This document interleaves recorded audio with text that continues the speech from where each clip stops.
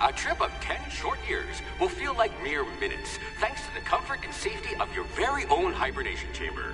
You'll wake up in a perfect society designed to maximize your productivity with guaranteed full employment. With only a minor term of service, you will become the master of your own destiny when you go out of this world to the Halcyon Colony.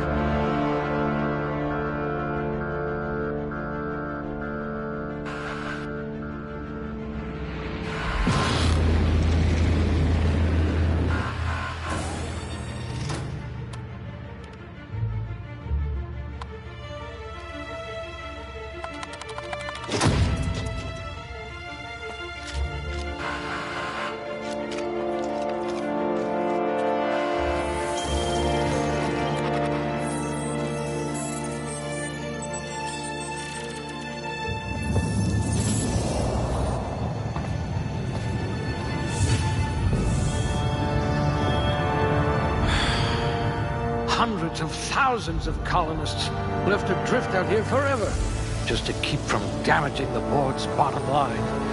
Disgraceful.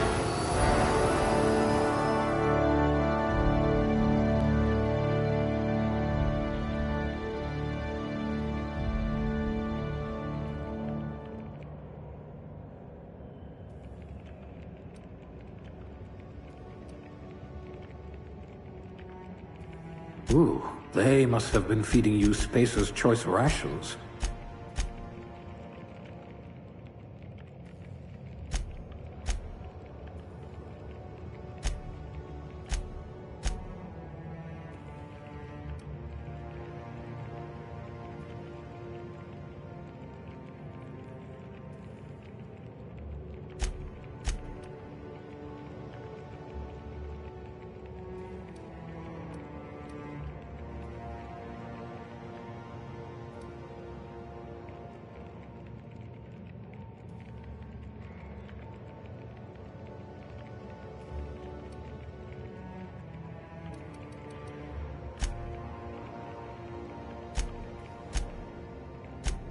Yes, you look like you can take a beating.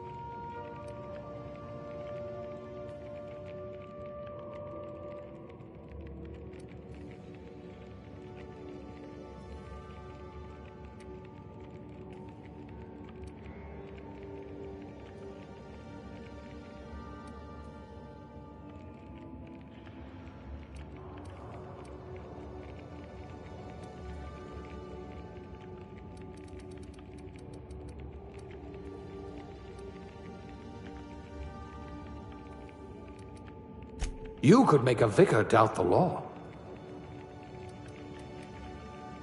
Subtle and discreet. Exactly what I need.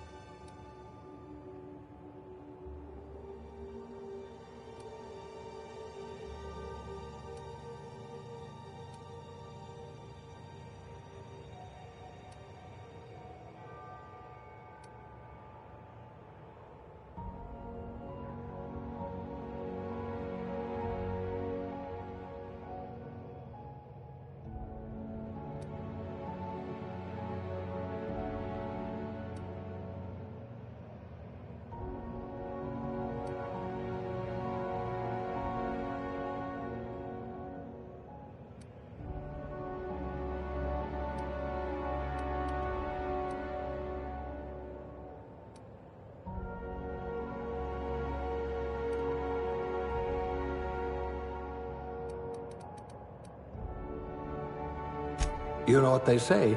Cleanliness is next to lawfulness.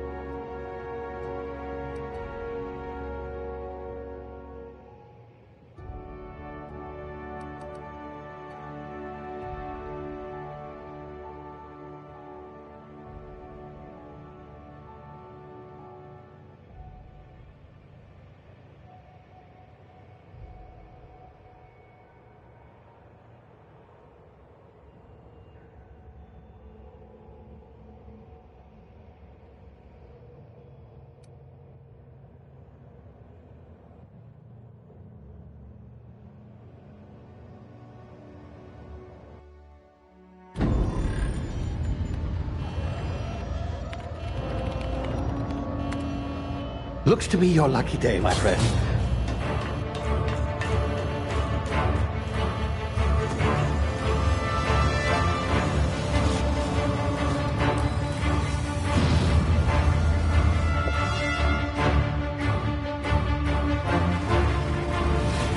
Please power down your engines and prepare to be... Not likely, bootlickers. Initiate skip jump.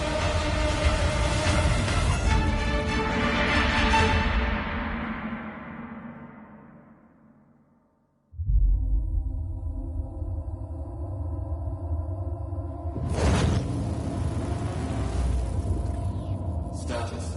Structural integrity down 25%. Power levels down 10%. Skip drive. Shit. Inoperable.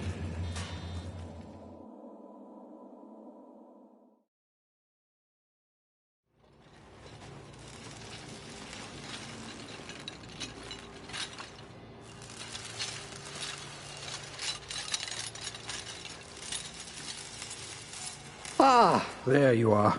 Wondering what's going on, eh? Bit of bad news there, I'm afraid. Your colony ship was inexplicably knocked out of skip space and forced to complete its journey at sublight speeds. This means that you and every other colonist on the Hope have been in suspended animation for 70 years, give or take. Normally, reviving someone after so long leads to some quite horrifying results. It's called explosive cell death, but it's really more of a liquefaction. Something wrong? Oh, yes, well, not to worry. I've pumped your body full of a special concoction I devised to keep you from dying so horrifically. Hopefully at all, but I guess we'll see, yes? Unfortunately, I used the last of my chemical supplies saving you. I know it's a lot to ask, but I must have your help securing more if we're to save the rest of your fellow colonists. I'd see it done myself, of course, but the board has a sizable bounty on my head. Now, my ship is inoperative, but I've managed to hire a smuggler to help you out. He'll be... Oh, I see we're in position. Good luck!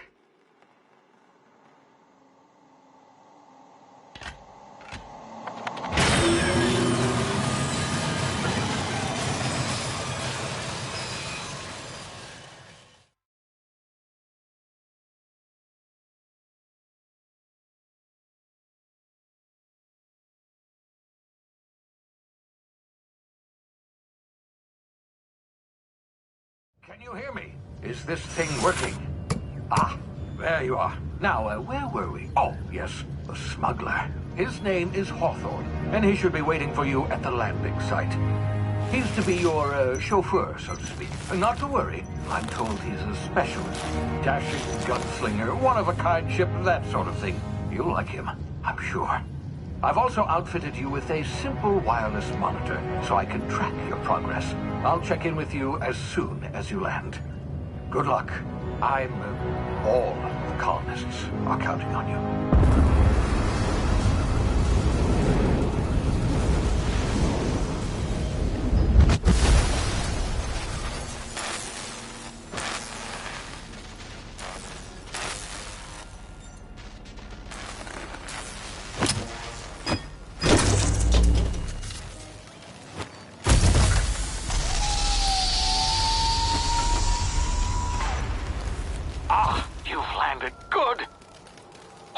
Should be close by. What in law's name? Is that him? Oh, that idiot. I told him to plant the beacon and move away, not stand there holding it. Oh well, no sense in letting his ship go to waste. Hawthorne won't mind you taking his ship. Better you than the board, huh? Not sure I trusted the fellow. Might have gone after the bounty on my head. Shame about the whole squashing thing. Nasty way to go.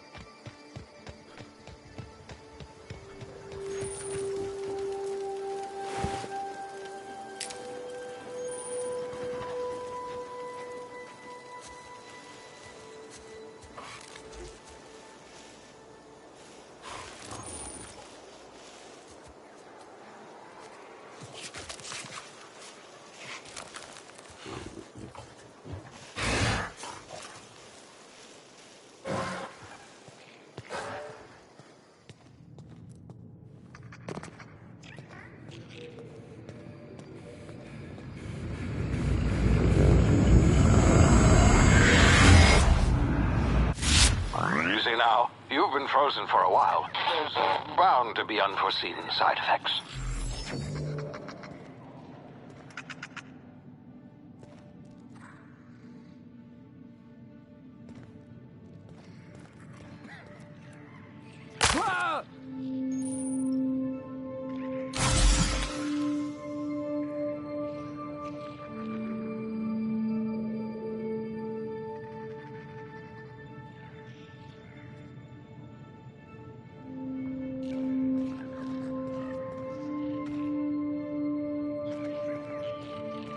Hey, you, come here.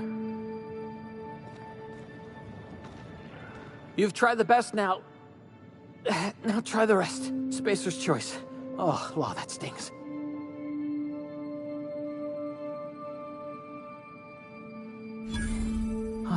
Looks like the bleeding stopped.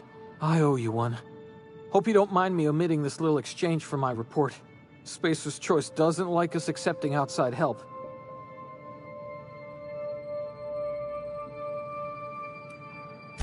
We were out on patrol. I saw a marauder camp up in the hills. Thought I could take him. Then my gun misfired. Right through my side. I mean, what are the odds of that, right? Just barely scraped by with my life. Crawled in here and blocked off the exit with those canisters. Gibbering, flesh-eating, law-breaking, unemployed lunatics. With guns. Some hullhead grounded their spacecraft out in the open. That's a real good way to attract marauders. See those canisters by the entrance?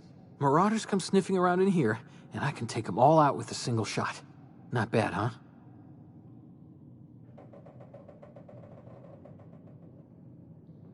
Yeah, okay. You look like you know your way around a gun. Got some spare ammo, not counting the bullet in my side. Here, you can have my saber too, for patching me up and all. All Spacer's Choice weapons are now 30% less likely to malfunction. You've tried the best, now try the rest. Spacer's Choice. Yes, nailed it that time. You hit your head or something? You're in Emerald Vale. We're a Spacer's Choice community. Edgewater's a little ways down. Prettiest place in the Vale. Be sure to stop by a provisioner's for a can of our famous salt tuna. The Hope? Is that some sort of fancy new drug? Are you with Auntie Cleo or something? Don't take this the wrong way or nothing, but I'm not allowed to fraternize with Cleo workers. Company policy.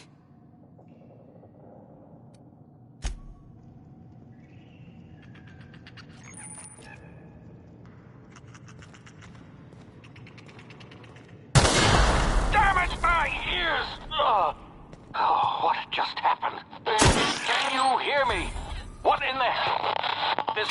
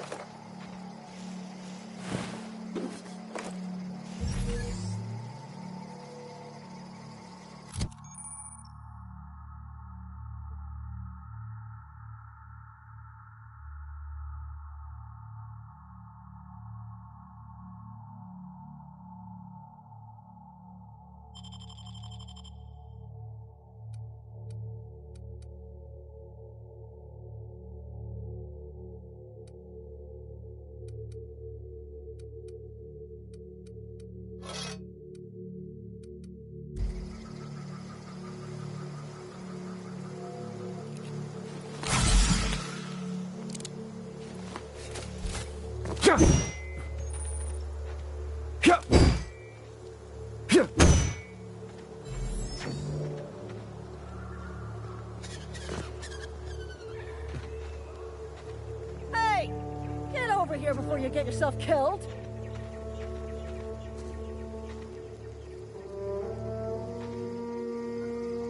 Talk to the lieutenant. She's certified in customer service. Don't know where you came from, stranger, but you best keep your head down. There's marauders hereabouts, and worse, landing violators. Gall on that rung leech. Landing in the Vale without using an official Spacer's Choice landing pad. I'd slap him with a fine if it weren't for all these marauders shambling about.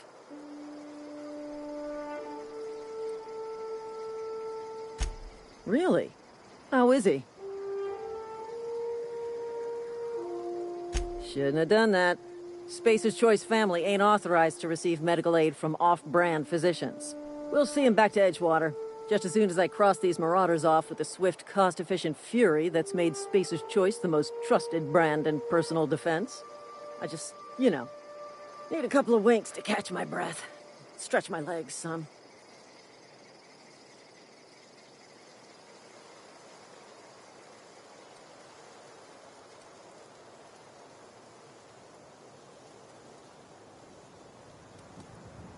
Well, sometimes. Management's real good at cost-benefit analysis. But, seeing as I'm the acting manager in this situation, you know what? You're right. It's time we cross those marauders off, find whoever owns that ship, and file a full report. Then it's gonna be fucking laminated. Here we go.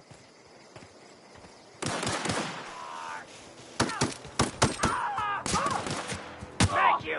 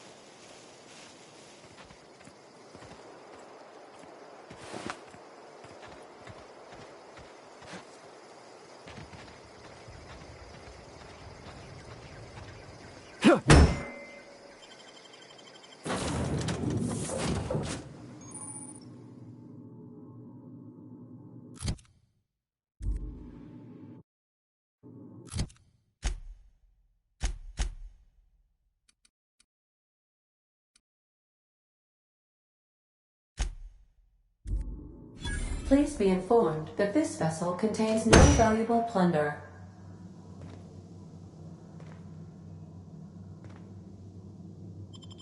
Marauder, please be informed that ignoring me is dangerous for your health. Intruders are not authorized to access the Unreliable's amenities, including the cargo hold's workbench.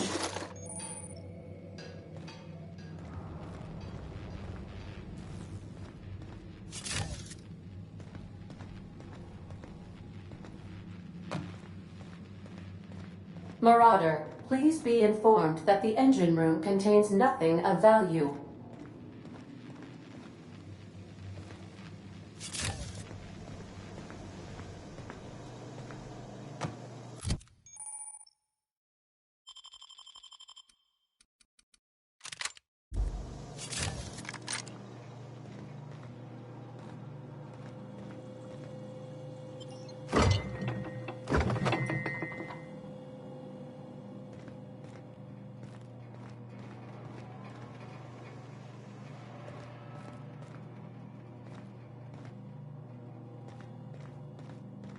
Marauder, please be informed the ship has no crew for you to murder.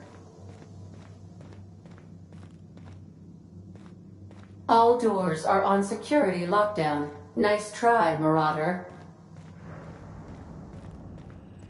Unauthorized access of spacefaring vessels is a crime. Please submit yourself to the authorities. Hello, Marauder. I am Ada, the autonomous digital astrogator of this vessel. Please be informed that I am authorized to use violent retribution against unwanted solicitors. Please return any misappropriated equipment and exit this vessel in an orderly fashion.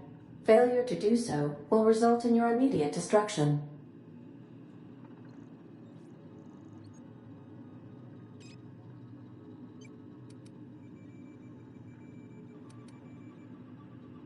Jetstream procedures initiated.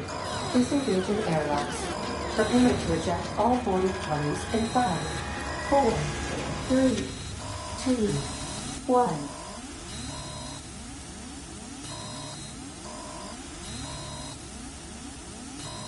You are still here.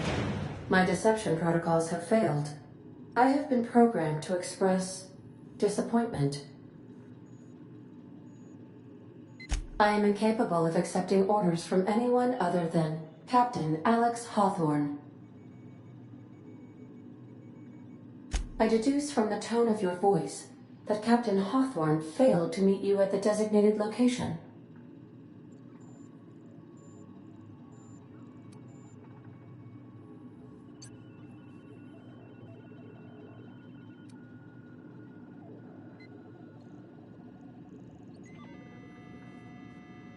I understand. I will require some time to process this information. Thank you for your patience and for your honesty. I am programmed to take orders exclusively from Captain Hawthorne. If I accept your orders, then you must be Captain Hawthorne. Do you understand?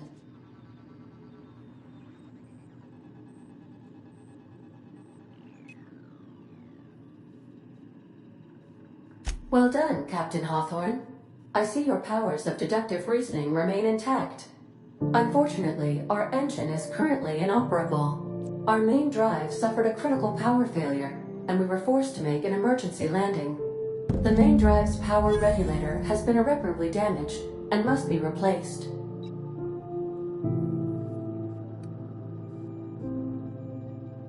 Astutely observed. However, the probability of locating a power regulator within a worker settlement falls within acceptable parameters of certainty.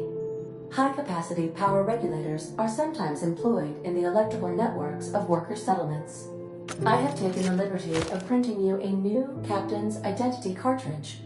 Please try not to lose it this time. This cartridge identifies you, Alex Hawthorne, as the registered proprietor and captain of the Unreliable. Do you understand?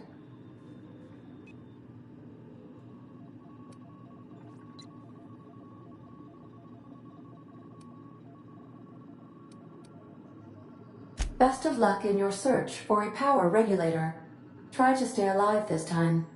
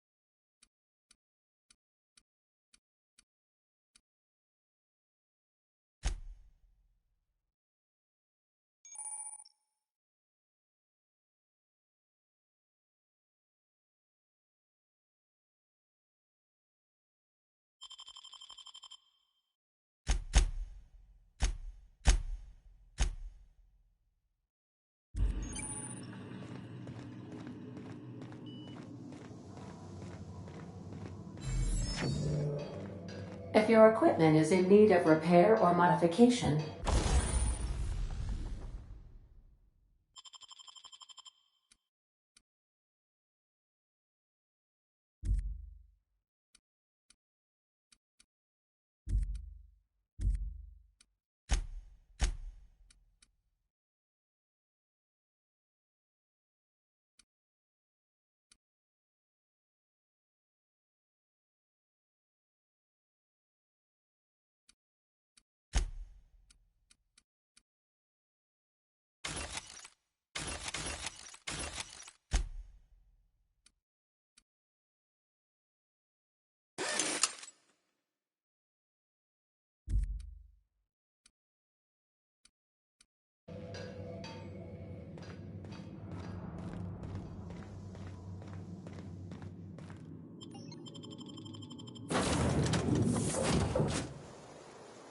Say, this wouldn't happen to be your ship, would it?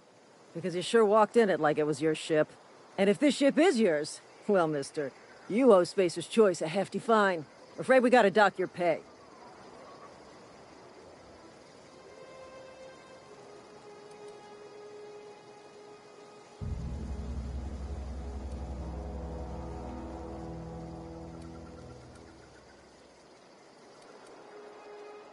Yeah, fair point. I'll let it go this time. If you're looking to help us out with our Marauder problem, talk to Constable Reyes over in Edgewater. Edgewater's not too far. Just follow the road east of here, over past the cemetery. Now, if you'll excuse me, I need to inspect the crime scene before I make my report.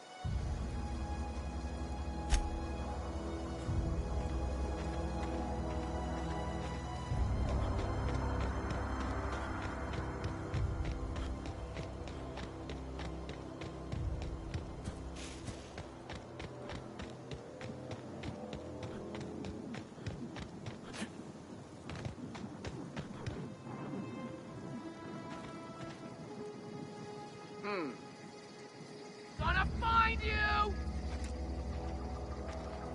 Tear them apart! Look out!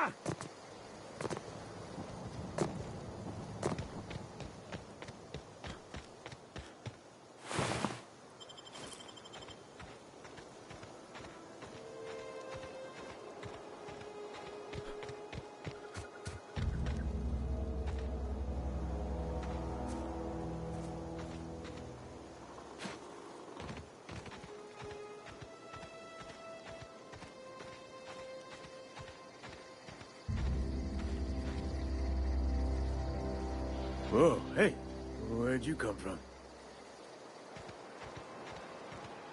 Don't go ambling out in those hills. That's Marauder territory, friend.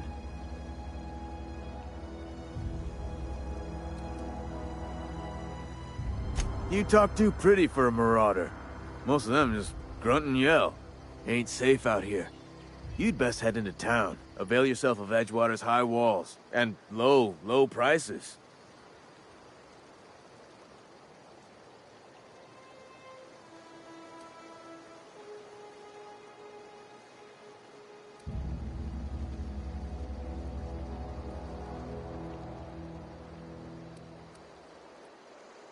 Pleased to make your acquaintanceship. I'd shake your hand, but I've been hauling corpses. You don't want none of that on you. Name's Silas. Junior in humor for the town of Edgewater. We're all part of the Spacer's Choice family.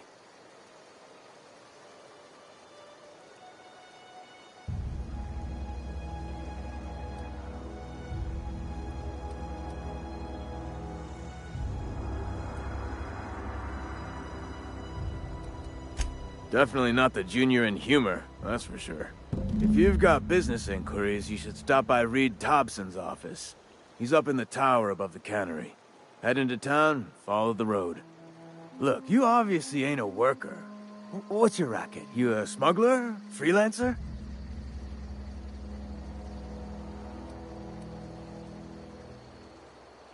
Edgewater is a company town, board-owned and operated.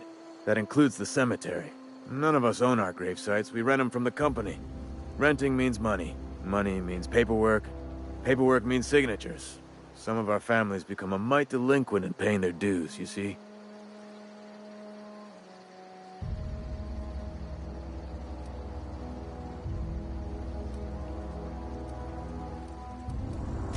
Four workers still haven't paid up. Phyllis, Conrad, Ludwig, and Martin Abernathy. He's a special case. You may want to twist his arm a little.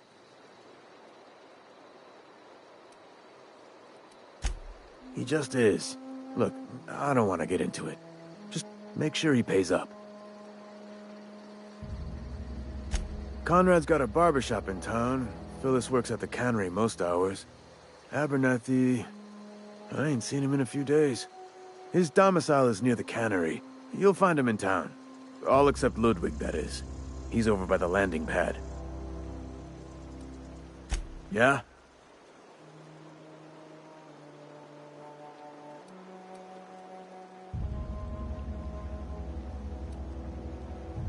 Hang on, I'm doing some math in my head. 20, 30, carry the one... all my life? Work's been real good to me. Fresh air, exercise.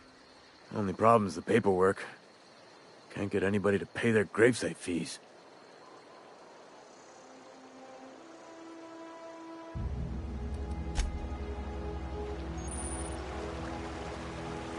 Beats working at the cannery.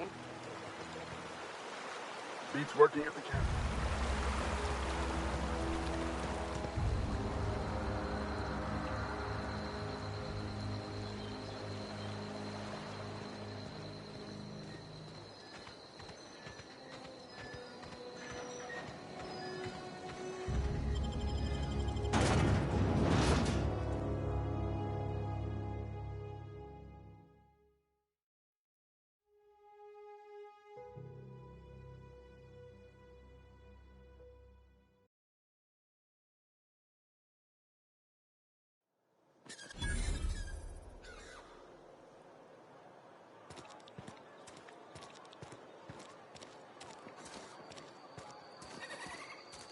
Had your rations yet?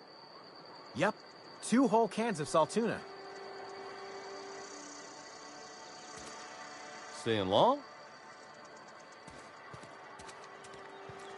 You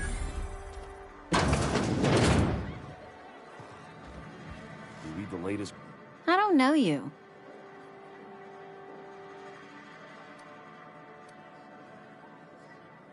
I know every face that walks through those doors. Except yours. I don't know what you're about, but this here's a Spacer's Choice drinking establishment. We're all loyal, hard-working company folk here.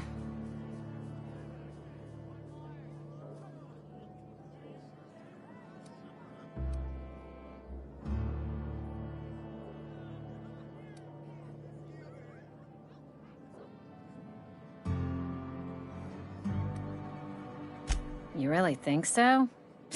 That's kind of you. I've been trying to keep the floors clean.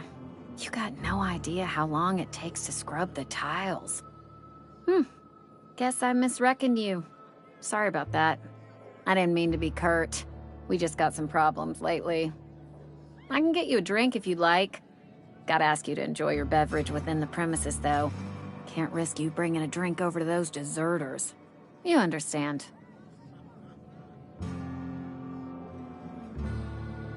Coming right up.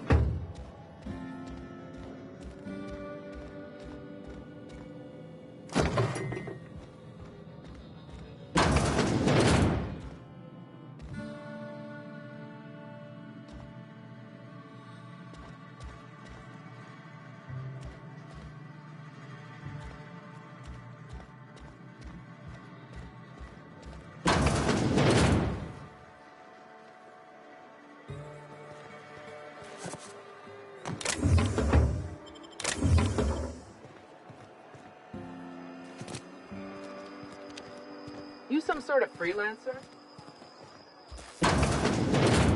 Yes, Mr. Thompson. I'm fine, Mr. Thompson. Never been healthier. Oh, sweet merciful law! A marauder's in my domicile!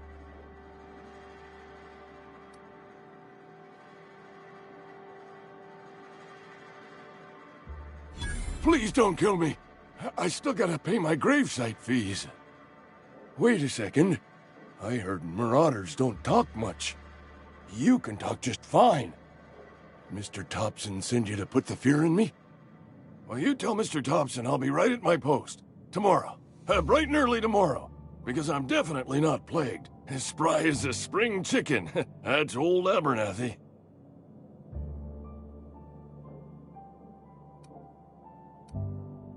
You some sort of wandering alienist? Walking into a man's own domicile, pestering him about his mental state?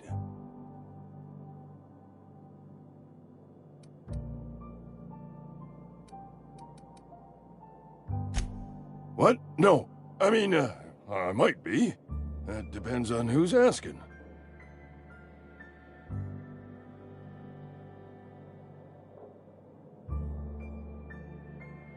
Silas knows, doesn't he? That's why he sent you. That's why he wants me to pay up. He knows.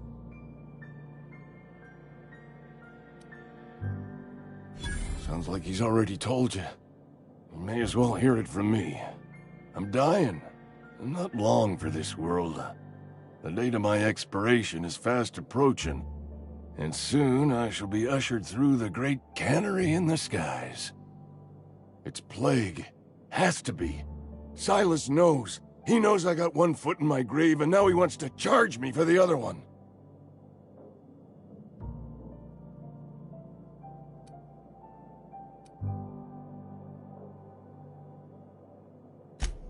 I'll pay your fees. I don't want any trouble from Silas.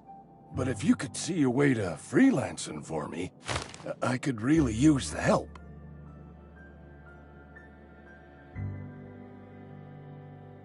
There's a cache of anthracillin tucked away in the old community center.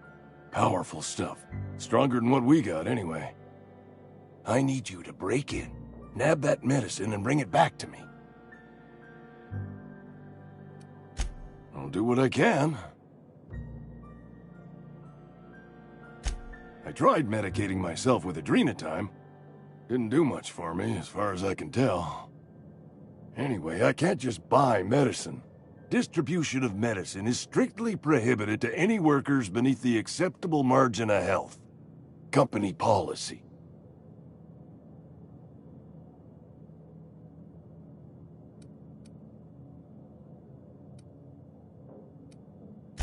More like the company won't treat me because I'm not healthy enough. You will not find any guards within sight of that old place. Marauders, on the other hand. It is a reality of life in the Vale. Grass is brown, sky is gray, marauders are outside the walls. So you'll do it then? You oblige me with your haste. I think I feel the plague spreading. Oh, Law, it's in my spleen now. I can feel it.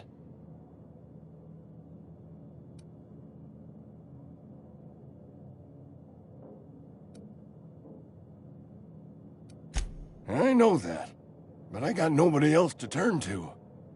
Reed would have wrote me up. Constable would have locked me up and wrote me up. Could have gone to see the good vicar, but I never did find my courage.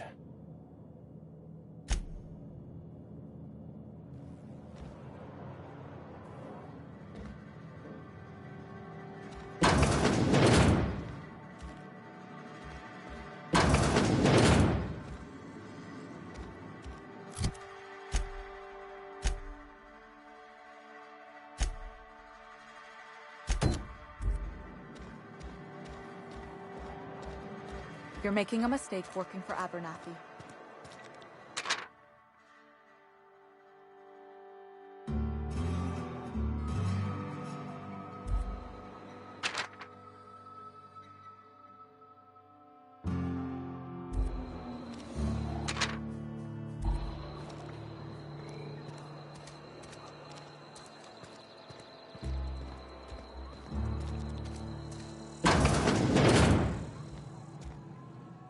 Merciful law. Is that a marauder's outfit? I don't want you wandering into my shop wearing something you've lifted off a corpse. Please don't touch anything. Your hands are probably crawling with germs. Physical hygiene recapitulates moral hygiene. Cleanliness is next to lawfulness.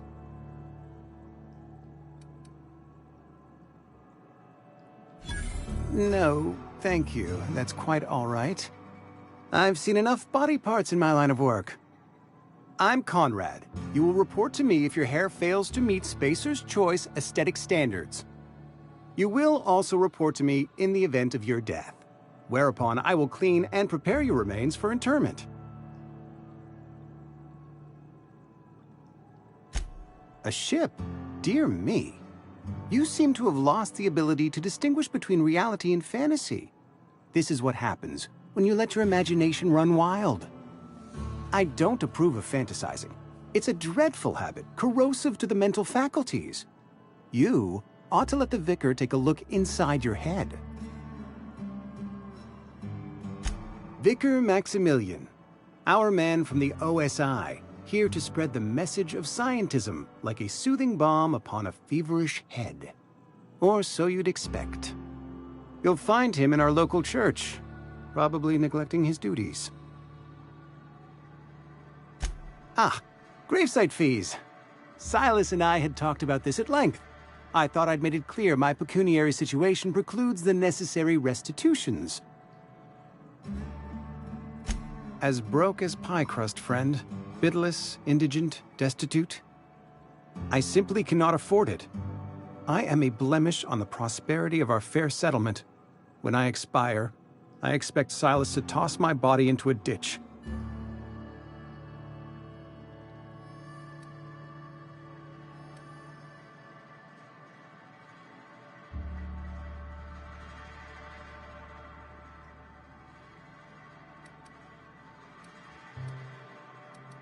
With what?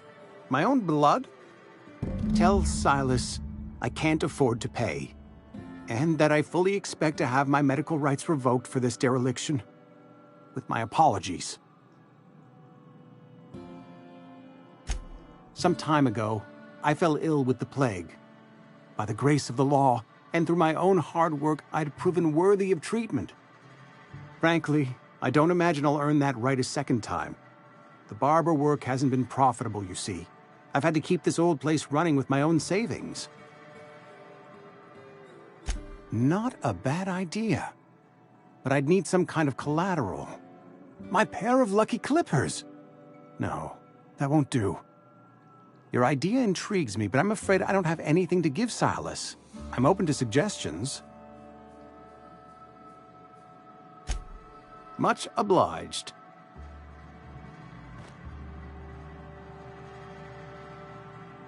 What can I do for you?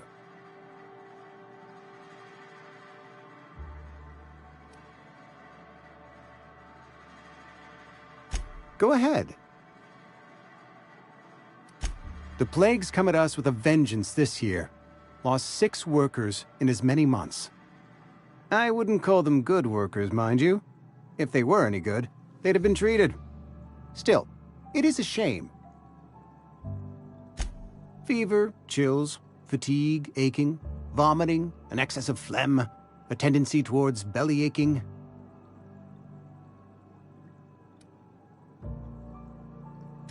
Whatever it may be, I have developed my own palliative.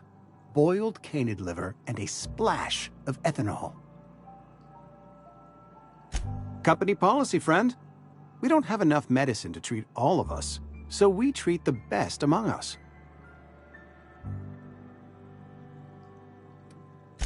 Mr. Thompson's brainchild. Have you met him yet? Thoughtful-looking fellow, stares out of his office most hours. Edgewater has been good to me. I consider myself privileged to work here. I am never wanting for work, not since the plague started. As the good vicar says, work fortifies the spirit of a man. If you want to feel exhausted, try not having any work.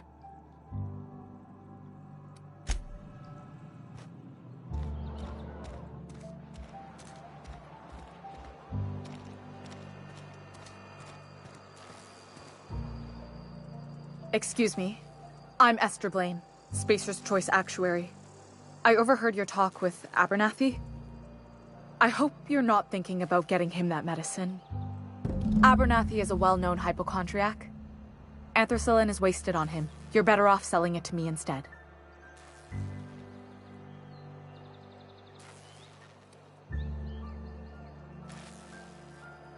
All I'm saying is Abernathy's worked in this town longer than some of us been alive. How do I put this gently? He's got a lot of cobwebs up in his attic. I probably shouldn't tell you. Don't want you implicated for what I'm trying to do. Alright, here's a summary. A lot of sick people in this town, and we don't have the medicine to treat them all. Can't reach out to corporate without crossing a river of red tape, so I'm reaching out to you.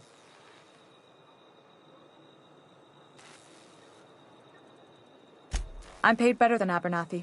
Whatever he's giving you, I will do you one better. That's all I can ask of you.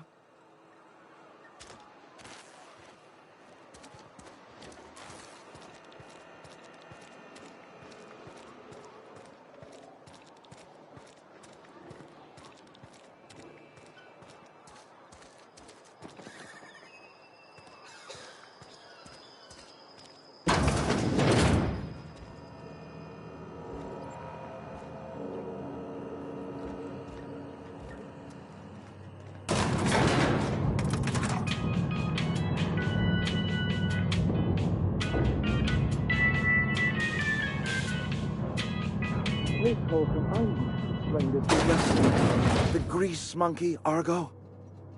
I'm sorry, Mr. Thompson, sir. You asked why it's taking so long to fix. The answer's technical. Don't apologize. Just try using small words for me. The can's bust open in the oven because she's set to cook saltuna, which isn't what we've got. Mr. Thompson? I think there's someone here to see you. Focus, Miss Holcomb. You and I are still talking. Let's start over. Walk me through the process. Show me where it's going awry. Well, sure. It's, mostly on account of what we're feeding into the mechanism. It puts food in cans. We have food, we have cans. Why won't it work like we need? She's expecting saltuna of a certain size. We're filling the cans with, well, not fish. Seems we've got a guest. Really now, Parvati, I do wish you'd spoken up. I do apologize. I was given no forewarning of your arrival, or I might have welcomed you at the gates myself. I'm Reed Thompson, Outpost Administrator. I must say, wearing a Marauder's outfit is in very poor taste. I do wish you'd show your uniform a little more respect.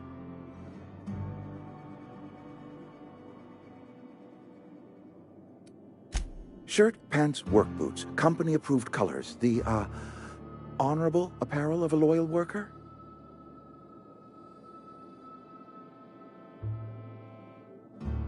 Only regulator we got is hooked up to the town transformer. Mr. Thompson ain't liable to be keen on dismantling it. I beg your pardon. I am most emphatically not keen on any such thing. I can't let you have our power regulator. But I happen to know of another one. And I happen to know exactly how you may retrieve it without frying yourself in the process.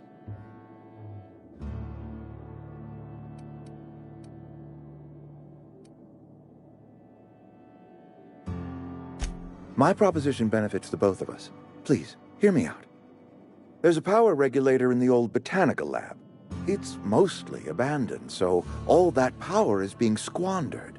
Go down to the geothermal plant. Reroute power from the botanical district over to us. Once their power's shut down, you can have their regulator and be along on your way.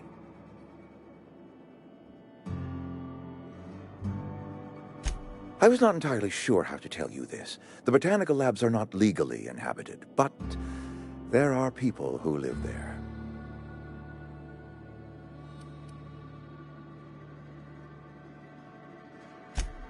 No, I do not imagine they will be pleased.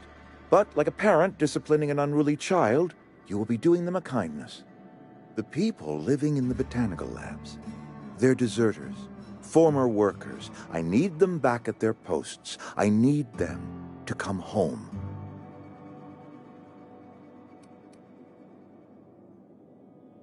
Good law, no, I don't want you killing anyone, least of all them. My hope is that by cutting off their power, you will convince those deserters to come back to town. Before you go to the plant, I want you to stop by the botanical lab. Speak to their leader, Adelaide. Tell her the power's about to go, and that it's time her band of deserters came back to town. Adelaide's older than the other deserters. She's dignified, kindly. From what I understand, her camp looks to her for leadership.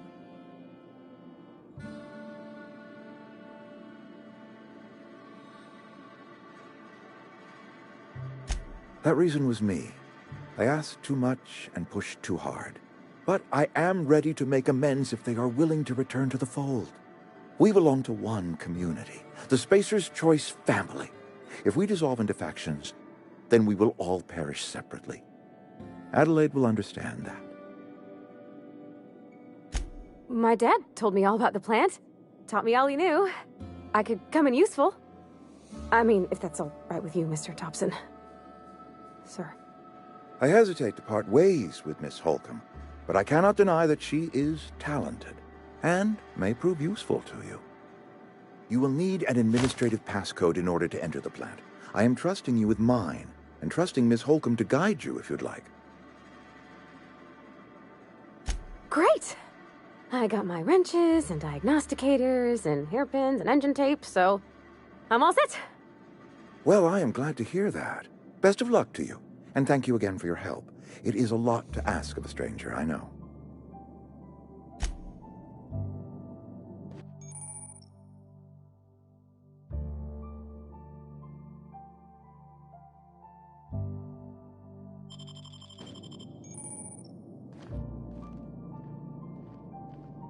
We better clear out of Mr. Thompson's office before we talk.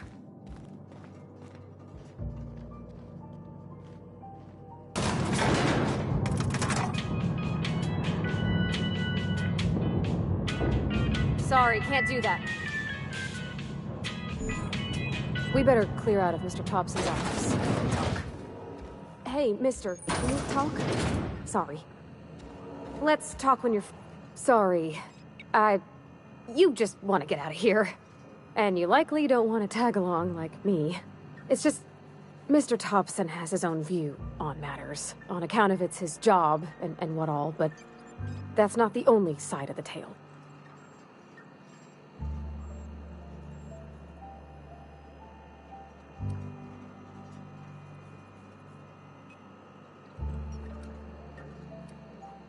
Oh, he ain't a liar.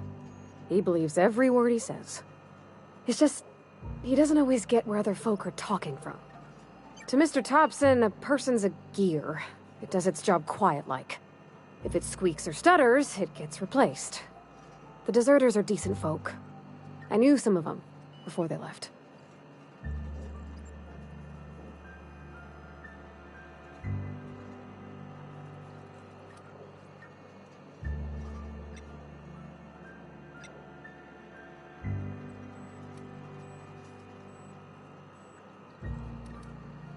Life's hard here.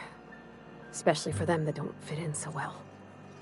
We're one big Spacer's Choice family, but every family's got the one the rest whisper about. Mr. Thompson's aiming to take away their power. They'll have no lights to see, nor heat to cook. They'll be at the mercy of marauders, or worse. I think you should talk to the town's vicar about it. Max, his name is.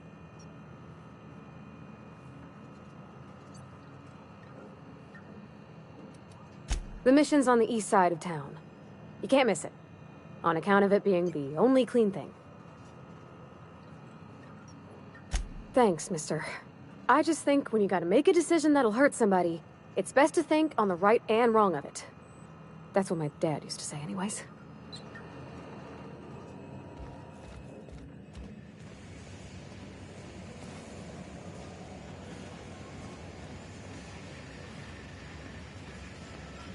You the new worker? Whatever. Make it quick, Tenderfoot. I'm busy.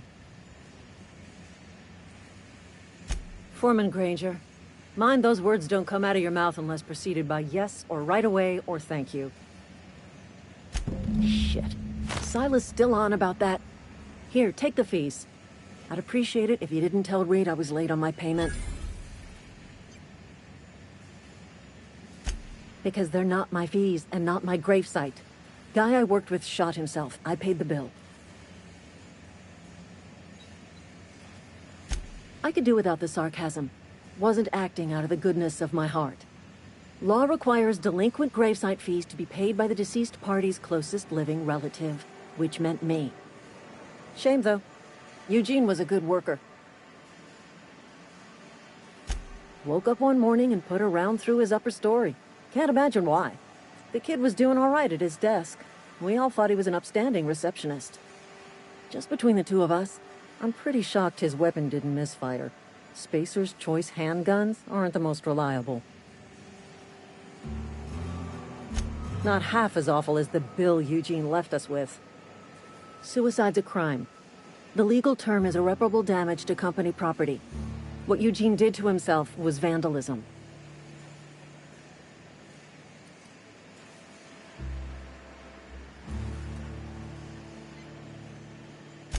When one of your workers commits a crime, the entire town pays for it. In other words, Edgewater would have been penalized pretty hard. Whatever Eugene was worth as an asset, we would have had to pay out of pocket to Spacer's Choice.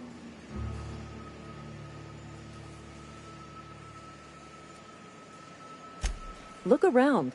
Edgewater ain't exactly swimming in luxury.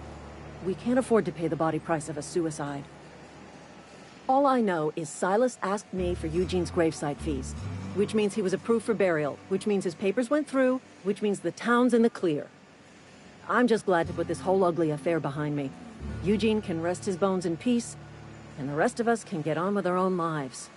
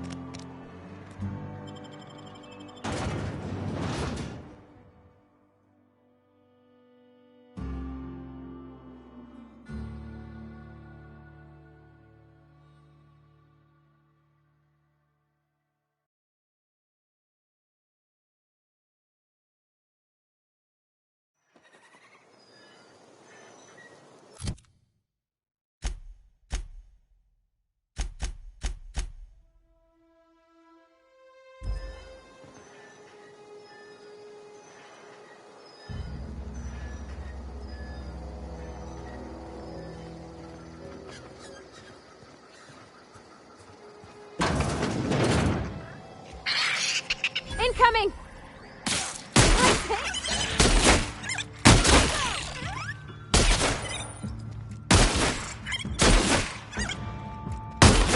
That's the last of them!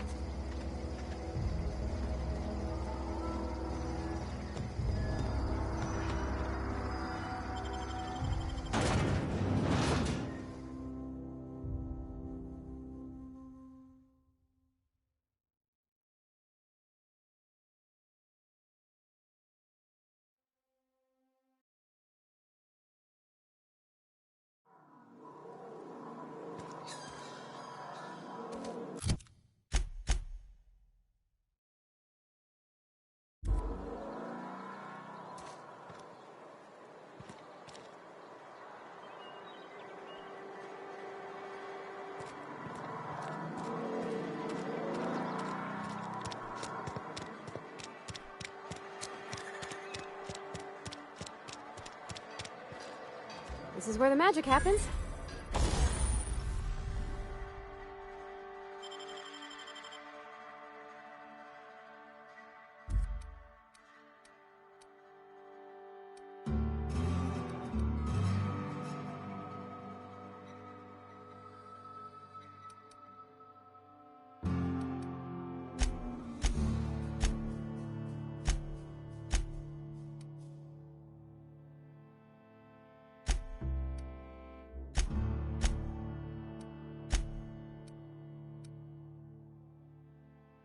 Well, science.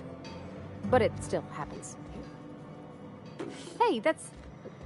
I mean, if you need it, okay.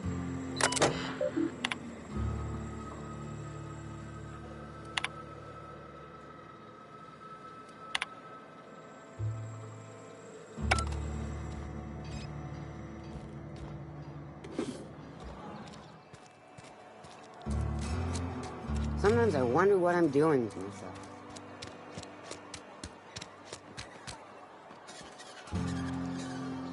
Oh, I cut my own hair. But Conrad sells real good disinfectant. What can I do for you? Oh? Am I in the company of a fellow doctor?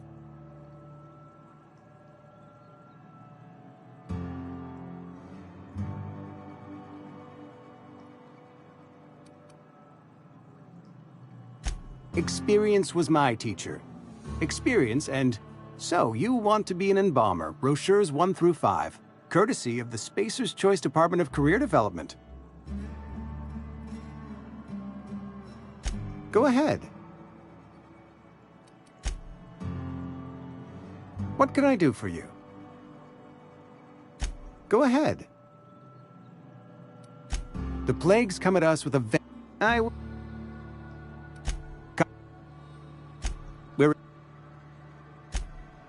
I am never... I wouldn't... Cup... Nature is my...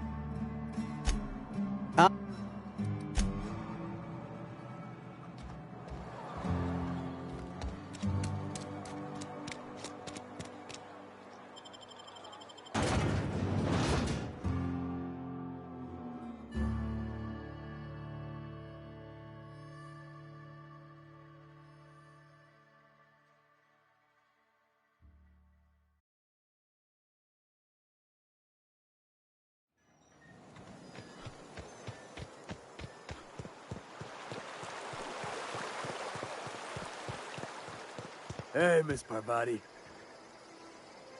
Lovely to see you about, Miss Parvati. Things going all right, Silas? Been keeping him careful and true, miss. Best to ask her yourself. My dad's buried here. Silas watches over him when I can't leave the house.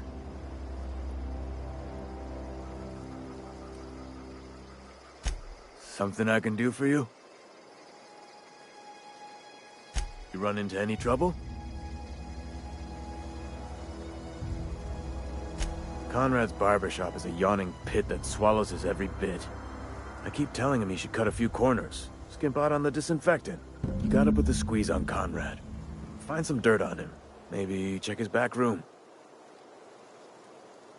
That's the word, extortion. Been on the tip of my tongue all day.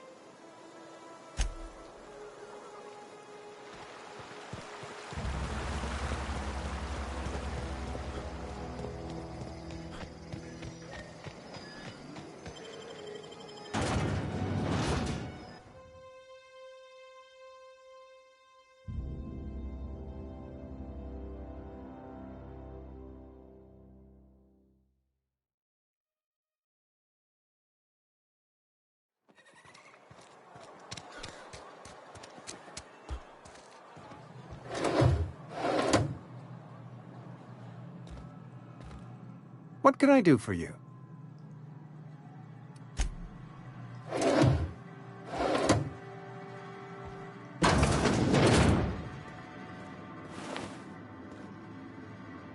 Hey, that's against What do you think you're doing?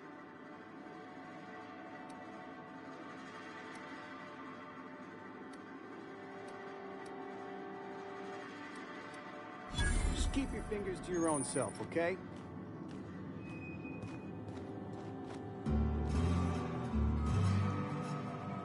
What can I do for you? Go ahead.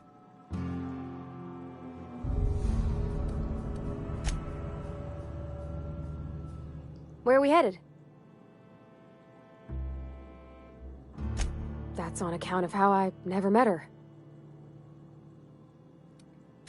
She was in another division of the Spacer's Choice family. She worked in the Vale a few months, sorting the cannery computers.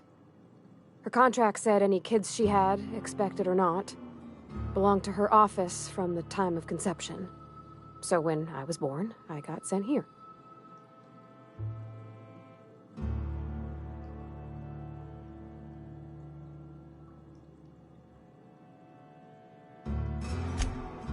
I don't know about normal. Dad said she worked under some kind of special contract. It's sensible. Dad just fixed machines. She did some kind of crazy math, high-level stuff. Better to raise me on his time than hers.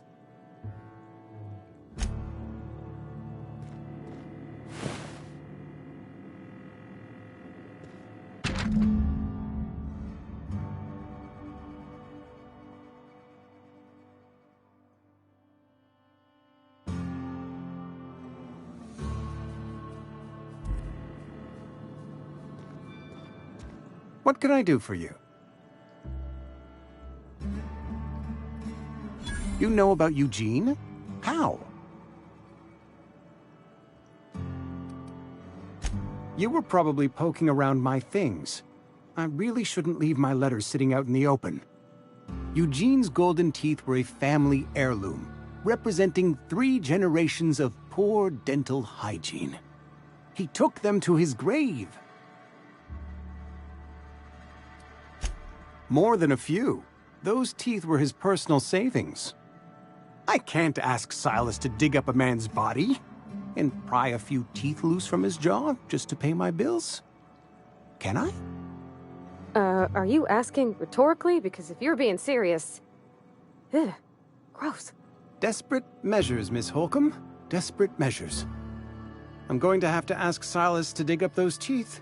It's the only way I'm paying my gravesite fees.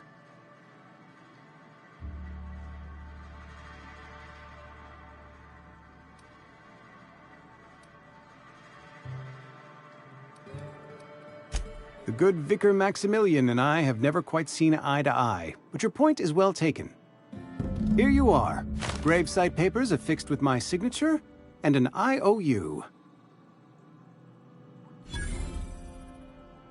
Eugene was not a suicide. He put a bullet in his brain, yes, but that's largely a technicality.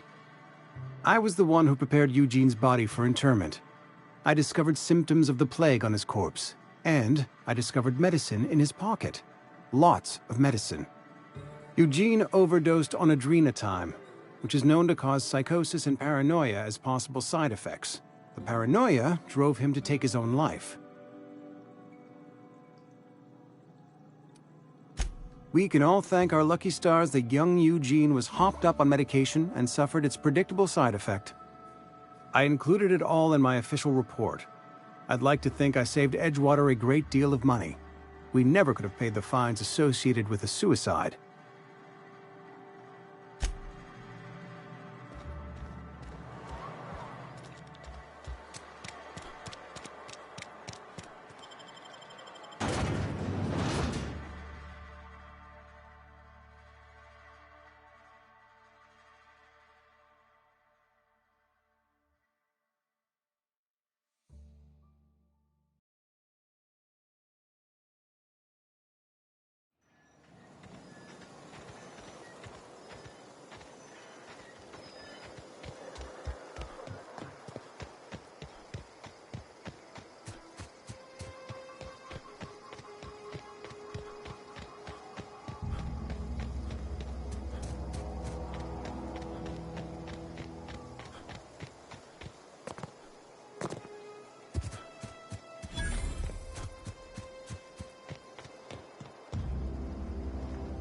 When I was little, we'd get freighters in every Sunday noon.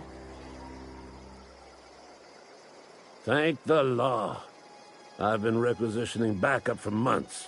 Guess the boss finally came to his senses. You ever swung a truncheon? Let me see your rifling stance. I want to make sure you're up to snuff.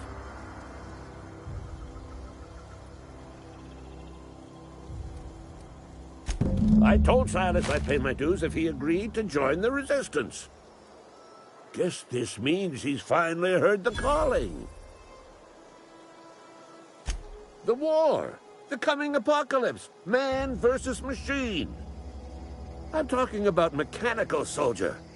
Cold, heartless automatons made of iron and lies. That's right. That's what I've been saying. We gotta square our shoulders and stand ever vigilant. Auto-mechanicals. Creatures forged in the fires of malevolence. I seen them over by the old power plant, clattering about, firing at the birds, orchestrating their uprising. When the swarms of mechanicals come clanging on over that hill, where will you be? Cowering beneath your cot? Or standing, shoulder to shoulder with the resistance? I've been gathering up a war chest over the years. Saltuna cans, mostly, some Spacer's chaw, a few bit carts. I'll reward you for your aid. Enlistment fees? Yeah, I suppose.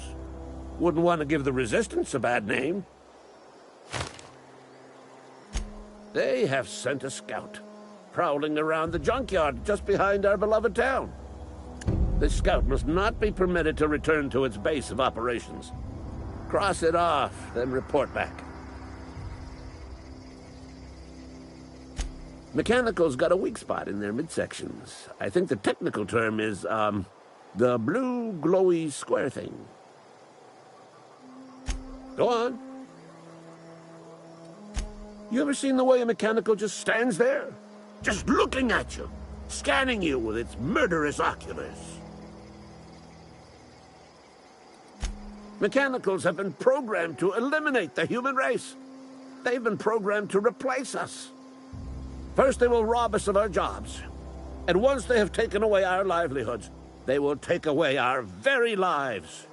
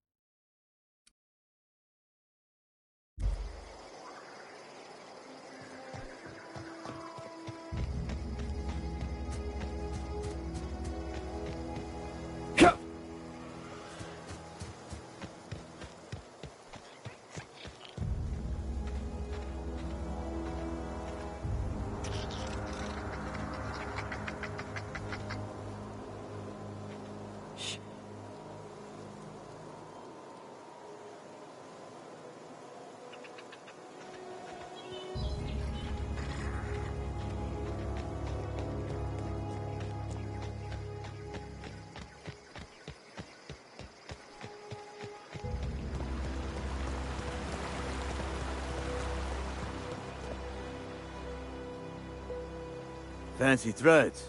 That some kind of hibernation suit?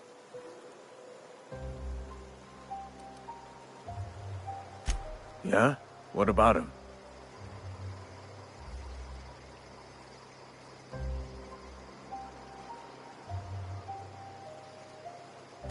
Well, yeah.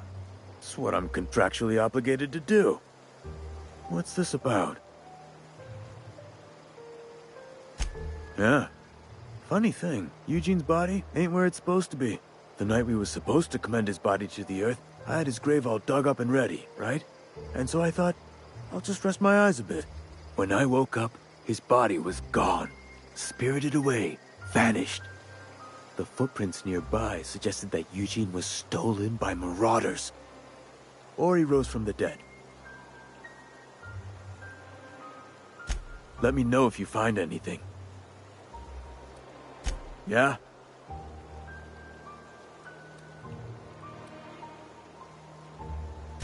The colony ship? Are you talking about that old rumor? Some great big starship packed full of colonists what got lost in the aether never to be found again? Ain't heard that one since I was but a stripling. Can't say it was terribly convincing far as rumors go. There a reason you asking?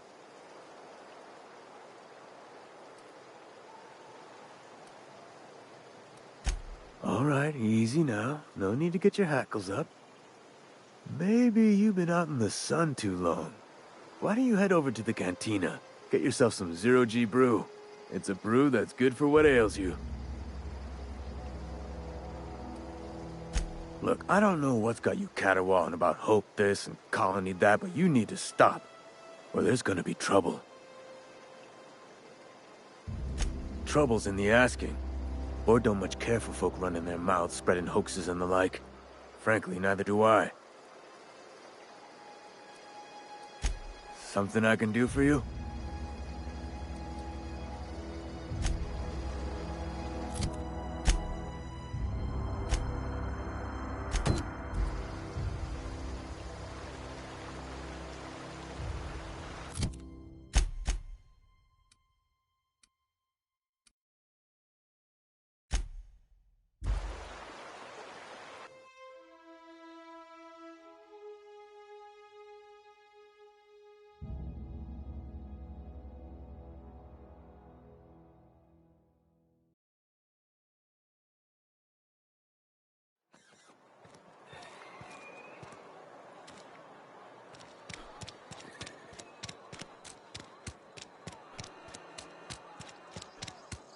I've been feeling pretty low these days.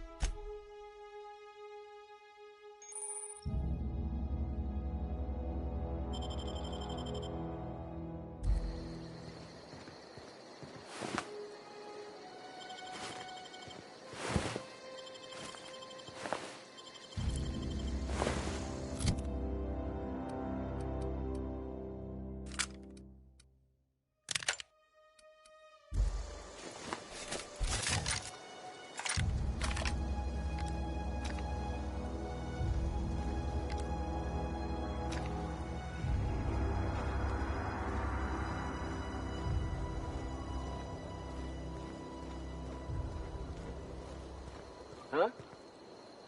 Here goes nothing!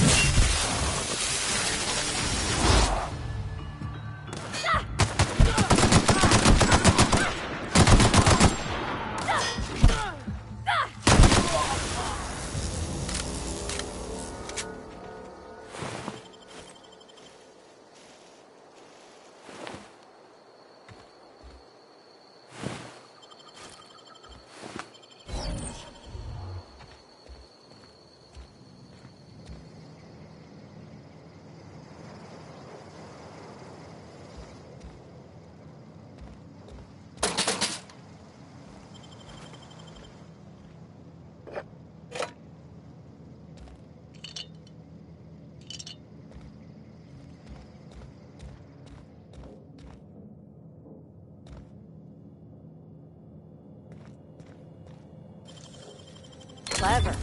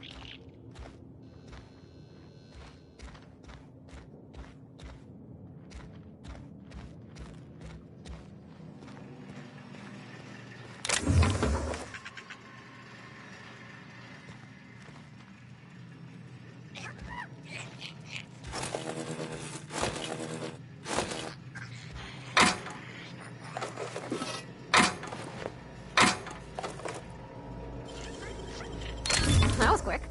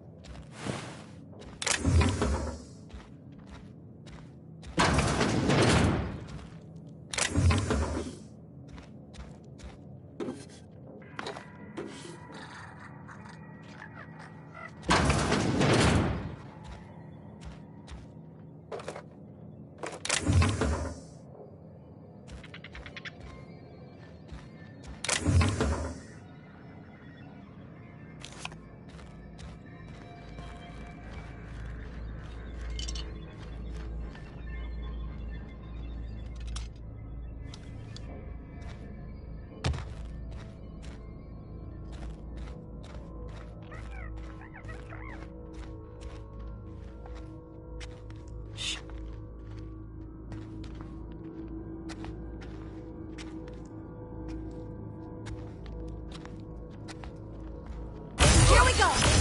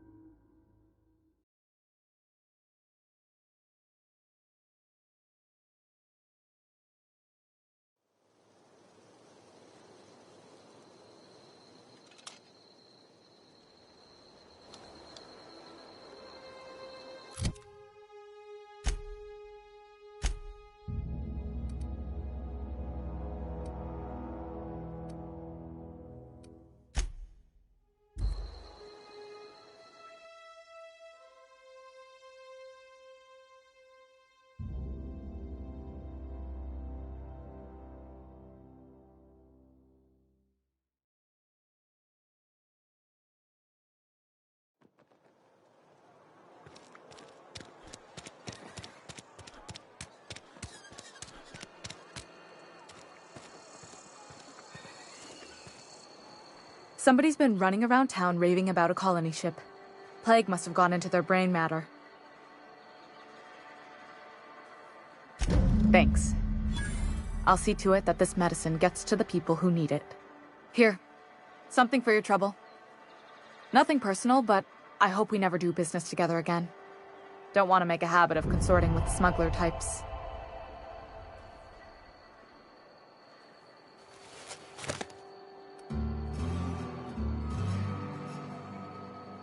You do have some cheek on you. Lucky for you, I kept a little contingency fee in case you tried to negotiate with me. Somebody deserving. Silas on account of him being out in the cold. Amelia seeing how she's around people all the time. Anybody in the sick room? Oh, I'm an actuary. That means I keep tabs on a worker's living expenses. How much it costs to feed, clothe, shelter, bury, and replace your average human worker. Technically, I'm employed by the Spacer's Choice Department of Human Resources.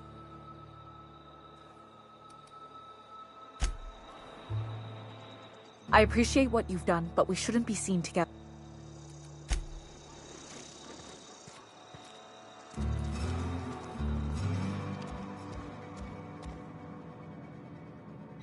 Somebody's been running around talking about the Hope. Wonder... You what? But why? I was dependent on you. Does it feel good? Robbing an old man of his last shred of hope?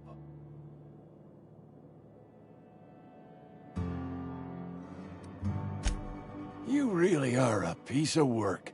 I hope somebody with plague spits in your drink. So, you just here to watch me die, or what?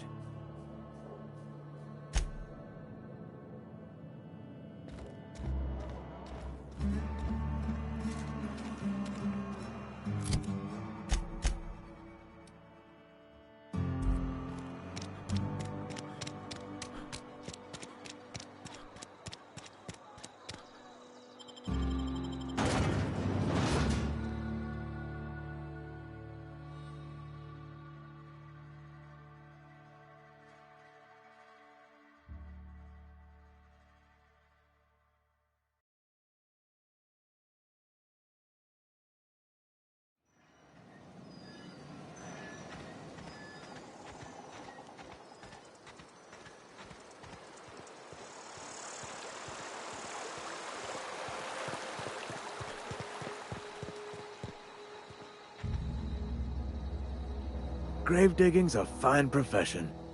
Always work to be had, and nary a word of complaint out of your clients. You run into any trouble?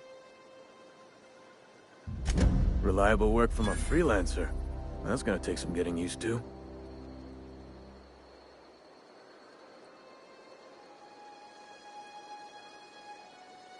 And I'll buy you a drink sometime. Suppose you've earned it. One good turn deserves another. Abernathy was sick? With the plague? That's disgusting. I shook hands with the guy.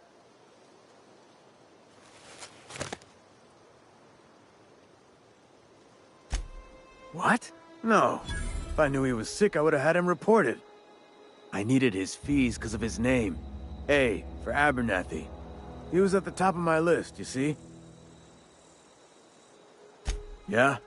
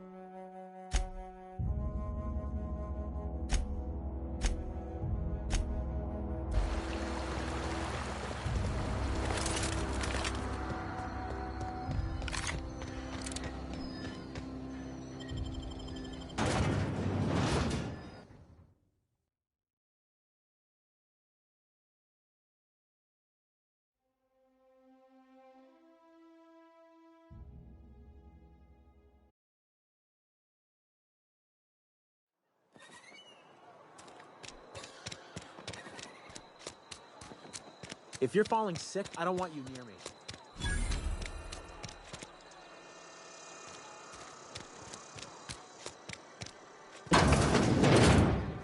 I'm not allowed in here. Not since the vending machine incident. Holcomb, got my eye on you, girl. Yeah, huh? You mean why I'm not allowed in the store anymore? There was a kind of a thing with a vending machine when I was 12.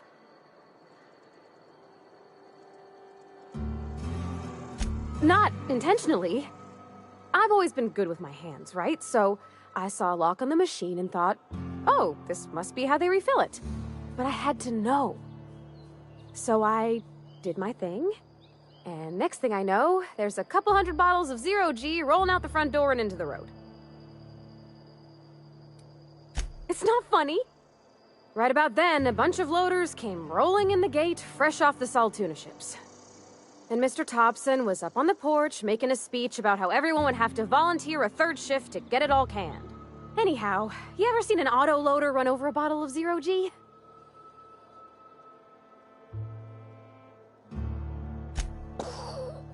Exploded all over Mr. Thompson. One bottle after another as the loaders went by. I was just shy of working age, so Dad had to pay all the damages. Moreau's still angry at me. I can laugh about it now, but I just about puked up my guts in terror in the moment. That's the one time I ever made Mr. Thompson look a fool.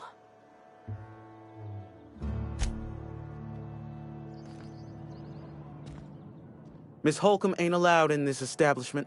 Not since that little incident.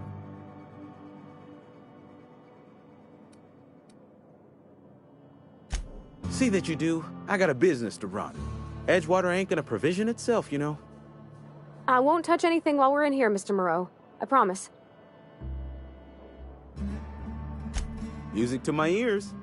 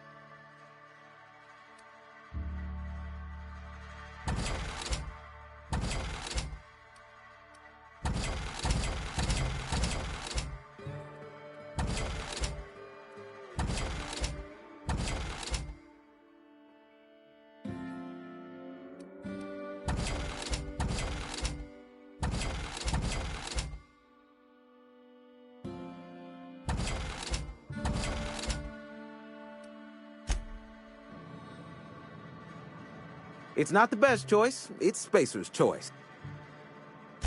Music to my ears.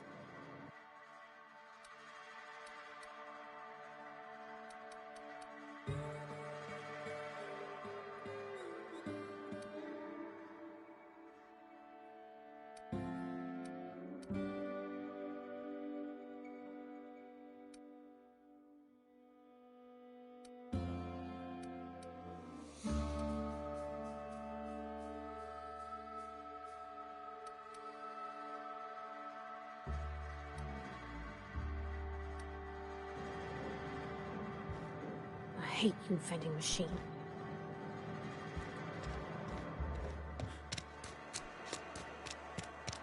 Wonder if the plague's ever gonna pass. Just keep working.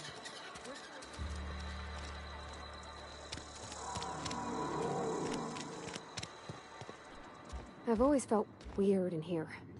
It's too clean.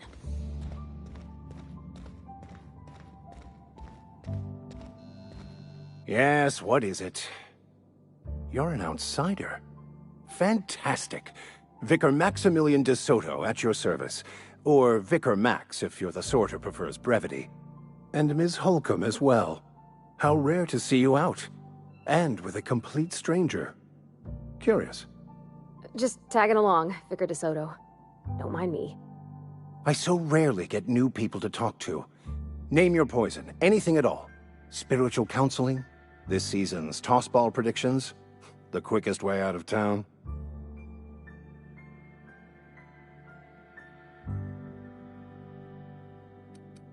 They who are not satisfied with their work are satisfied with nothing. No?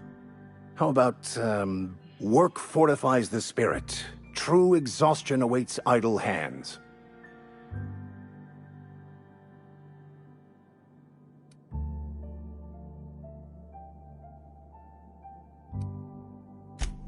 The OSI teaches that the Grand Architect set a perfect system in motion at the beginning of time. Contentment is found by accepting one's role in that grand plan.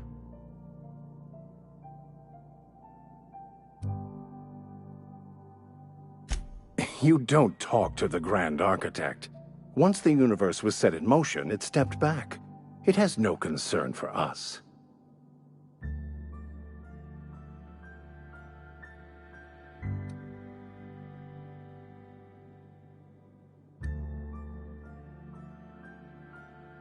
Fun?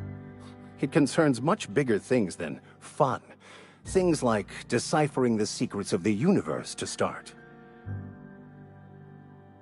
We will eventually decode the plan and all its intricacies. Once we are able to deduce the properties of every particle in the universe and its trajectory, we will know everything. The future, the past, each person's place within the plan, all will be laid out before us, removing struggle and bringing peace. No one will ever need question their path again. Some even believe this ultimate knowledge will unlock mankind's true potential, and we will all become akin to grand architects ourselves, after a fashion. The Order of Scientific Inquiry, also known as scientism to the layperson.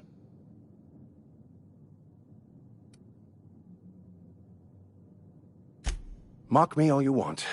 I know my beliefs to be true. What would you like to discuss?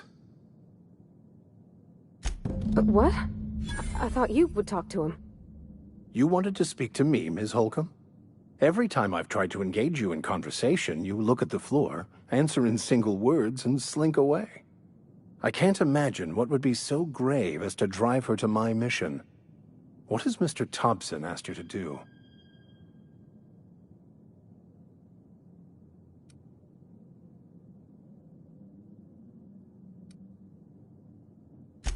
I can see why that troubles you. Miss Holcomb has a soft heart. Always has, if you believe the talk.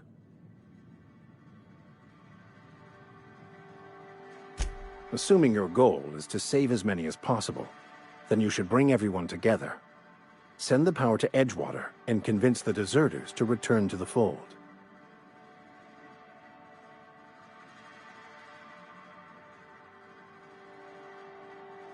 Not if things are left to stand as they are. If you don't mind a bit of unsolicited advice, be cautious on your way to the geothermal plant. It is not as safe as you might assume.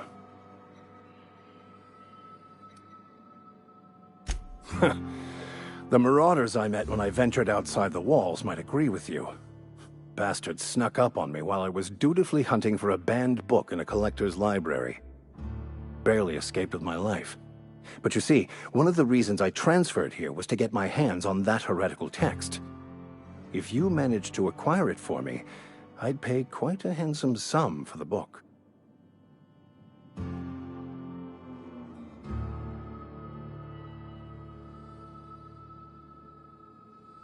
It's a handwritten journal, a faded blue cover with the name M. Bakonu handwritten in the lower corner. I'll mark where I saw it on your map. Assuming you're serious?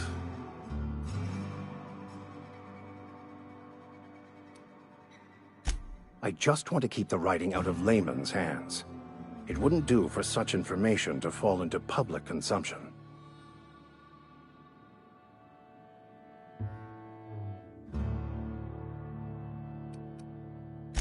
It is not only a beautiful relic of a bygone time, it's also the thoughts of an early thinker on the nature of man's place in the cosmos.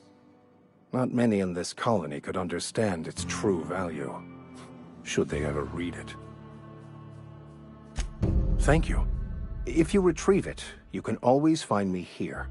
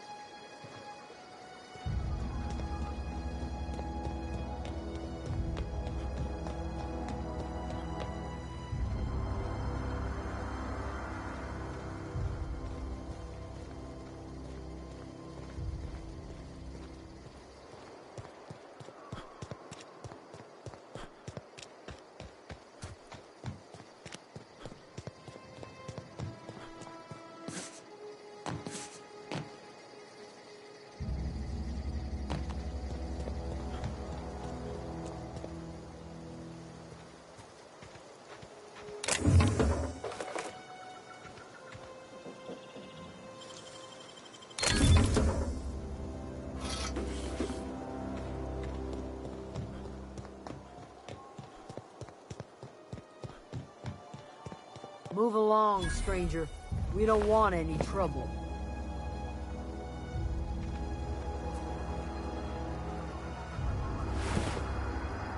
I don't know you.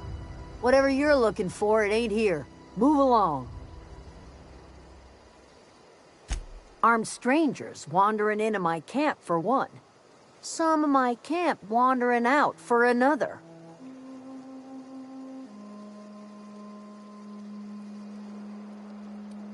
Got anything in you besides questions?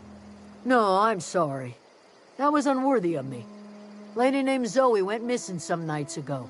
Just up and vanished without a trace. Now I'm pacing around wondering if marauders got to her.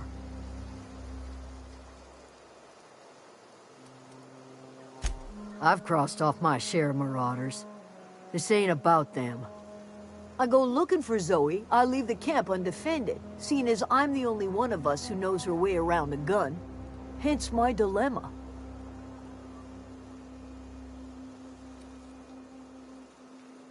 Vex me. If she told anybody, they ain't telling me. I'd check her room, but I got yelled at for snooping once already. Little ways ago, she was always obsessing over her serial dramas. Wanted to see what the fuss was about.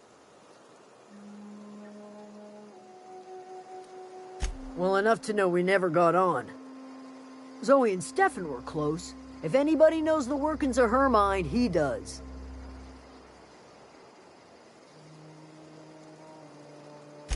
She was lazy and thoughtless, but she's still one of our own. It's not like Zoe to go wandering. Figured she might be out scavenging, but that ain't exactly her talent. Can't imagine where she's gone. Vale's a wide place. She could be anywhere.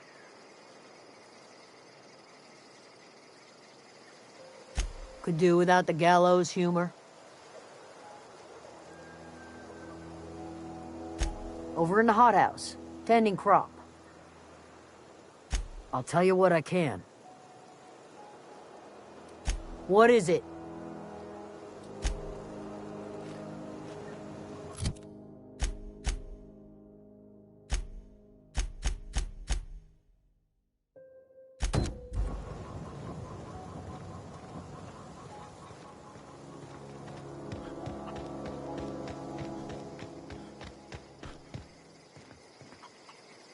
Fancy duds. Do the tubes get in your way?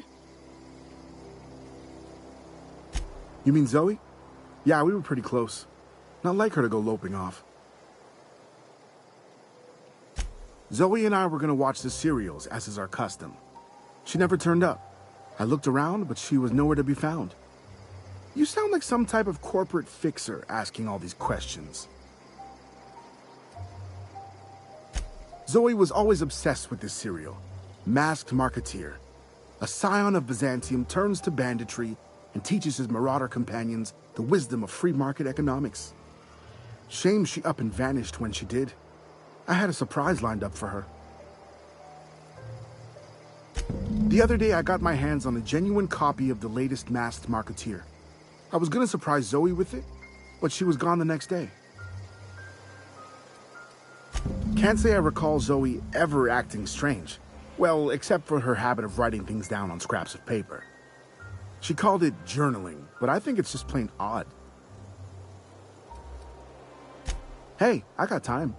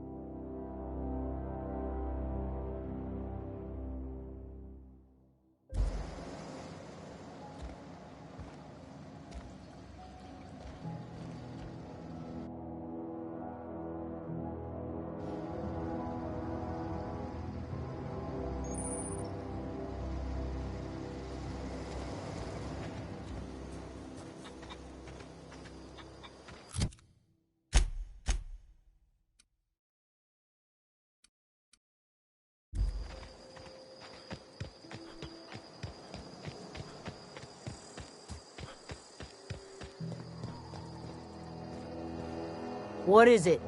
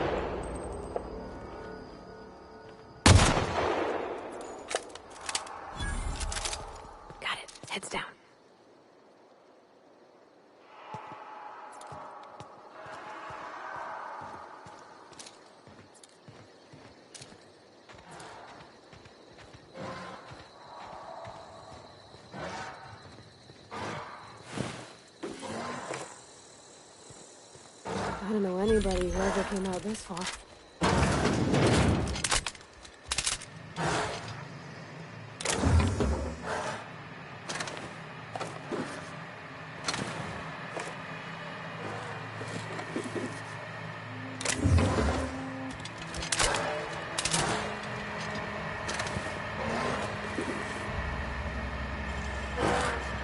Easy.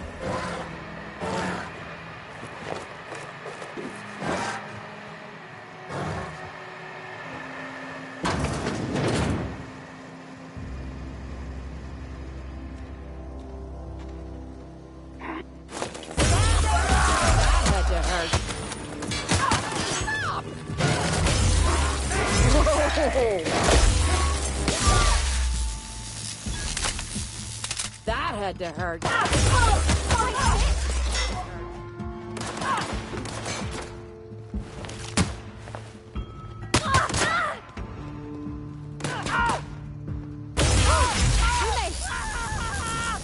No encore?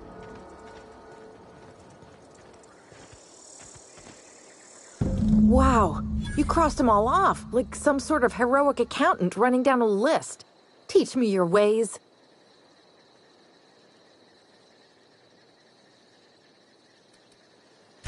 Oh, well that's a shame.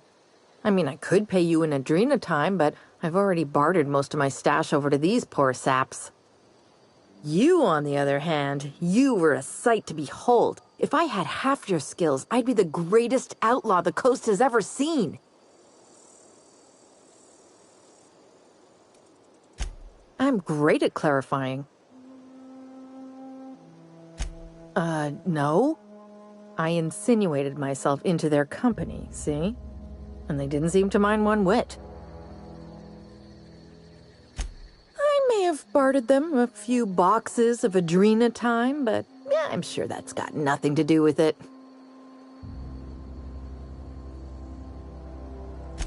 I don't know. The vital processes that constitute the miracle of life are mysterious and unknowable. Oh, you mean around these guys? The Marauders wouldn't hurt me. They love me. I'm practically their queen. Yeah, must be my natural charisma. I got kicked out of Edgewater on account of falling sick with plague and stealing some medicine to treat myself. I'd heard some outlaws set up camp in the botanical labs.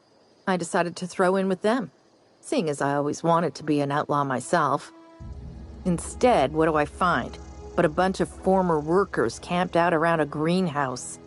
I couldn't just go back to the cannery, so I was stuck with them. I've got all the time in Halcyon. Why? Adelaide wants me back on garden duty or something? Thanks, but I'm not going anywhere.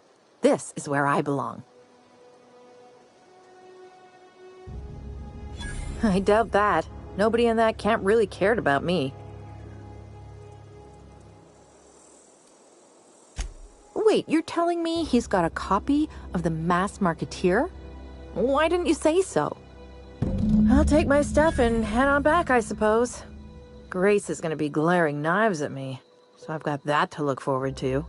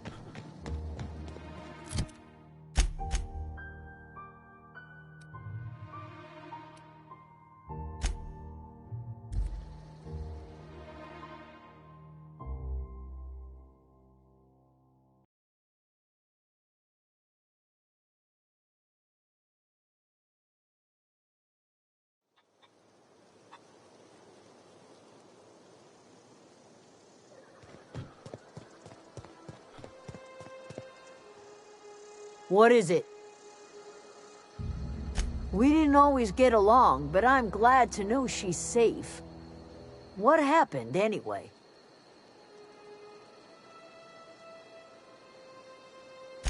Zoe joined up with a band of marauders. Zoe. The same Zoe who doesn't know a barrel from a trigger. Well, I've heard stranger things. You pretty much did my job for me. Least I could do is pay you for your trouble. Let me know if I can do something for you.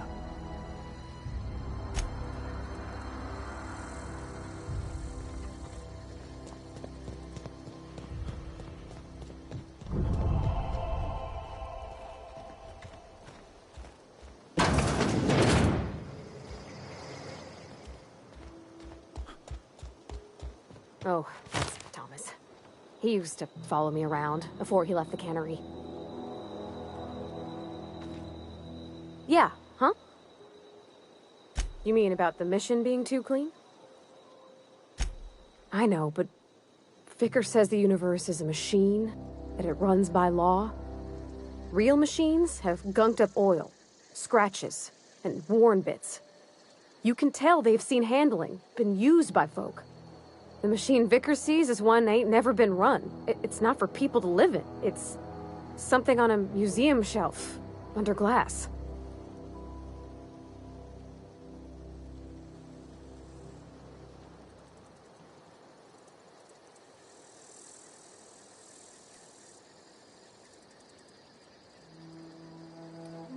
Fixing the universe is a job for somebody way better than the likes of me.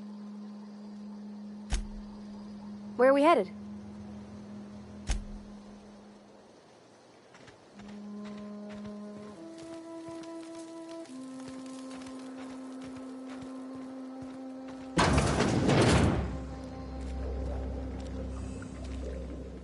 If you're hungry, there's meat turning on the spit outside. If you're bearing illness, find a place to lay your head down and I'll fetch you a poultice. Whatever your troubles with Edgewater, leave them at the gates and be welcomed here. Any questions, dear?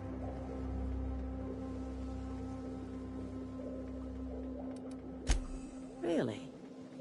Now that you mention it, you don't have the look of an indentured laborer about you. Not nearly enough despair in your eyes.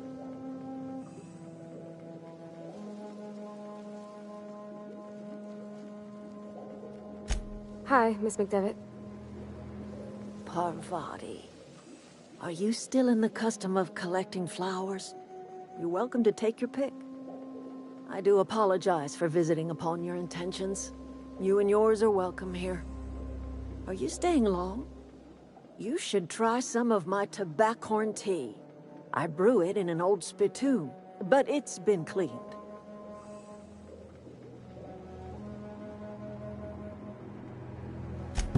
Reed Thompson?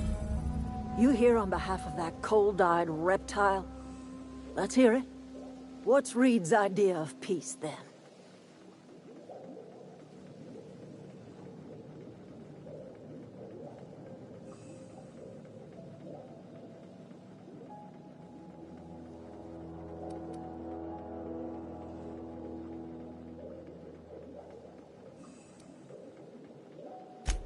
Make amends? Spare me. Only thing Reed knows how to make is a mess. Like everything else that comes out of Edgewater, that peace offering is canned. I and my own are living just fine out here by ourselves.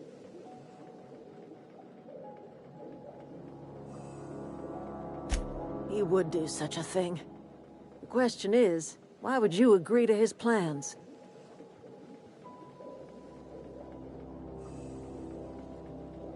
Cannery's got a regulator. You want ship parts, you ought to rip 'em out of the cannery's guts and leave us be. If you're going down to the plant, you should divert power away from Edgewater and toward our end of the grid. Think about it. You'd be liberating an entire town from a lifetime of service to that odious cannery. Seems the sort of thing a hero would do.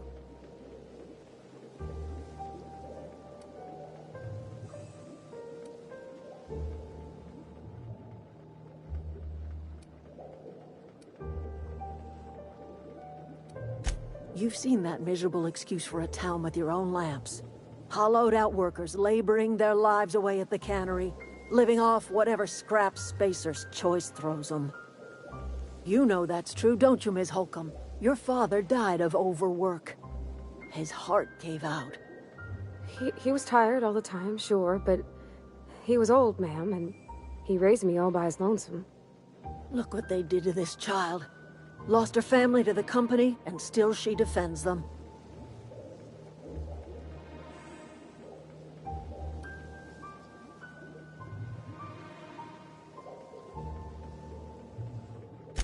I'm all right. I ain't so fragile. That was unkind of me. I'm sorry, dear.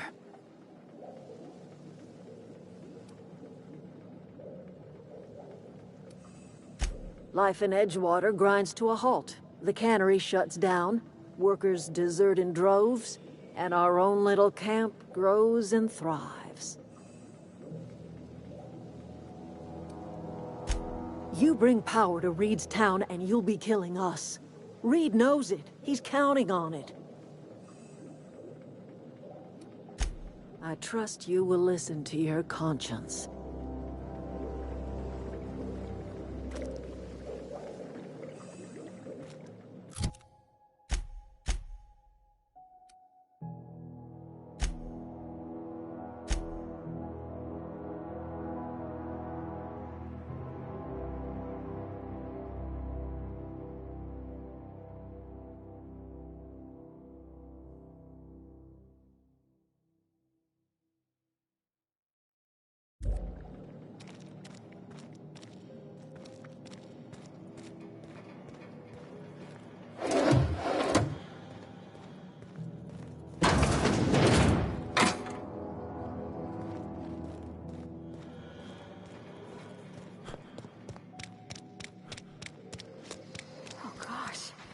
So pretty.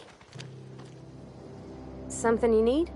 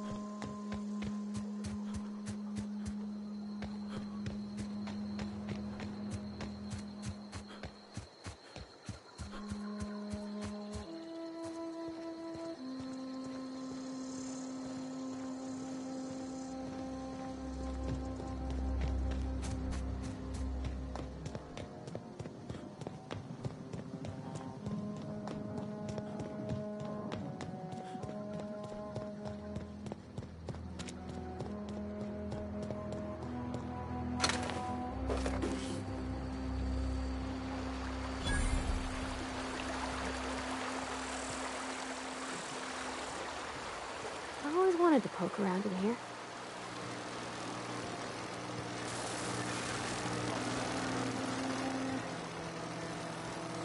Here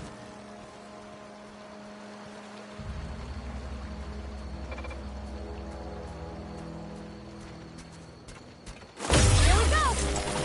Don't mess it up! You got him!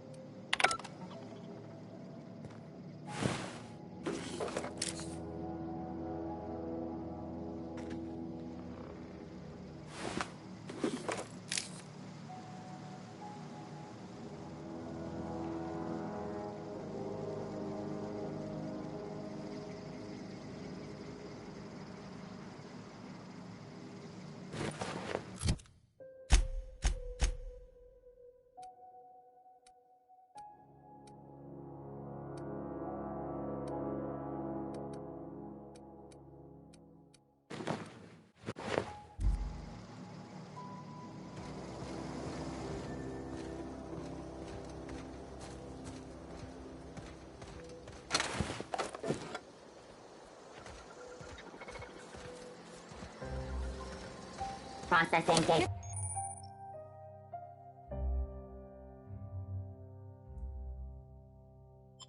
Here they come!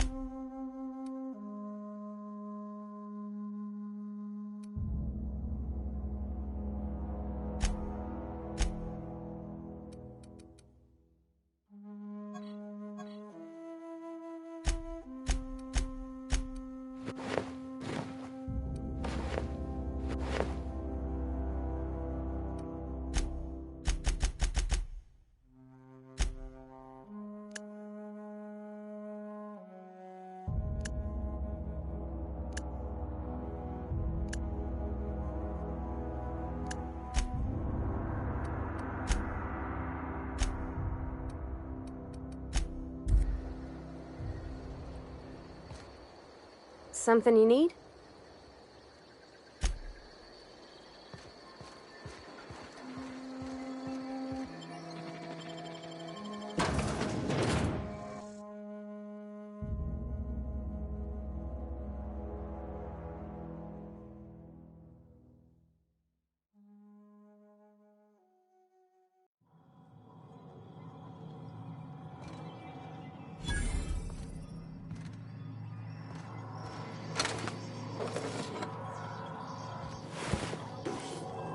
The control room should be off. To the right. Hopefully you're right there.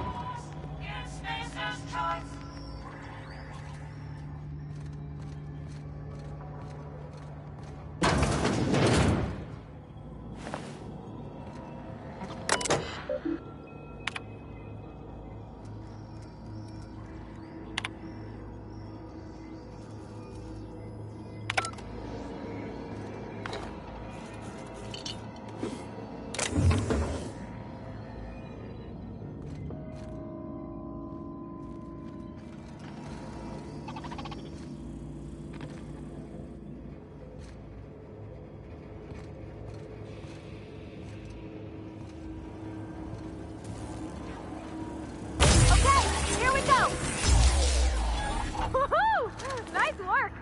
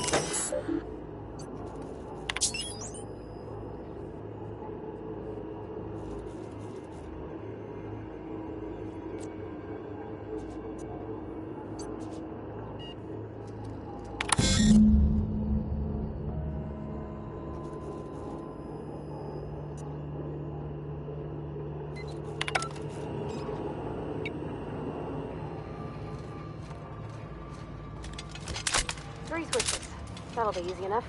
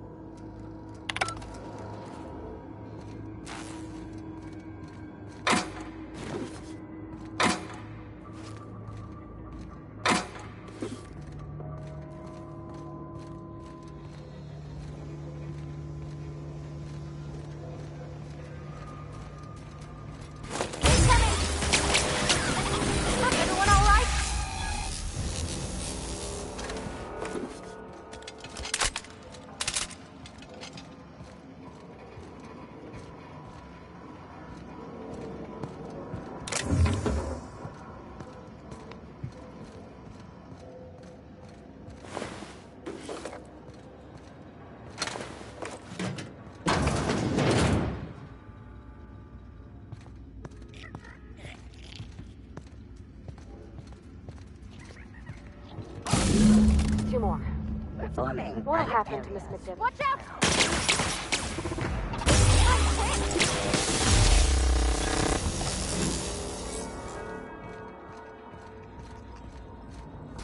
Here we go!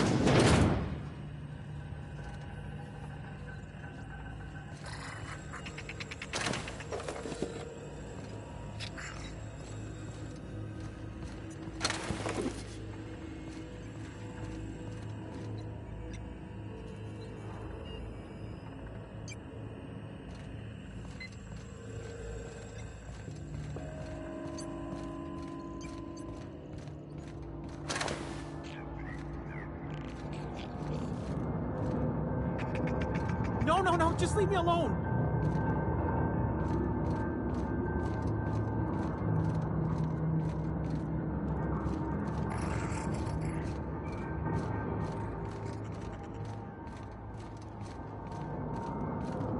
No, no, no, just leave me alone!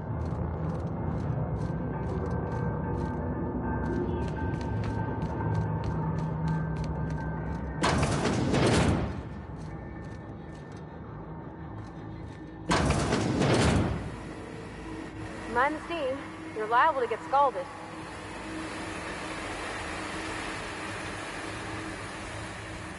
Here I go! Good one! Nice one! Required for adjacent bottleneck. Ah!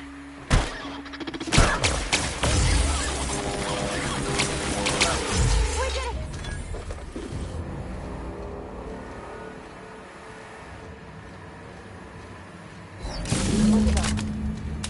If we send the power to Miss McDevitt, what happens to the veil? Unexpected new beginning. Here they come! That's fun!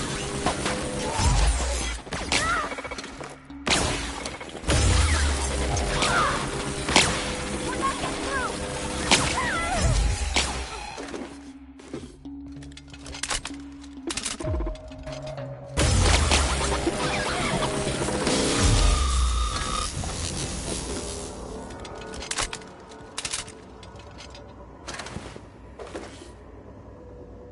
Yeah, huh?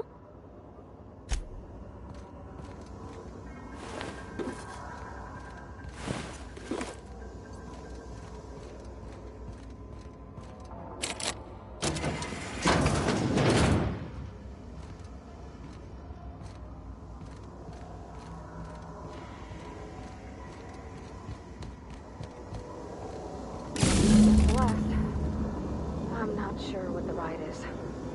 All I know is the decision's final.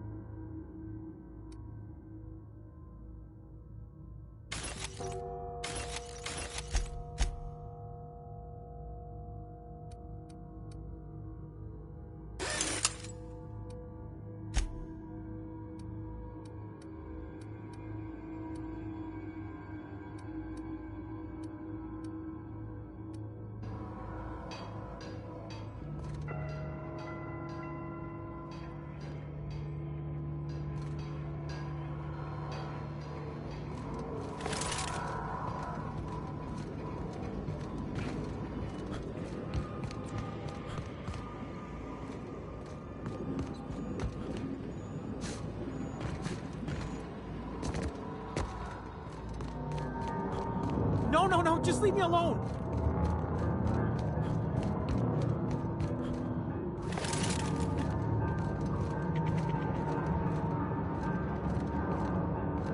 No, no, no, just leave me alone!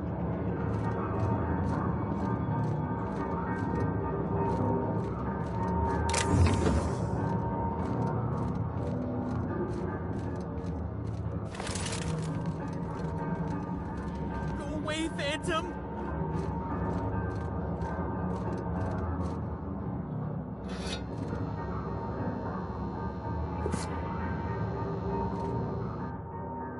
You're not real! You're not real! Get away from me, Phantom! Shoot! Scram!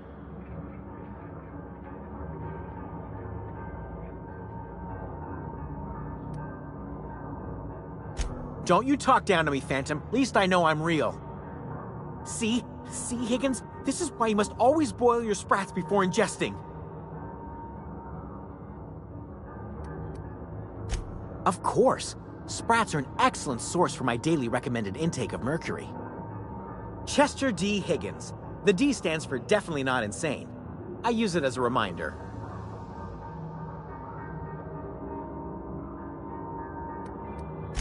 Oh, Higgins has been many things over the years. Sprat Wrangler, Saltuna Critic, Aetherwave Personality, Chairman of the Board, Galactic Defender, Sisty Pig Tycoon. I've come a long way for someone who started off as a simple engineer right here in this plant. Jimmy'd opened the vending machines. That lasted a good couple of months. Eventually, I had to resort to more unconventional means of filling my insides. Braised, boiled, charred, skewered. Sprats are good eating, friend. Chock full of brain food. Mechanicals lost their bolts. Opened fire on anything that moved. It was pandemonium. I was on cleaning duty at the time. My old boss had me scrubbing pipes when the killing started. So, as usual, I missed out. I specialized in automechanicals, drones, sentries. Repaired them, maintained, upgraded. Did it all from my old workroom just over in the next section.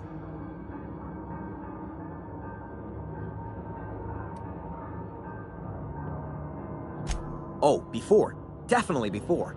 Sisty Pig Tycoonery was the apex of my long and storied career. Look, I don't want to fall into any trouble with the mechanicals. If they wise up to our plans, they will come for us. With prodding irons.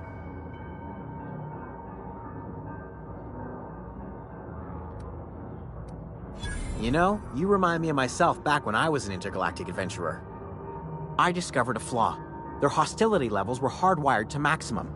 There's no changing that, but you could rewrite their targeting protocol so they attack each other instead.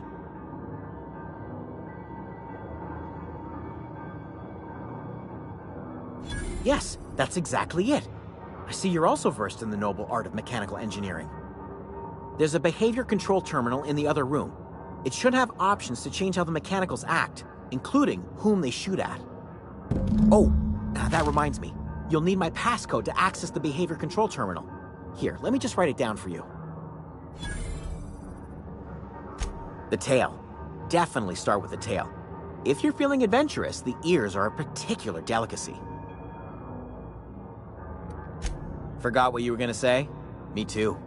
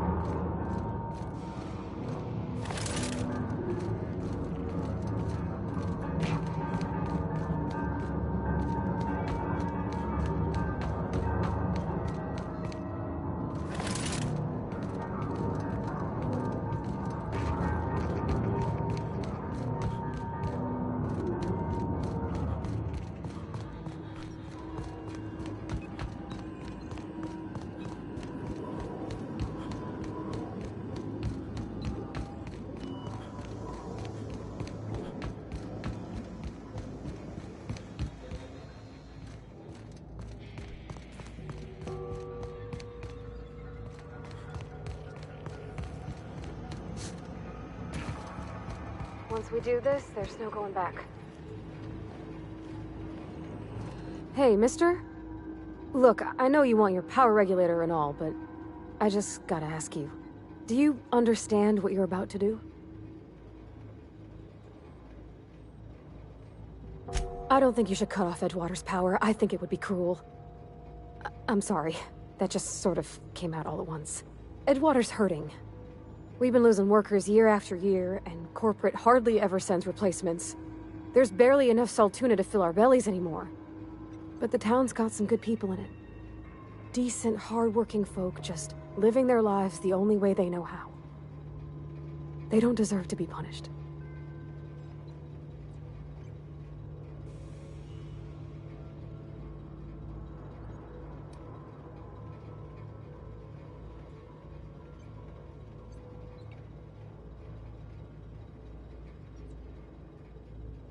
Well, that sure sounds like Mr. Thompson.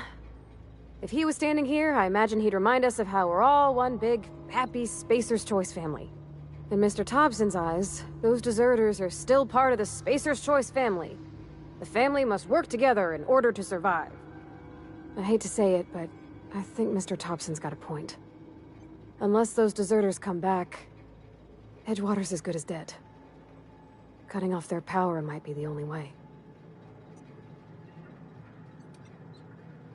Miss McDevitt's built something beautiful. Somehow, she's talked the ground into giving life again. It's plain to see she's made the Vale a better place. Fed the hungry, tended the sick. Gave a home to those that had none. But Miss McDevitt delights in Edgewater's suffering. She wants to hurt the town. Do you really want to be party to that kind of hatred? Sorry, I didn't mean to babble on like that. I felt like I had to say something.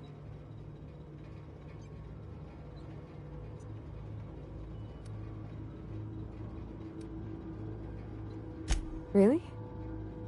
I mean, wow. Thanks. No one's ever told me those words in that order.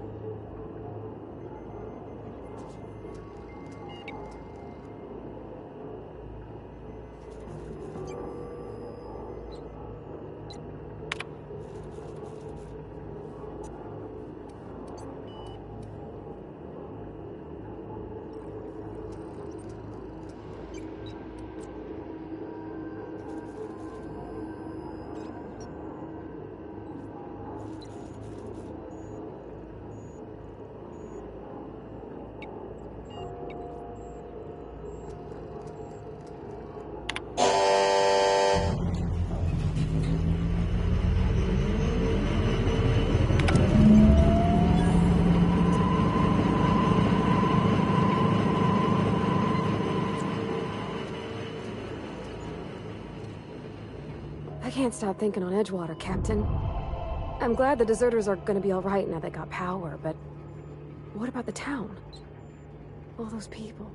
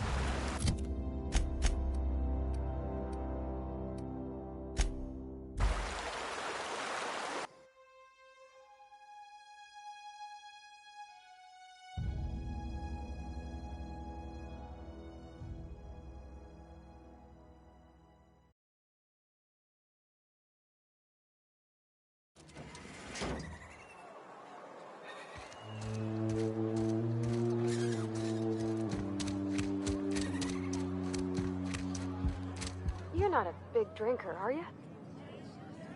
Power's gone. Law knows how long. Looking to get drunk? Oh, I almost forgot. I'm contractually obligated to recite company slogans to any visitors. We'll get you mostly drunk at half the price. Spacer's choice. Go ahead.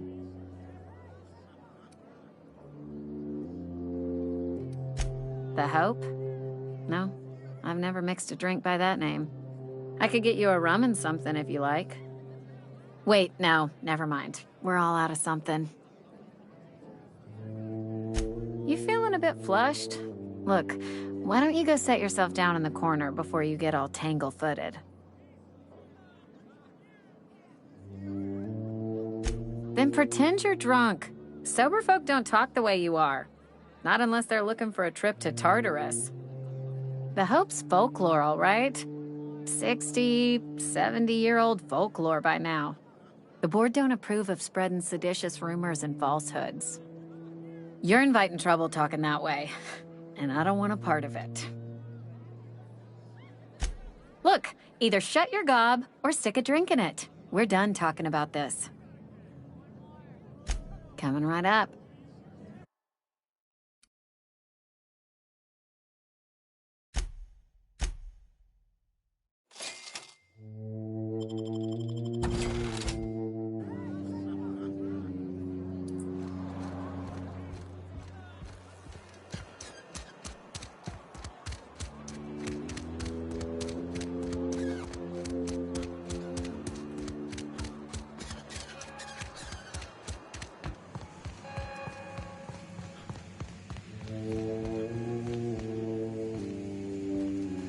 You want to know what gets my bile churning?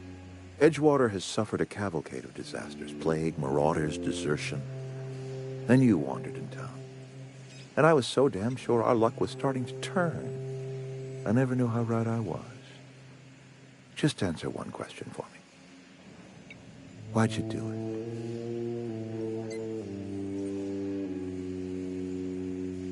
it? That power regulator is company property. Whatever you were hoping to find down here, I advise you to turn around and leave. I have got guards posted with orders to fire on you.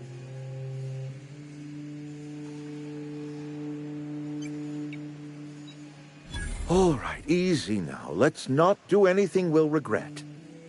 I'll order my guards to stand down. Take what you came for and then leave us be.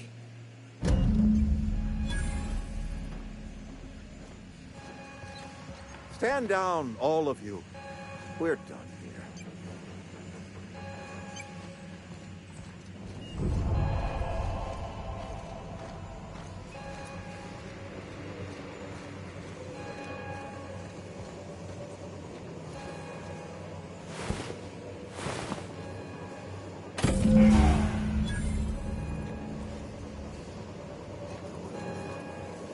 Where are we headed?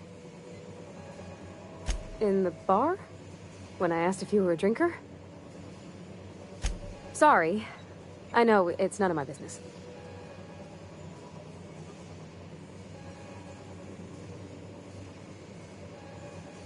It's not like I think it a failing, mind. It's just I live right across the road.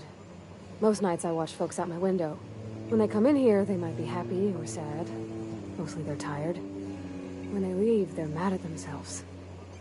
Or they stumble into the alley and I listen to their hearts breaking.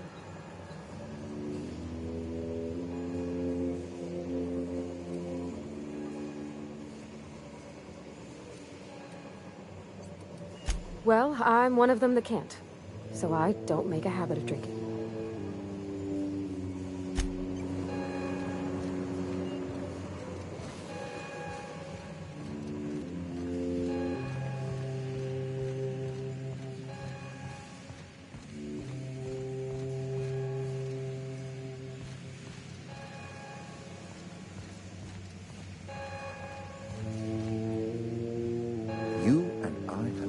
Nothing more to say.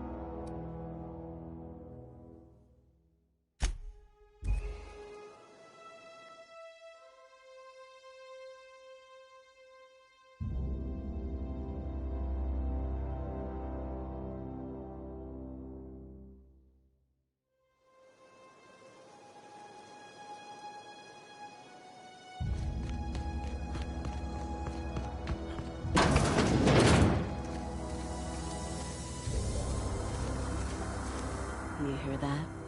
That low, pleasant hum of electricity? It whispers across the veil like the winds of change. You've done well. I would have paid my last 5 bits to see the look on Reed's face when the last lamp in town burnt out and the cannery fell to silence. My son worked in that cannery. When the plague started coming, he was one of the first to fall sick. We had a store of medicine locked away, but Reed refused to treat him. Said my boy didn't deserve treatment. Said the medicine would have been wasted on him. So I buried my boy in the cemetery, gathered my belongings, and left. That's as much of the story as you need to hear. Blunt as a hammer. But you're right. Nothing can undo the past. Time's come to look toward the future. We'll grow, I expect. A lot of workers out there with nowhere else to go.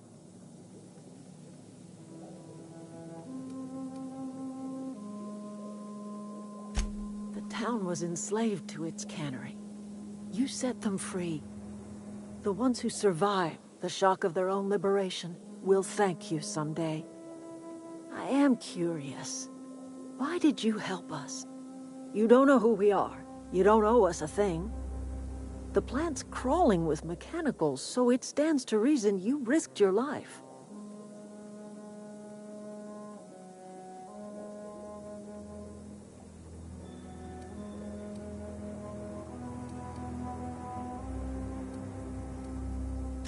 You're not quite like anyone else I've met. You haven't had your consciousness programmed by the board. You're welcome among us if you're ever so inclined.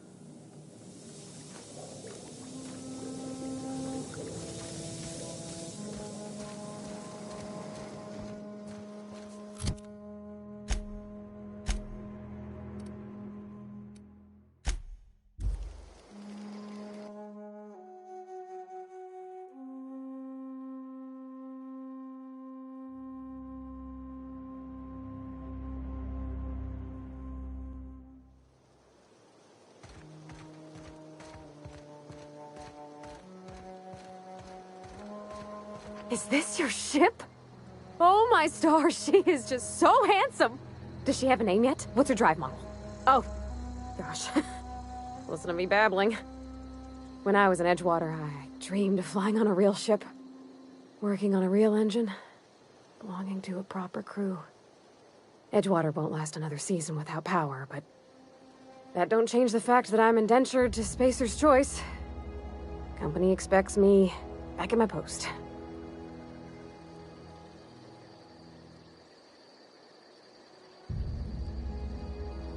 I have imagined it, but until you came along, I never thought I had the choice. I want to ask you something, and you can say no. But can I come with you? I could tend to your engine. I know my G-valves for my catalyzers, and I can keep your ship singing. And if you ever need a pair of eyes watching your back, I can do that too. What do you think?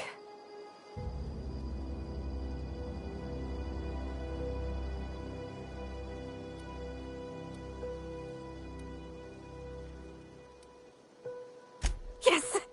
I mean, thanks. You won't regret this, mister. Captain. I can call you Captain now. Ha! I got a captain.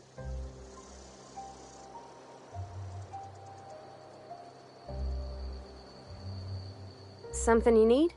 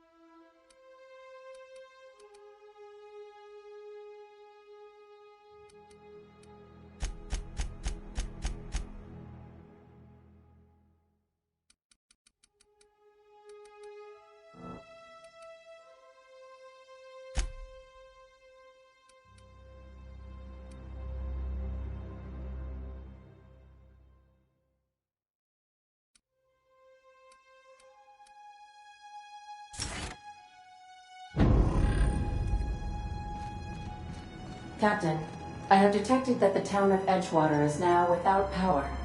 I appreciate you doing your part to hasten their demise. What can I do for you, Captain? Do you know how to install a power regulator? Outstanding, Captain. Your aptitude for engineering will prove invaluable in the event of another catastrophic engine failure. Our engine room is located behind you. Across the cargo bay, up the ladders.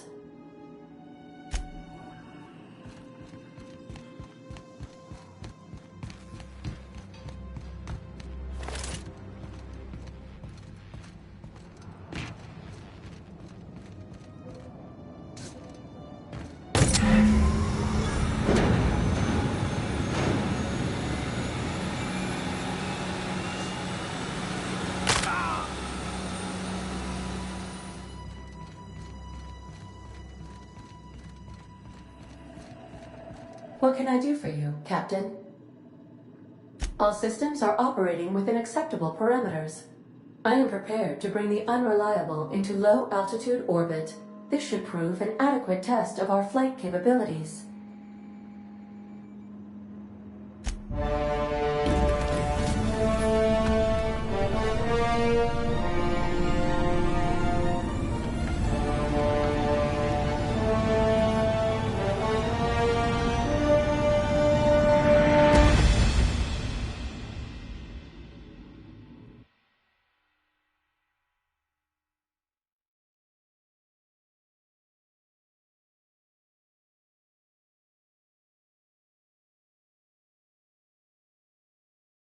We have received a communication request from Dr. Phineas Wells. Aha, there you are. Hale and hearty, and captain of your own ship. I see you're putting the unreliable to good use. Shame about her former captain. Horrible way to die. How are you feeling, by the way? I lost track of you in that cave back there. Experiencing any, unnatural drippage? Perfectly normal side effect of thawing, I assure you.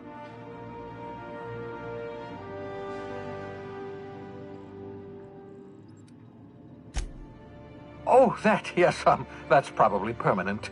I wouldn't worry about it, though. I'm sure you're fine. What you saw in Emerald Vale is happening all across the colony. Food shortages, lack of supplies, and basic necessities. We're dying. The chairman, the minister, and all their lackeys on the board are to blame.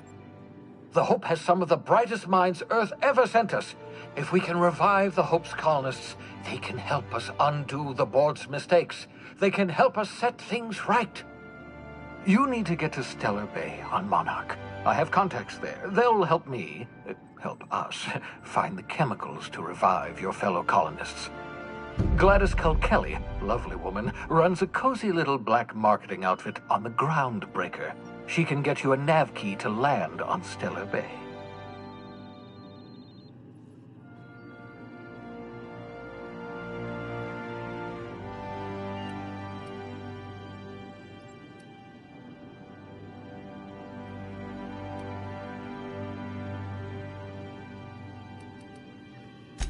Strictly speaking, Monarch is a moon, terraformed badly, and almost completely lawless. You'll love it. Captains don't fly their own ships, you see. Your navigation terminal handles the, navigation. Think of a nav key as a set of flight instructions. The board's been confiscating nav keys for Stellar Bay, so we must rely on unconventional means of acquisition. Hence, Miss Gladys Culkelly. Gladys and I have been doing business for years. Her smuggling credentials are unimpeachable. If anyone can get you a key to Monarch, it's her.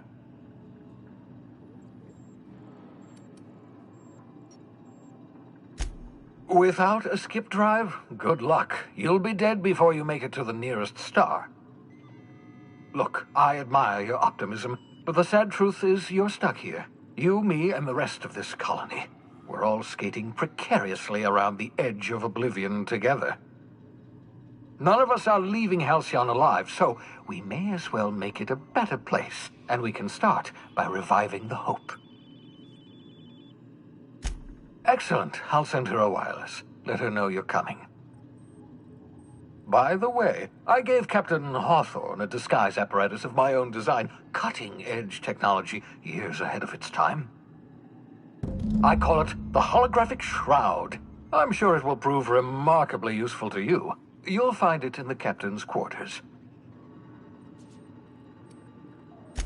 Marvelous device. I'm quite proud of myself. The shroud changes the user's appearance to mimic that of another.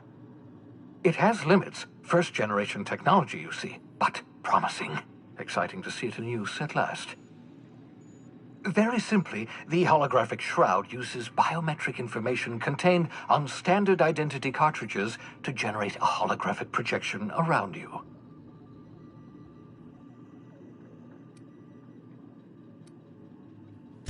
Ha ha ha ha! The beauty is they don't expect it.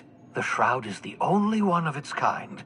We humans have a tendency to overlook the unexpected.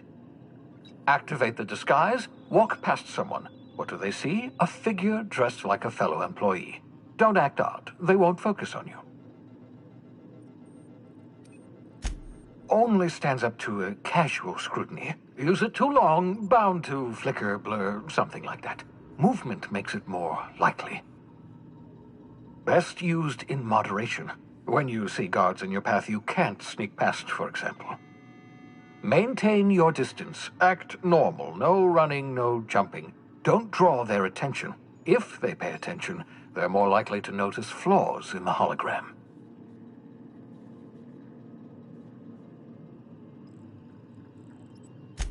A change of clothes. What is this? Some old spy serial? What inattentive and brainless guard would be fooled by such a shabby disguise? The holographic shroud masks not only your clothes, but your face and fingerprints. It modulates your voice and sweetens your breath.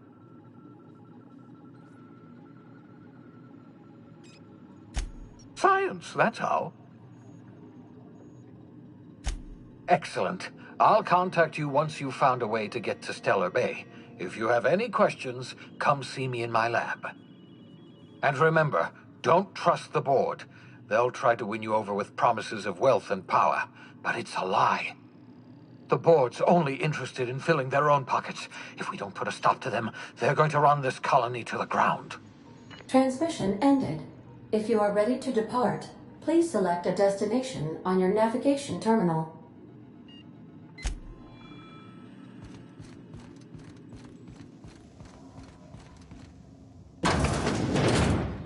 Caution. Unexpected turbulence may cause loose containers to topple from the upper shelves. If you are crushed to death, I'll need to find a new captain.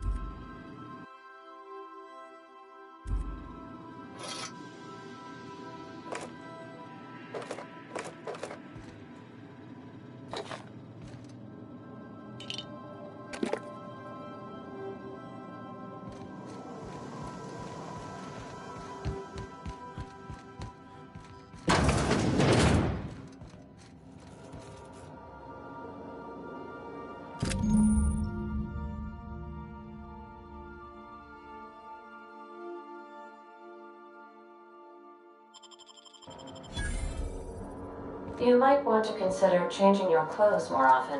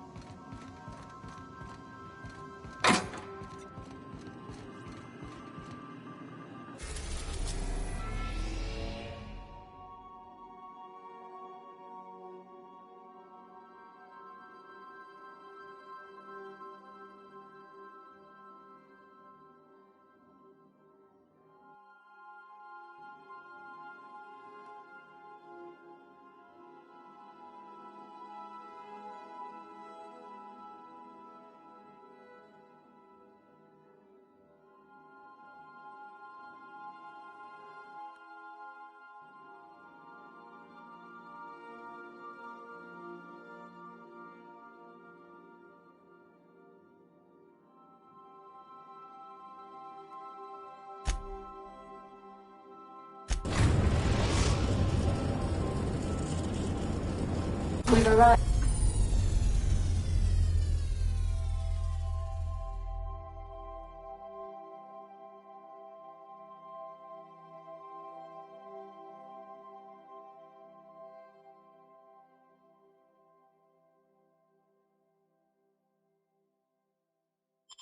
After the groundbreaker.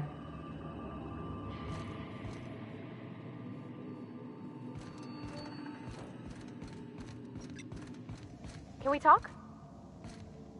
Hey, Captain. I heard that Groundbreaker's got a real good engineer. A lady named Junlei Tennyson?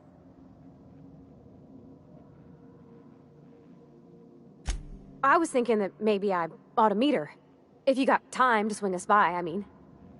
I don't got much experience fixing actual spaceships. I bet you a can of Borston beans she could teach me all manner of stuff.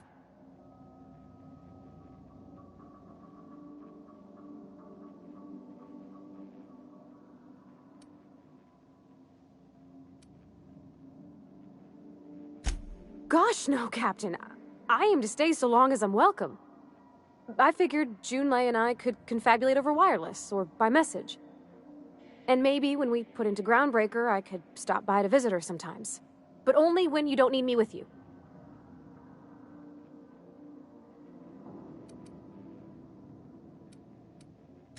Thanks, Captain.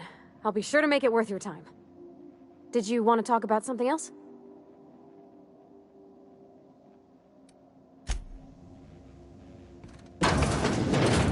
Stay safe out there.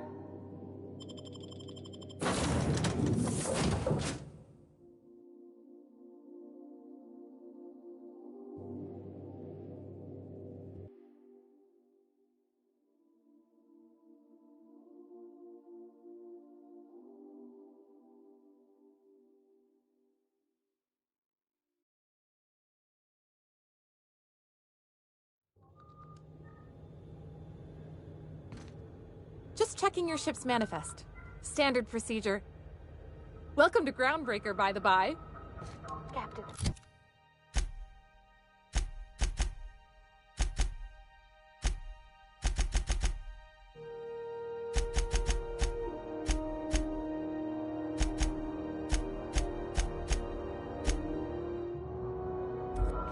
Hey, Captain. I'm in space. I never thought I'd be able to say that. Where are we headed?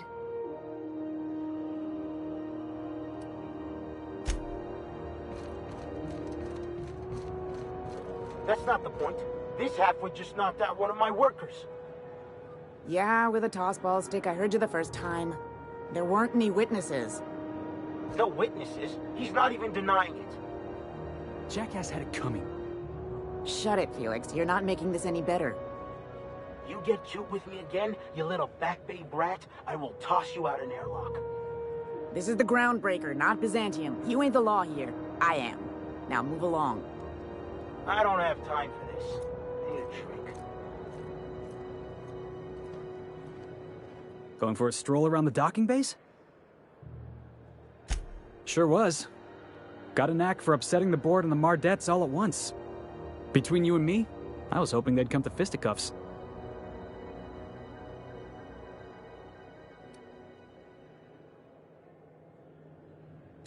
The guy insulted my Rizzo's Rangers, all right? You can't just insult my Rangers and expect to get away with it.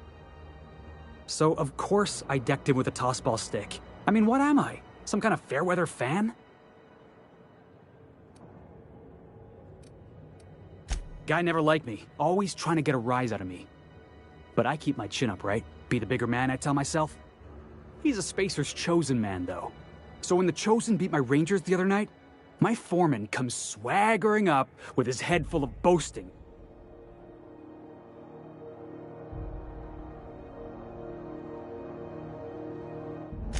That's when I broadsided him with a tossball stick. Yeah. Look, this was a long time coming. Guy thinks he can push me around because he's some sky-high foreman, and I'm just a Back Bay's dock worker. Well, former dock worker. Guess I just tendered my resignation.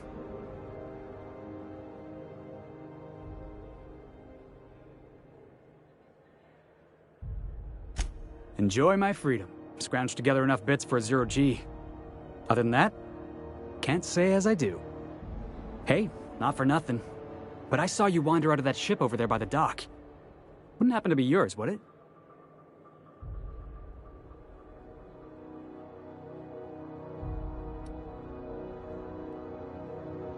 So your ship's got a dark and violent history?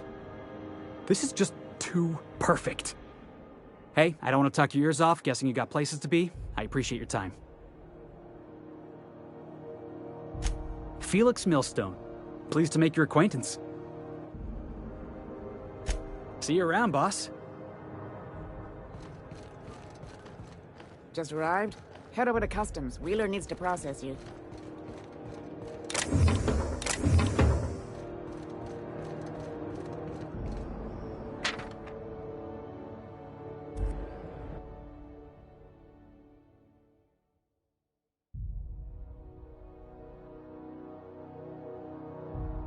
I wonder what that fella did to get the board so wild at him. Customs and inspection, right this way!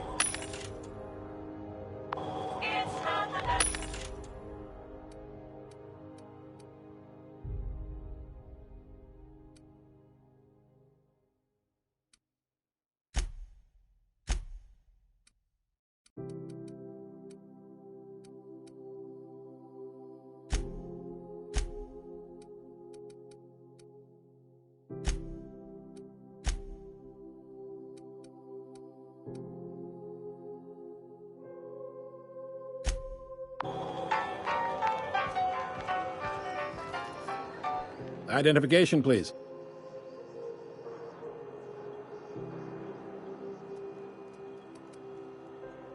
Everybody's got an ID. Oh, let me guess. You, left it in your other pants? I hear that one a lot.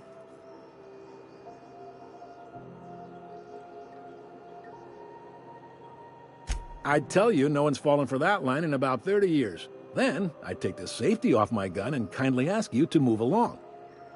It's a good thing he didn't say that then, right? Right, sir? Sure, kid. Right. Captain Hawthorne, you said.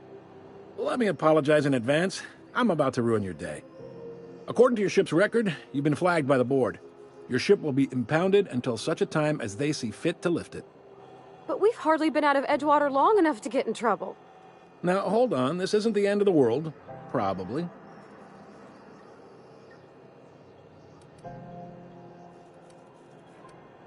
You'll want to take it up with Udom Bedford, our board representative here on Groundbreaker. His office is located along the starboard wall of the promenade. Shines like a Byzantium commode. You can't miss it. Access to that information is above my pay grade, and I've turned down 3 promotions, so it stays that way. I shouldn't be mentioning it, but what the hell? This here, impounding your ship, it doesn't happen much. The board knows we don't take kindly to their interfering in our operations. If I had to take a guess as to why, you must have riled up someone important.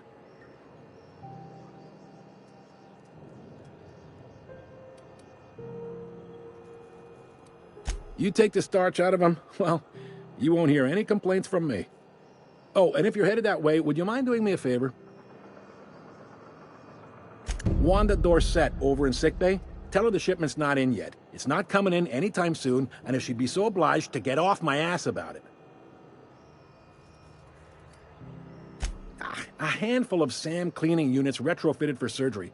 I don't know much else. I stopped listening when she started yelling. Much appreciated. Is there anything else I can help you with? The fence. You'll find her in the rest and go, on your left when you enter the promenade. Make sure you bring an empty belly. Most places are on the promenade deck. Big door yonder, straight through security. There's a bar on the starboard side. I got a preference for the Lost Hope myself. Talk to Vera. She'll set you right. You need anything else? You let me know.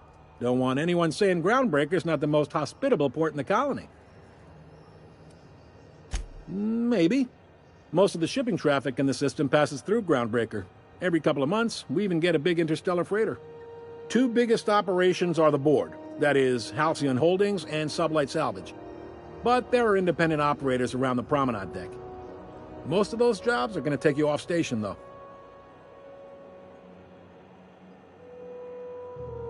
Commandant Sanita might have a couple of folks she needs killed. Bad folks, I mean. Not regular folks. She'll be at the security desk behind me. Chief Junlei might have an errand needs running. She's all tied up trying to fix our heat problem. You'll find her in engineering. No kidding? I'd love to get a look at this old girl's innards. I bet they're real twisty and weird. In a good way. If you're thinking to make a career here, don't waste your time. Full-time jobs on Groundbreaker tend to be inherited, or go to a fellow crew member's kid. Keep it in the family, you know.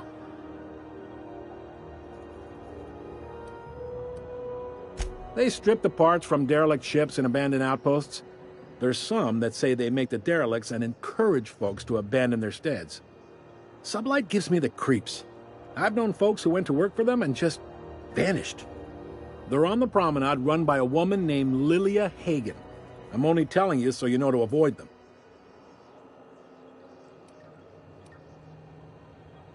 All right.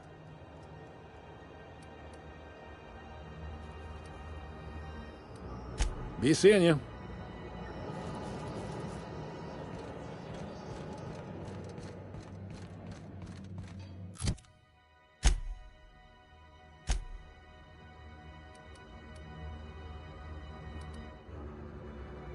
I picked up this weird signal the other day. It was coming from Monarch. Here we go again.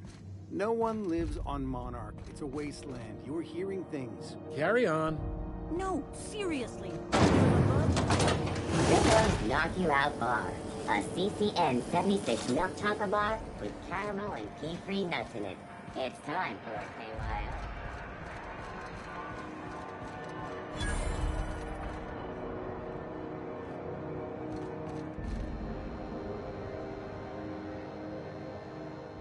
You know that sound when you've snapped on an injector clip? Ah, that's how you know your weapon loves you back. I got a full line of weapon modifications I'd be happy to show you. Why, it gets you the weapon best suited for your lifestyle. All the better for performing a little percussive maintenance. Take your basic Deadeye assault rifle. Perfectly serviceable. But what if you like finesse? Slap a scope and silencer on that bad boy. Bunker down in a bush someplace and pop off heads. What if you like getting in close and making a lot of noise? Extended ammo magazine and a barrel heatsink to bump up rate of fire.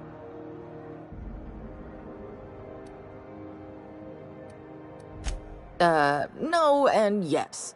When you install something, it pops in there real nice, but if you want to replace it, the originals tend to snap like plastic toys.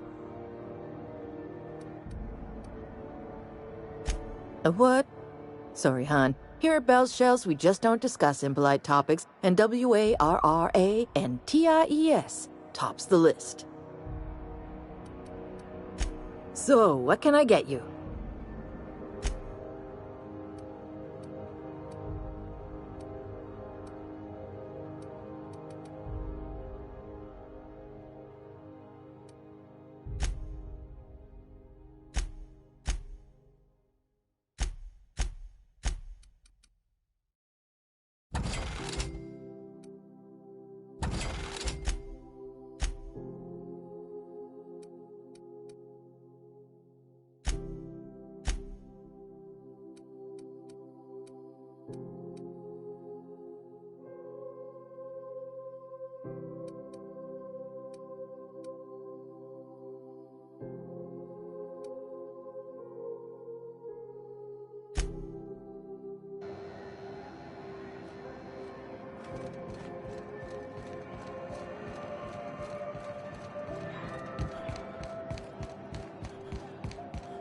Go back to Byzantium, you gold-plated bastards.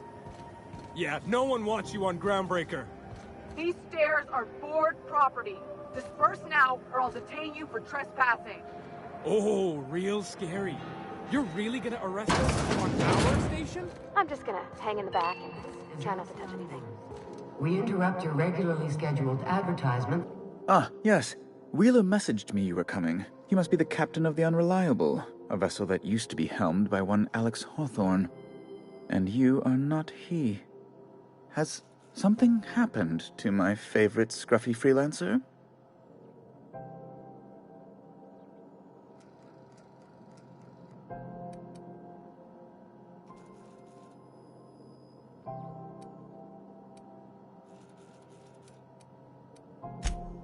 no, this is terrible.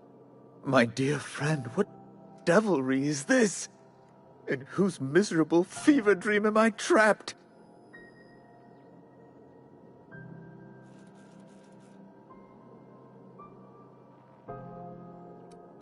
I impounded Alex's ship, not yours. Well, I guess it's yours now if you're captaining it. It's a game we play, he and I. I ask him to turn in Phineas Wells. He tells me he will soon. I impound his ship. He explains why he can't give me the info right now. I ask him to turn in Wells. Around and around we go.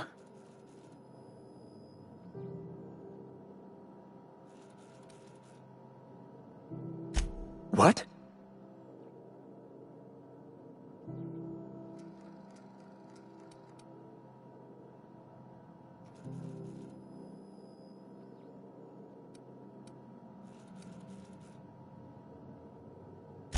All right, I suppose.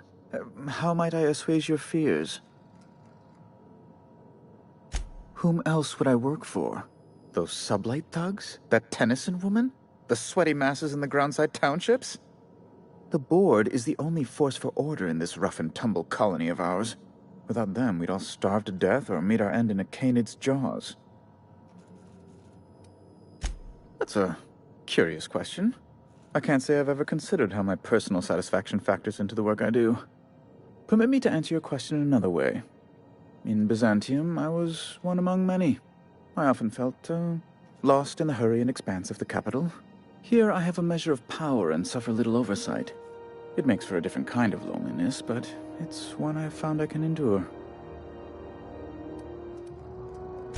I understand. And I would ask the same of you, but I suspect I'd find your answers less than satisfactory, wouldn't I?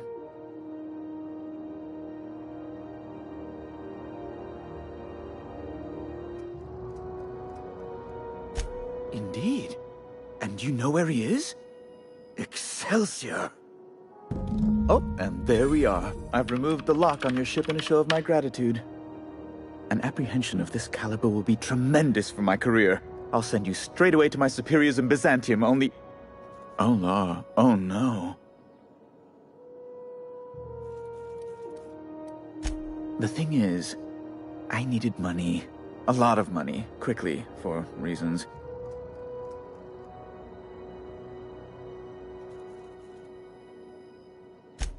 I might have pawned my official board seal to Gladys, the black market fence here on the Groundbreaker. I can't authorize the paperwork you'll need to turn Phineas in without it. To give away something so important to you, there must have been some curious reasons. I'll thank you not to question my motives, young miss. It was a mistake, and I'd like to put it behind me. It's only temporary, of course. I'd never leave something so important in the hands of someone of such a dubious moral character. I was going to buy it back once I raised the capital. So you'll need to get my seal back from her if you want to hand Phineas over to the board.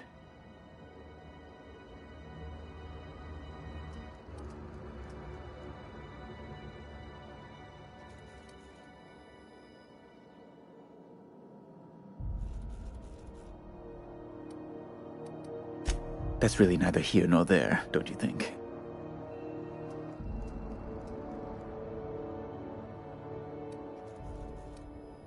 I've been working on something on the side, all right? Something not entirely, on the level. It's a little silly, I'll admit. Silly and completely illegal. I'd be forced into early retirement if the board found out. I produce bootleg serials. I can't help myself. Jurisprudence After Hours, or All My Colonists, The New Immortals, romance, tragedy, debt collection. And they're all mine. That was you? Oh my stars. All My Colonists is just... Well, it gave me a story hangover for days, Mr. Udom. You're a fan? I've never met one in the flesh. I suddenly feel quite naked. Oh, it's all right, Mr. Udom. I don't judge. The heart wants what it wants, as they say, and mine yearns for the adoration of the masses. Held at a comfortable distance, of course.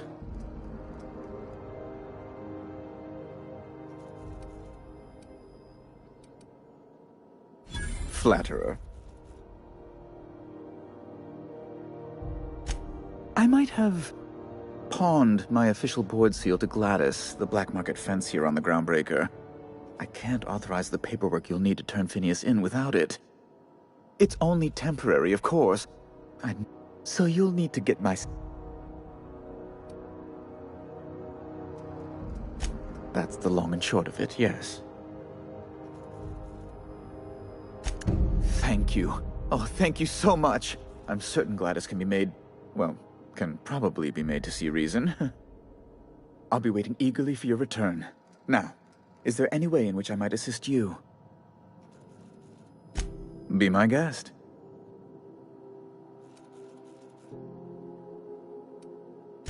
Ugh. Law, but it's miserable. My underarms are damp. How can I be expected to work in these conditions? Chief Tennyson is supposedly looking into the cause, but I've seen no action from her. Deplorable conduct. My superiors will be hearing about it. You can be certain of that. A luxury stateroom, reserved for Chairman Rockwell's use. Oh, good law, of course not. He'd never set foot on this decrepit junk pile. As this office is the primary embassy for the board on Groundbreaker, corporate bylaws specifically state a room must be maintained for the chairman's exclusive use. I'm the certified representative of the board's interests here on the Groundbreaker. I'm their eyes, ears, and busy little hands. I have few complaints. Oh, you've noticed my friends. Wonderful. Aren't their guns very large? Tremendously impressive. They're here to keep the peace, of course. Precisely. Groundbreaker makes much ado about its independent status and so resents any board presence, no matter how benign.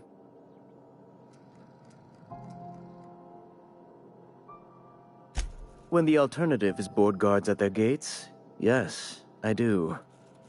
They don't see it that way, of course, but I can't say I much care. Oh, good law! Who'd want to go to that toxic hell pit? No. Emphatically no. Unequivocally no. Immutably no.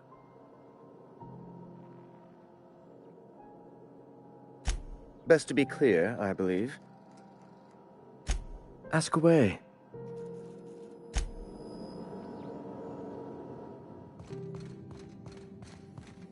Is it Mr. Wells, the fellow who woke you? How bad could he be? You mind if I ask you a question? Is it true what you said? About being on the Hope?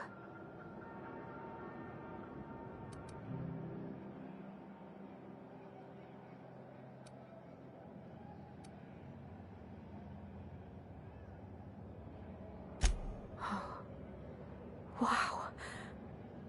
Well, welcome to Halcyon. I'm Parvati Holcomb.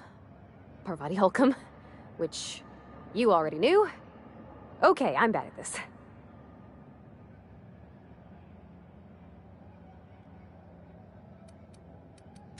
Reckon we'll have to figure it out together. I mean, if that's what you want. I didn't mean to presume. Sorry.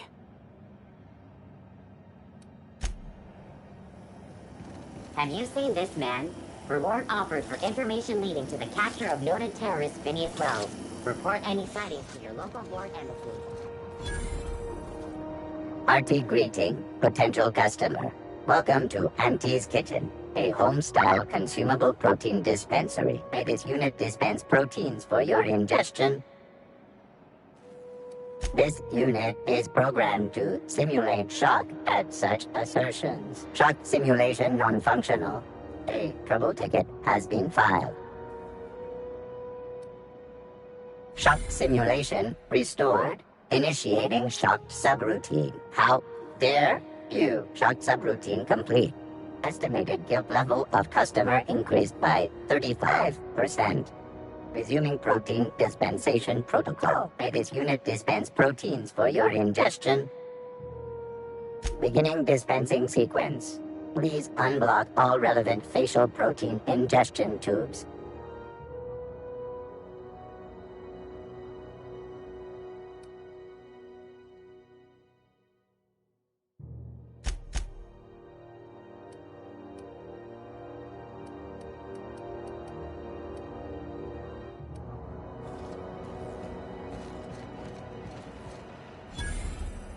Move along.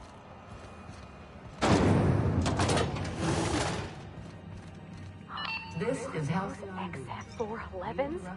And an old Yakita 37? You think they'd let me peek at the power plant? The board would like to remind spacers Good and law, other the heat in travelers here that is passage so to Monarch unbearable, is I can restricted hardly for your even protection. concentrate. Junlei better hurry up. Cannons of acid and sulfur rain are the least of the horrors. Watch out something doesn't explode in your face. Unemployed. The board's embargo ensures that nothing can leave the planet and threaten our hardworking citizens. This has been Halcyon News, your only... Junlei Tennyson. I'm captain around here, but chief to my friends. Hope you don't mind the formal introduction. Groundbreaker doesn't see many visitors. No, it isn't. It's a mess. But it's my mess, so I'll take the compliment. Just so we understand each other, I'm the final word on the ship. The Mardits, the crew, the engineers, their family. I hope there won't be any problems while you're visiting.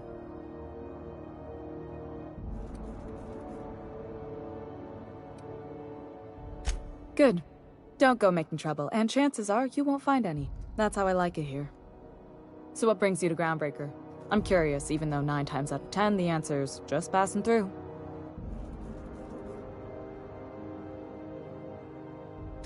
Interesting. The powers that be paint an ugly picture of Monarch. Critters and such. Maybe someone in the promenade can get you the right weapon for the job. We see a lot of the same faces coming and going. Most of them board spies and corporate sprats. Makes it hard to trust outsiders. You seem different, so welcome aboard.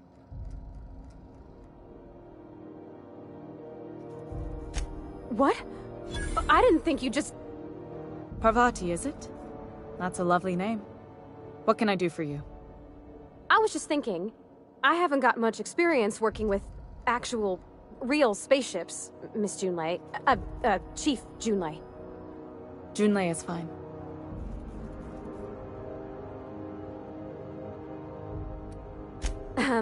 Okay. Since you run a whole space station, I was wondering if... Well, maybe you could teach me some things. I could message you later, maybe? I'd be happy to make the time, Parvati. You can ask me anything.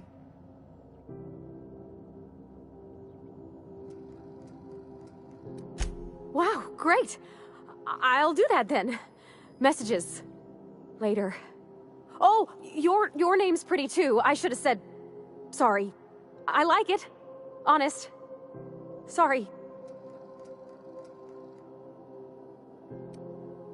Couldn't have done it without your moral support, Captain. Now, if there's nothing else, there are other parts of the ship begging for my attention.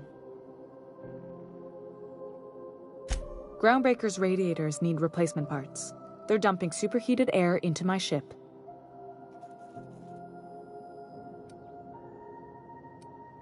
Only the board has access to new parts, and I won't let them swindle me into a corner.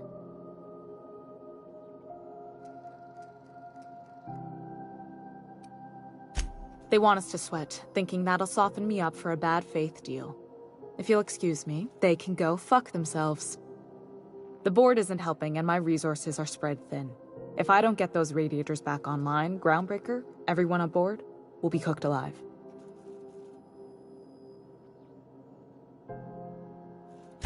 Reasonable, huh? That's the best news I've heard all day. According to my grandmother's old schematics, the parts we need should be in the back bays.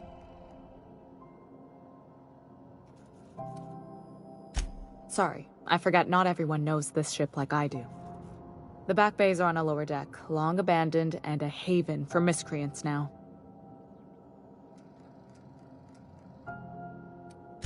You must not have been here long. In Halcyon, new parts come by way of interstellar freighters from Earth, and the board monopolizes that kind of trade. That means I'd have to negotiate with the board. I've already given them the shops, the docking fees, and a damn embassy.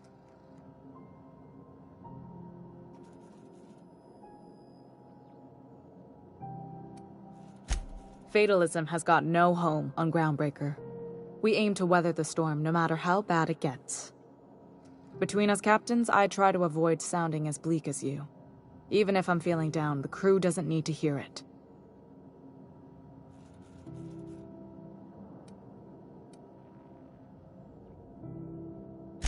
I have. One of my engineers, plus a small security detail. They didn't come back.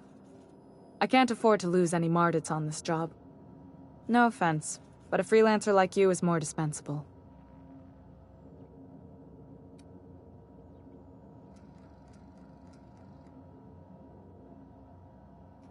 Nice and pragmatic. Thanks for understanding. Those idiots are immune to reason, and they don't much care if the station melts to pieces. They're content to die last. If you could find some way to solve this without violence, I'd prefer that. But more than anything, we need those parts. Good. Once you've obtained the parts, we can proceed to the next phase of repairs.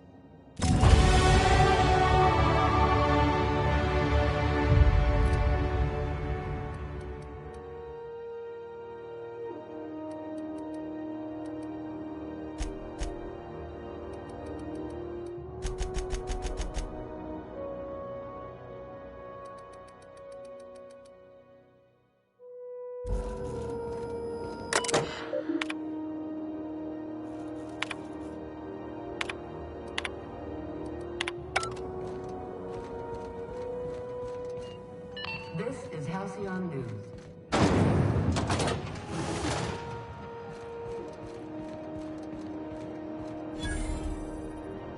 You look like someone who's taken their share of cuts and bruises. Need some armor? Maybe it's a bit secondhand, but that's only a testament to its durability. We also have a line of specialized melee weapons, for those times you have to repel boarders but don't want to risk a bullet through the hull. Not me, but it's in my blood. After the crossing, my family worked Eridanos, indentured to the corporations.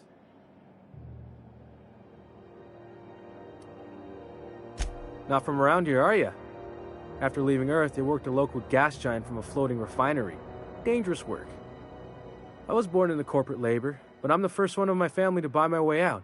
That's why I settled on Groundbreaker. It's the last bastion of freedom.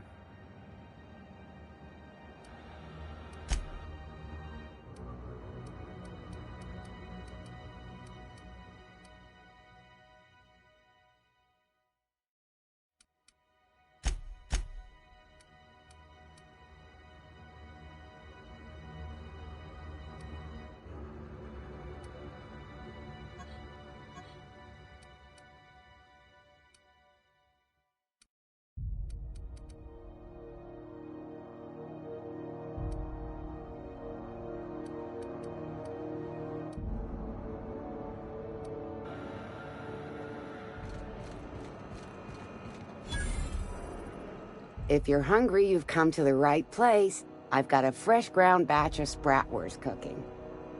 They're terra-fried to lock in the juices. How about a grinder's dozen?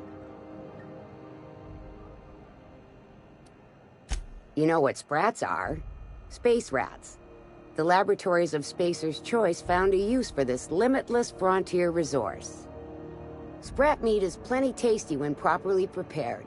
We grind them up in sausages, then terra-fry them in their own juices.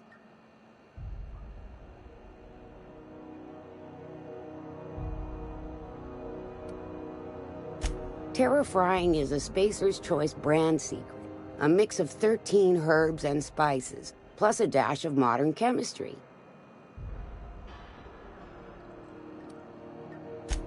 Legally? No. The terra-frying method was developed and marketed by Spacer's Choice. Between you, me, and this grinder, I've been through lean times. If there's one thing you learn on tramp freighters, it's how to make near anything edible. Might be that this old space hand put a few words in the right ears, and could be that Spacer's Choice liked sticking it to C&P by R&D'ing our own special meat. Absolutely not.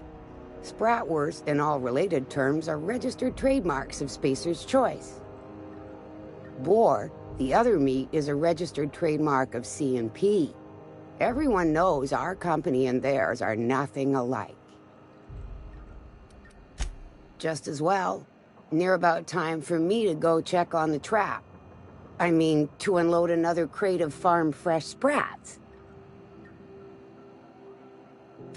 Fresh from the grinder, any hour.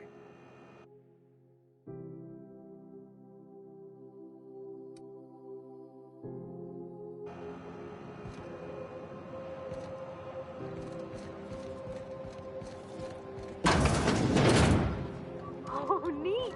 They got stuff in here I ain't seen in ages. Pirate ship? I don't go in for docu-serials. The bounty hunter who's been after them, Fuller? She had an ambush set up on Hephaestus.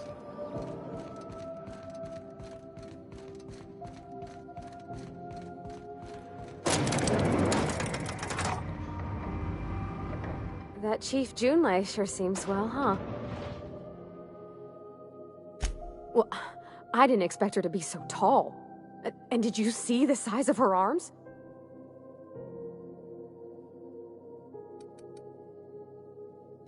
What? No. Maybe? I don't... It's like somebody reached into my head and pulled out what I didn't know I wanted. You know how hard it is to find anybody who likes working with tools in a little town like Edgewater?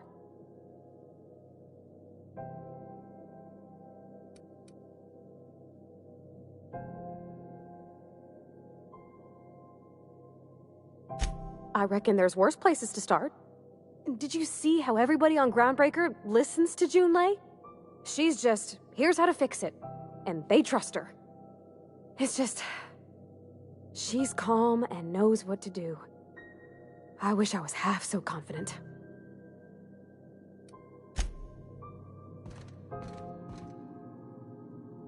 Welcome to Sublight Salvage and Shipping, a legitimate business for legitimate consumers. You the one flying the Unreliable?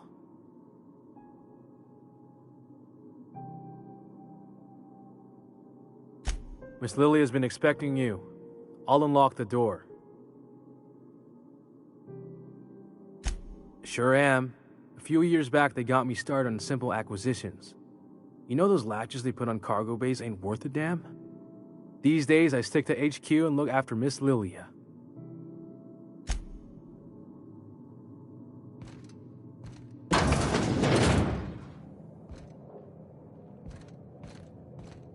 So you're the new captain in town. I was hoping you'd make your way to my office. Saves me the work of hunting you down. Lilia Hagen, CEO and Executive Director of Aggressive Operations. I'm guessing you already know about Sublight, otherwise you wouldn't have come. Charmed. It's nice to see the Unreliable again. Useful ship. Hawthorne was my contractor. I'd recognize that leaky boat of his anywhere.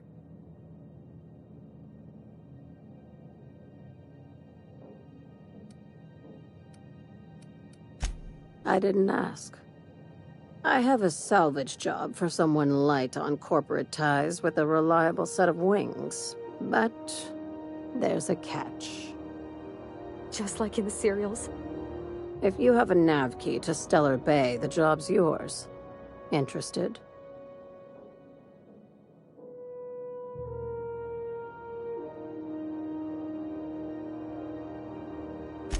I like that initiative, but ease back on the throttle.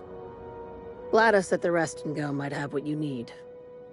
If there's anything else, be quick about it. Time is bits.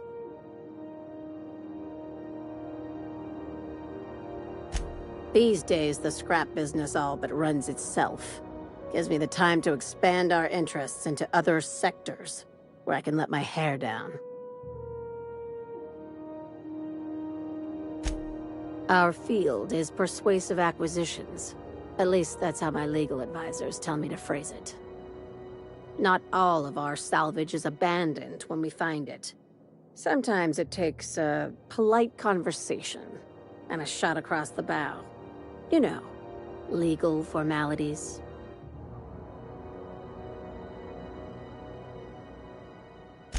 Your words, not mine.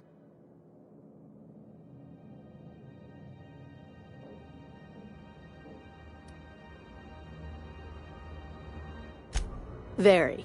I have this thing about numbers in spreadsheets. Grids in general. I like to think of myself as the last honest businesswoman in Halcyon, but I'll settle for being the most organized one. Hey, careful with the C word around here. I like to keep things above board, and that kind of talk only makes trouble. Sublight occupies a legal blind spot. No one knows what we're licensed to do, and that gives our little business some freedom. But let's not tempt fate. Ask. I have nothing to hide. Be seeing you. Make sure you aren't followed on your way out.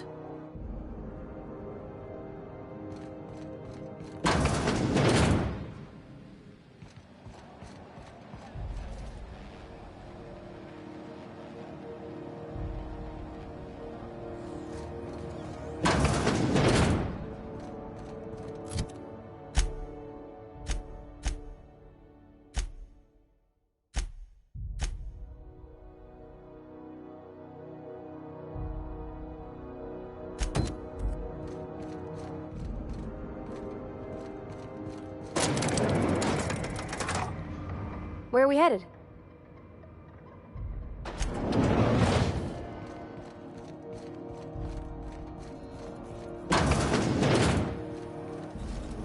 CNP pancake mix. Now requires no mixing. Seriously.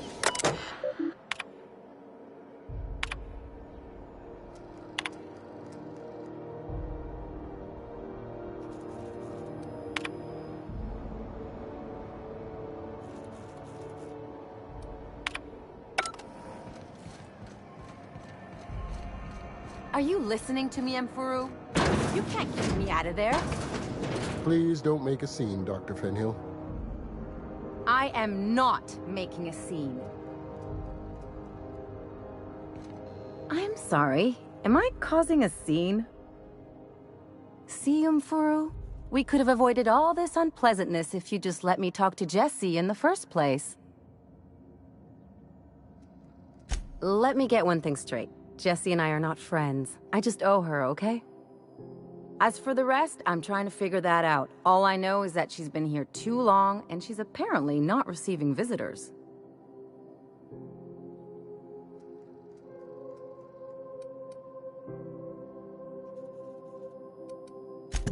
Be my guest. If you know something I don't about dealing with hospital bureaucracy, I'll be impressed.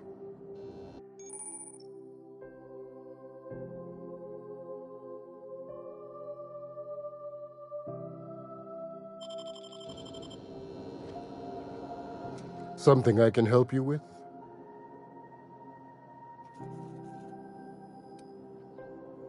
Not without dispensation from Chief Junlei, I fear. Supplies are hard to come by out here. We don't have the ability to manufacture our own medical supplies here on Groundbreaker.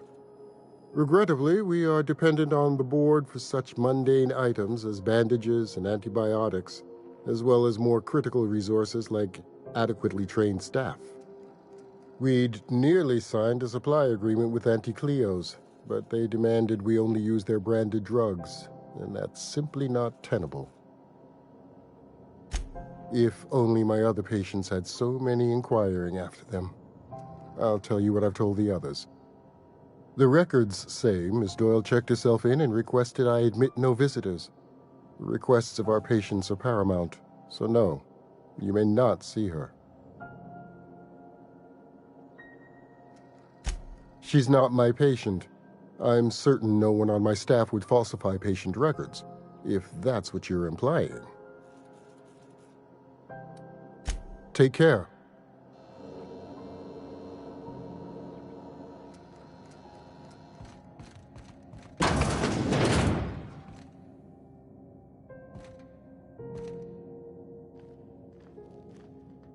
Can't say I've seen you before. I take it you're a freighter captain? If you're here to better yourself, you'll have to wait. We're having a spot of trouble with our delivery service.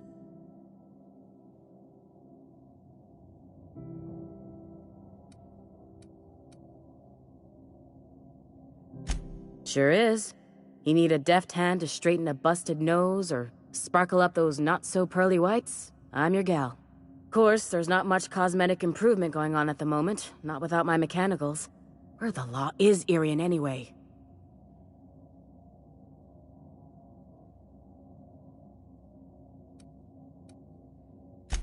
Did he now? The mouth on that man. I swear his late mother'd be ashamed. He must be referring to Irion. I'm sure the fool's gotten himself into another scrape.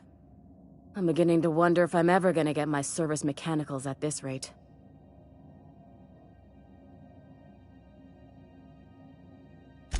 I'd be grateful if you'd spare the time. We need his delivery soon as yesterday. Last he told me, he was taking a shortcut by Scylla, an asteroid in the Charybdis cluster. That's where I'd start, were I the adventuring type. You look out, though. The place is probably crawling with outlaws. Keep hanging around, and I'll begin to think you're here for me.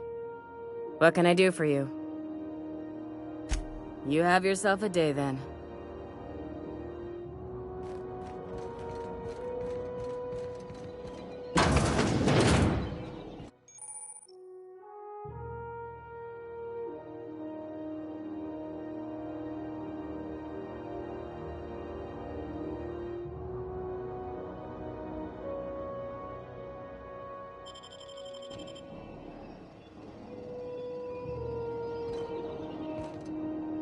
What was that? It might be tough.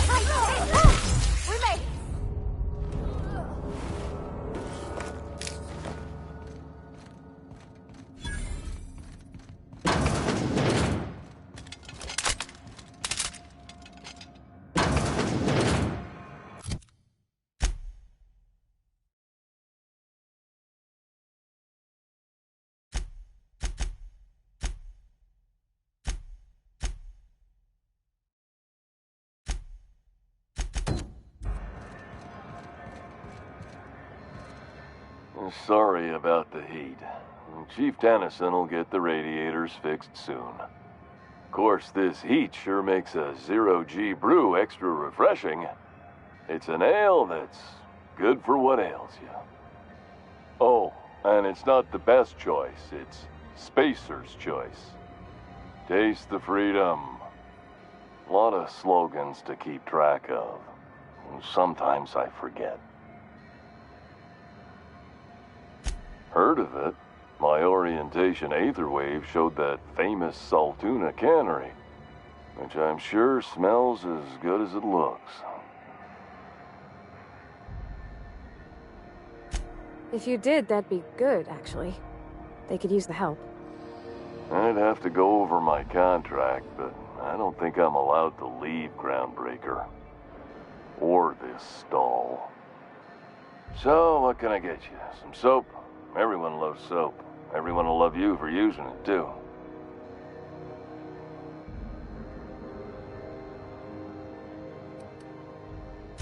I'm bound to satisfy headgear-related inquiries. Please send any complaints to our Consumer Care Headwear Division.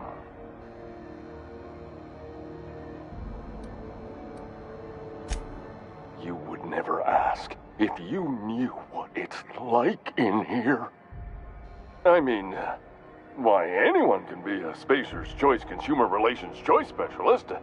Just keep your nose clean and aim for the moon.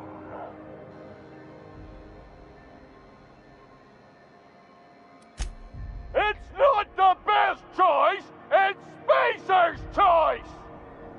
Taste the freedom! Oh, I'm having a stellar day. Not just because I'm legally obligated to say so. Almost as stellar as Spacer's Choice is affordable. I can see all of the top quality merchandise in the Spacer's Choice catalog. which is available here at a reasonable price. Spacer's Choice regrets that we don't sell toothpaste at this time, but we're always working on delivering exciting new products to our customers. Sprat Wash, Mouthwash, and Mantafloss are among the exciting line of dental goods currently in development. Don't miss out on these deals. You'll find none like them on all of Groundbreaker, or anywhere in the Halcyon colony. Trouble sleeping? Try our Lunar Eclipse mix. That's 2 handfuls of pep pills washed down with a hearty swig of 2-hour energy brew. The blast will send you through the stratosphere, and the crash will knock you out cold, guaranteed. Add an additional 10% to your purchase today, and the proceeds will be donated to Spacer Cares, our premier corporate welfare program. At Spacer's Choice, we care about your health and emotional well-being. That's why we put Martin through 6 years of vendor school, only to make him wear this hat. Even if my contract didn't forbid it, I think it's part of me now. Now, are you ready to make Spacer's Choice Lunar Green Moonmouth lozenges a part of you? Lunar Green. The future is spearmint. Damn it. No slogan for that one. Look, this hat, my job, it may not seem like much to a brave space captain, but they're all that I have. If there are self-made purgatories, then we all have to live in them. Mine can be no worse than someone else's. Now, if we're done with the chit-chat, I hope you don't mind if I make the most of this short life and try to be the best moon person I can be.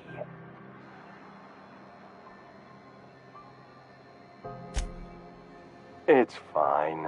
I should be stronger than this. Thanks for taking an interest.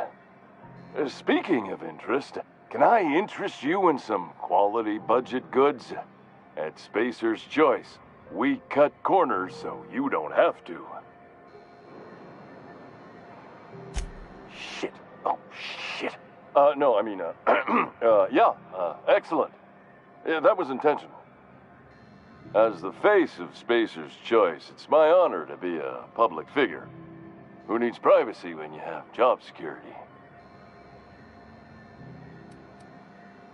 Have a look.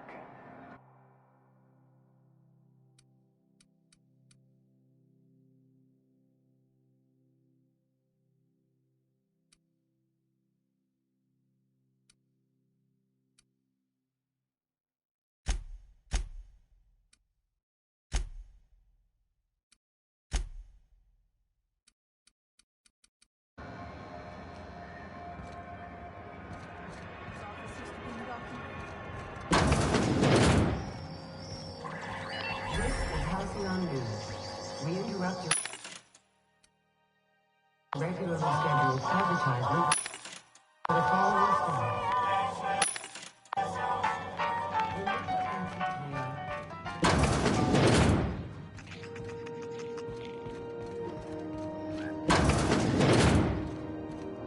Bless my heart. A stranger come knocking on a poor old woman's door. You here for a particular reason? Or did the neighbors tell you how good my sugar cookies are? Made without a single natural ingredient, or an oven. Just like store-bought.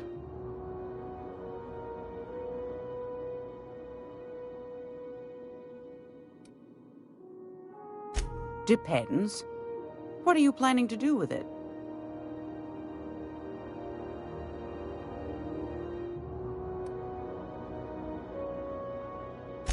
You got a good heart, wanting to do this for him.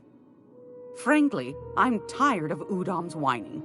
Don't kill me, please. And I'll pay, I swear. The man's been messaging me 4 or 5 times a day. How's a woman supposed to read her new missives when her incoming folder's all cluttered? If you find yourself lacking in the bits, I might have an opportunity you'd be interested in.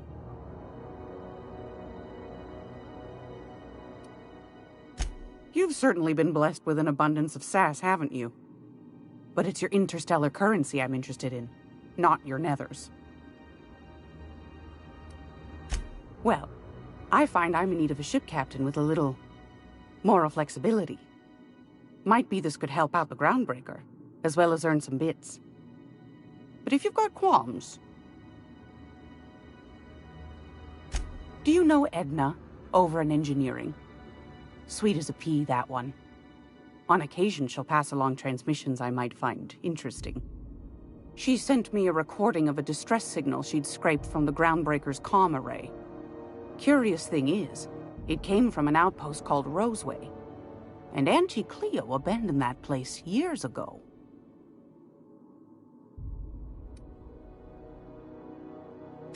Can't say I know for sure. Maybe it never really was. Comm centers don't operate themselves, Captain. Someone had to have sent that distress call manually. Those corps are cleverer than all get out. Might have been a ruse to keep the rest of the board from sniffing around. You've got an ear for intrigue and a nose for bits. I like that. Here's a copy of the SOS recording, complete with the coordinates. If you should find a secret worth selling, might be I could find a buyer. Corporate bigwigs will pay top bit for inside information on their competitors. The more we got the corps fighting each other, the less time they got to meddle in our affairs. Don't forget to come find old Gladys when you're done.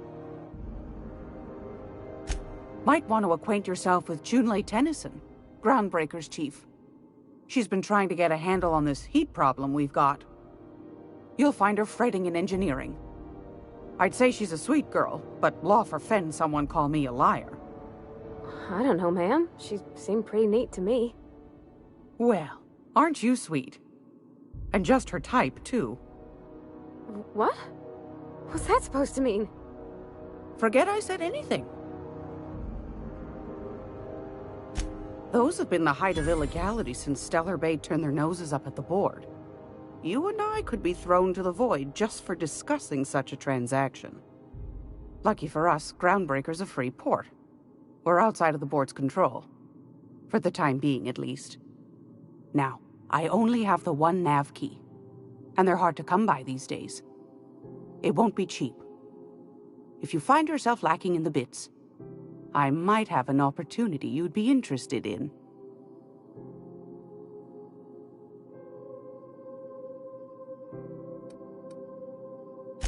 Phineas, that old kook. He was quite the dancer back in his prime, did he tell you? Real light on his feet. Real light on the wallet, too. He still owes me a small fortune. Laws. Maybe I should charge you double. Yes, dearie? Take that darling ship of yours down to Roseway. Shouldn't be too tough. Anytime, sweetheart. You know where to find me. Here, take a candy with you.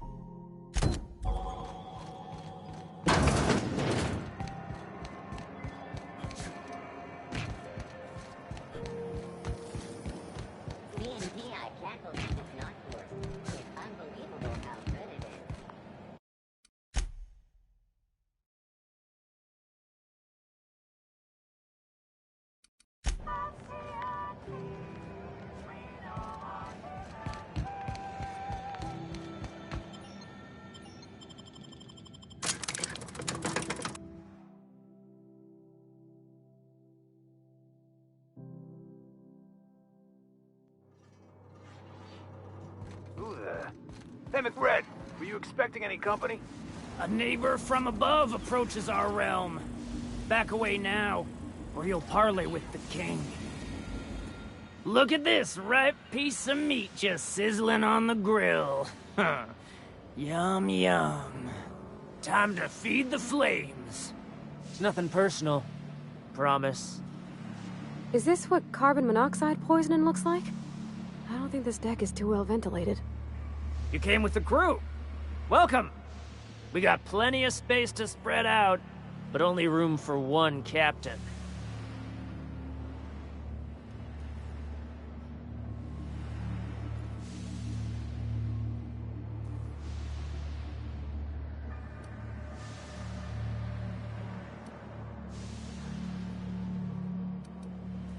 I know this ain't a toy, neighbor from above. It's a catalyst, just like me. Keep talking. I like the sound of your voice. That's right, sir. Just the parts. We'll be in and out in a jiff. You won't even know we were here.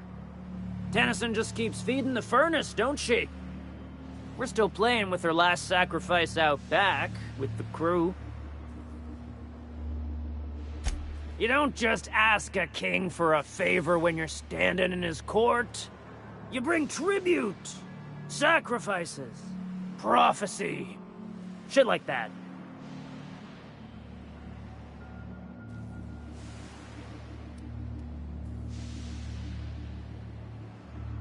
Under its skin, this ship is all poison and darkness. Lead bones, asbestos muscle. Maybe you're right. You've got the run of the kingdom. Up those stairs, you'll find the parts. My crew won't get in your way. Lay it on me, boss. I'm good for it. Ship got impounded. The crew and I racked up a debt while we were grounded, and my baby got sold to Sublight. Scrapped for parts. That's bureaucracy for you. Piracy with a smile. Am I your dark reflection? Shit, must be getting old. Stay here too long, and the groundbreaker drains you like a fuel tank. You can come and go in my little kingdom. Just try not to piss off any of the gestures.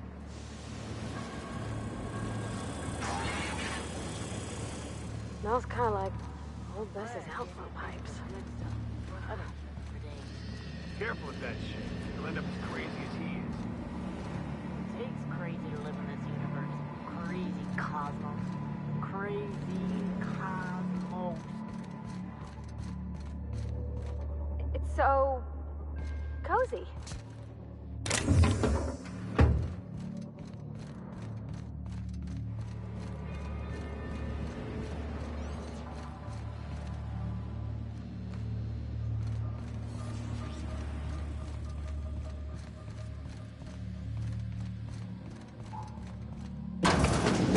Bullshit.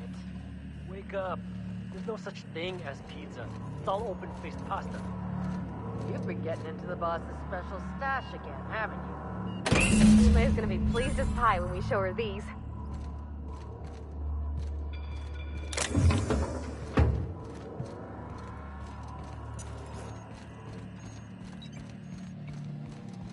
Hey, Patch.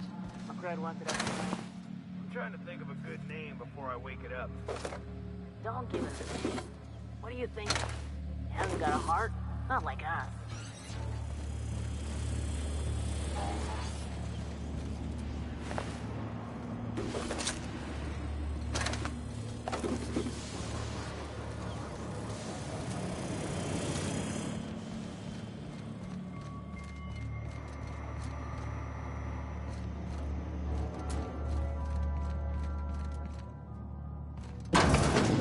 Get branded.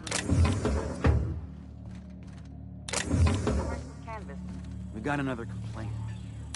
People don't like worms in their shoes. Aw, they're just telling...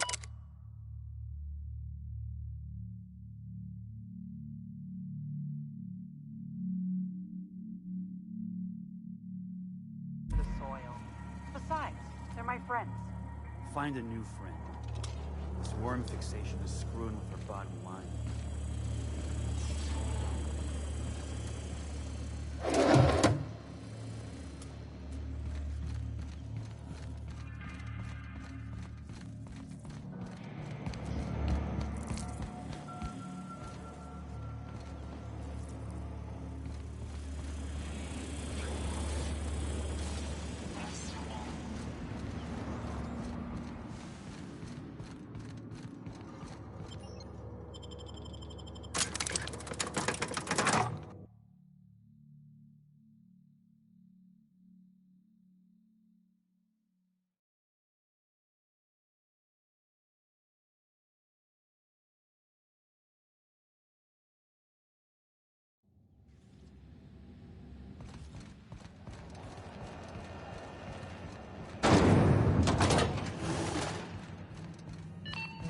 Halcyon News.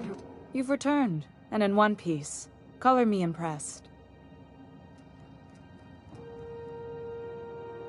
Good work. I'll take those. I need you to head through the large door at the far end of engineering. Take the elevator down into the machinery shaft. There's a terminal in the back.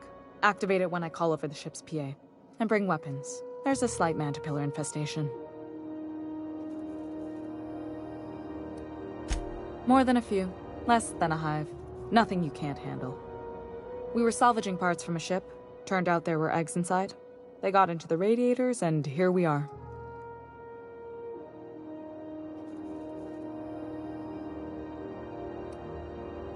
If every repair was a one-woman job, I wouldn't need an engineering team.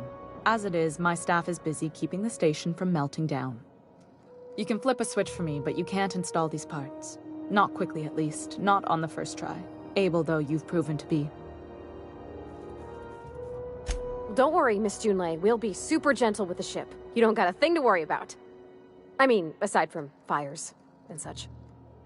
I'm genuinely heartened to hear that. Thank you.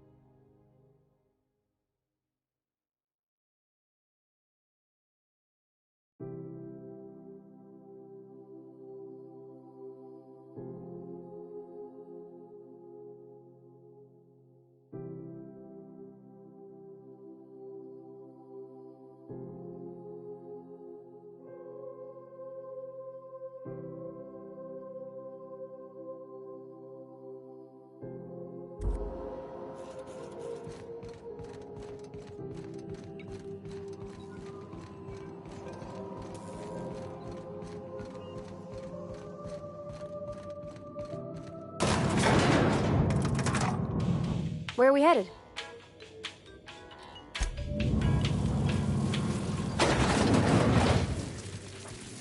The controls are in the back of the machinery.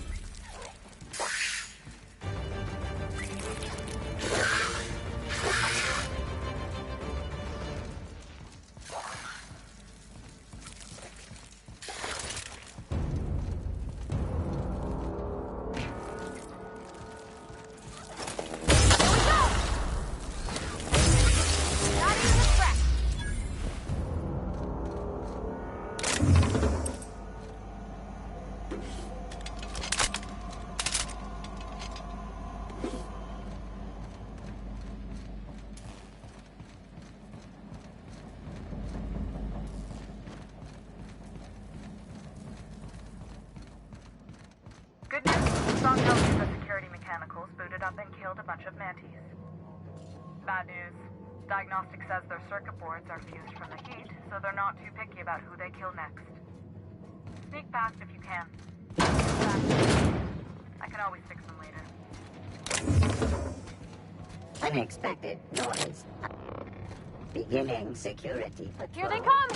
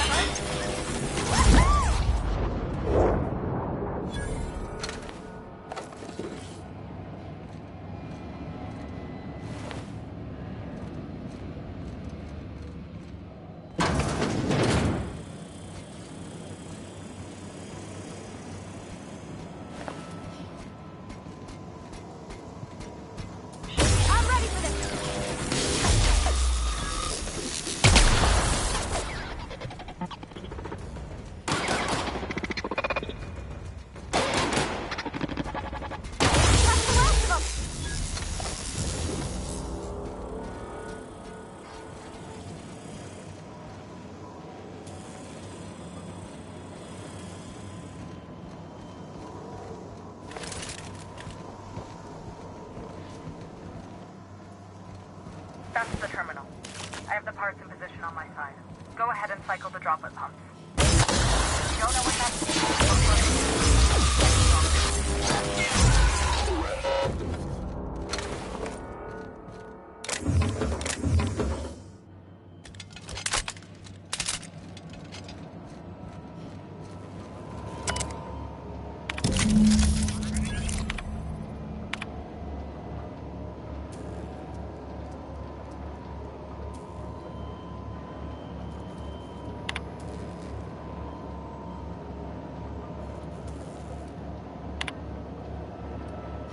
Done. The temperatures are dropping. Stop by once you found your way out of there. Groundbreaker over.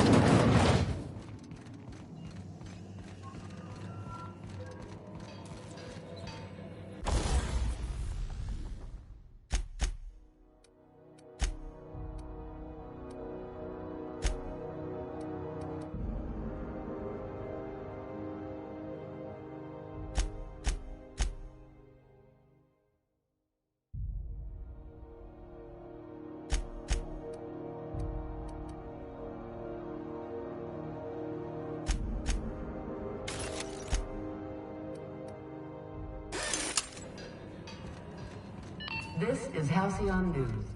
We interrupt your regularly scheduled advertisement for the following story. My boards are returning to green. What a weight that is off my shoulders. I don't normally tolerate outsiders mucking about in my station's guts, but you're all right. The temperature should be dropping as we speak. I'll see to it the crew knows who kept us all from boiling alive. If you've got time, I believe Edna has a comms issue that could use your attention. I've also authorized Doc and Furu to sell you our premium meds.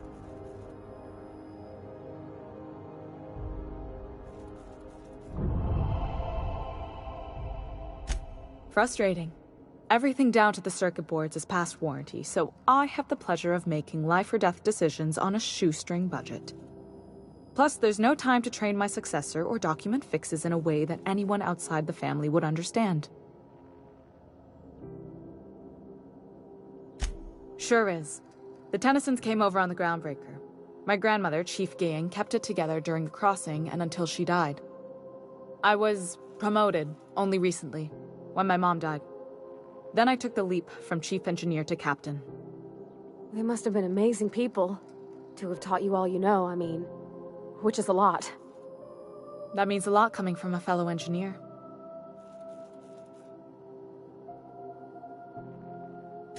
It was different knowing that I couldn't turn to anyone who could answer the tough questions for me.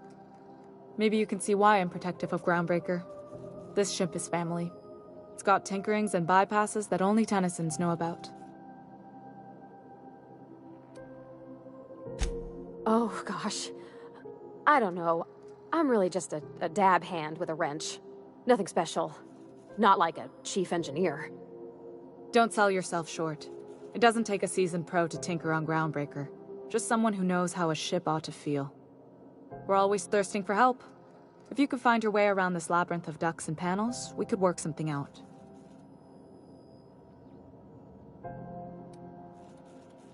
I hope that was a joke, Captain. I really do. I gelded that thing years ago. Now it brews a stim that goes down stronger than Nan or Spank. Family recipe. You see any bite-sized Tennyson children running around? I didn't think so. The next captain won't have my heritage. I'll have to foster that talent from somewhere. It's only a question of when. You've got my attention. You're right, I don't. The board is after two things, bits and power, and they only get it by sticking their nose where it doesn't belong. I like to think of myself as a nice person, but if that gaudy embassy of his was on fire, I might hold my breath a moment before activating the sprinkler system. The board wants control over Groundbreaker, and leeches like Udom Bedford will do anything to please their corporate masters. I placate them when I have something to offer, but I can also be a real hard-ass. It'd be a joy if I could kick out the corporate merchants and reclaim the docking fees in my lifetime. Too much of Groundbreaker's income is flowing in the wrong direction. I'd like to see that change. You've got my attention.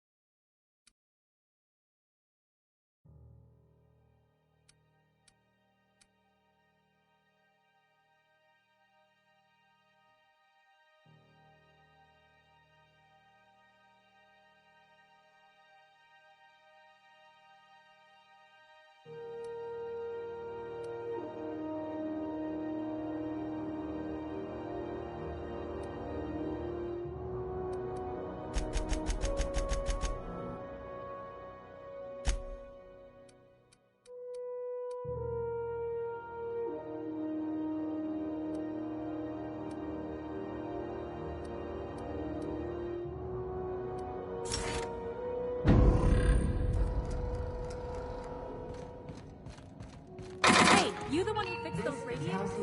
Nice work. We interrupt your Really saved our regularly funds. scheduled Whenever you're free, let's have a chat. You aiming to send a message? If so, we best do it now while we still got time.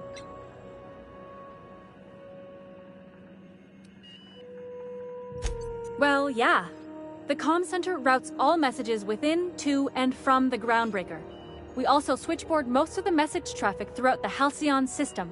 Of course, we're about to go dead, so I may be reappropriated to architect knows where, doing law knows what, soon enough. Our primary relay station's soon to be occluded by a gas giant. Happens every 40 years or thereabouts. The event's forecasted to last for months, during which we'll lose signal to the station. That'll put the whole system in a right dire situation. We've got backup auxiliary relays, but the one currently in orbital range went offline some months ago. We can't spare people for routine maintenance.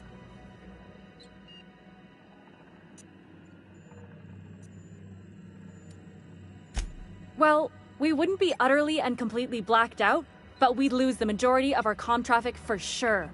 Ships and colonies on Terra 2 need a clear line from their communications towers to the Groundbreaker for the transmissions to make it through. If it's not clear, they transmit to the closest relay station, which stores the message, then passes it along when our orbits align.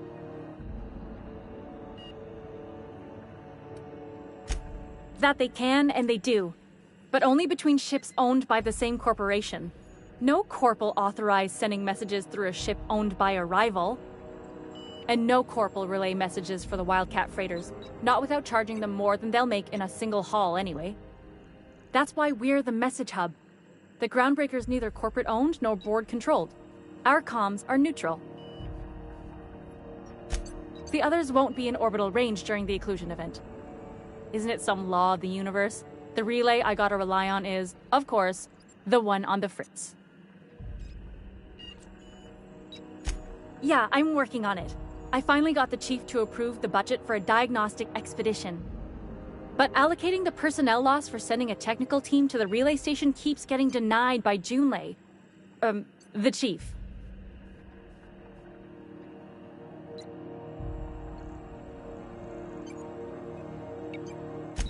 I should say no, but why not? Maybe you can figure out why it's offline. I'll send you with an equipment manual. Hopefully we'll get lucky, or I'll get my approval in time. Hope you don't mind if I borrow that manual when you're done with it, Captain. I could do with some leisure reading. Oh, and I'll need you to retrieve a copy of the relay's backup data. I gotta forward any messages from Earth stored in the memory. Better late than never, eh?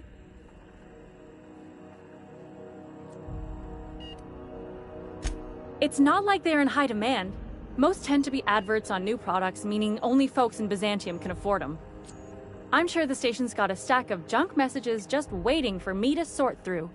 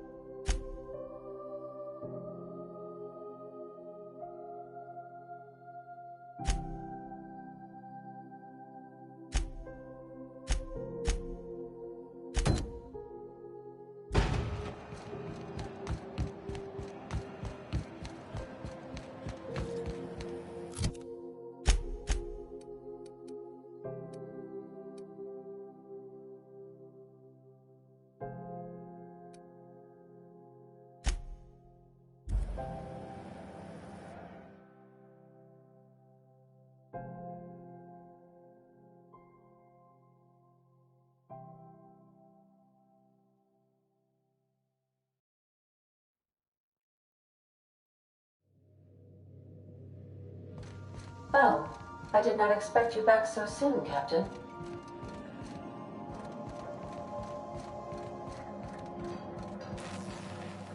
Hey, Captain.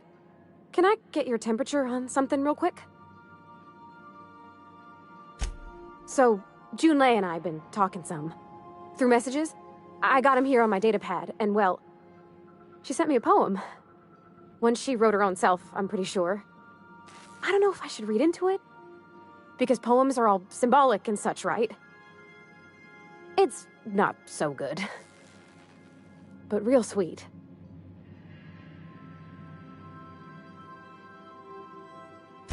Oh, law. That's what's got me spooked. I don't rightly know. It's about this engine that's been shaking itself apart. Then this lady mechanic comes by and lays one hand on it. The trouble goes away. It sings. I don't want to get too hopeful, but I'm wondering if maybe she's the engine and I'm the lady? It's a real romantic poem. It made my chest hurt, kinda.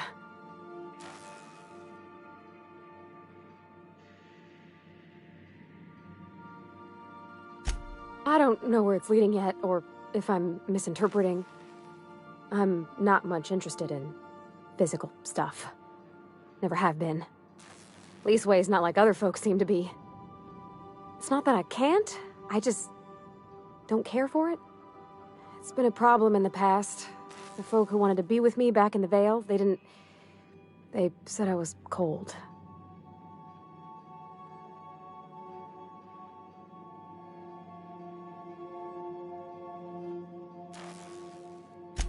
Thanks, Captain.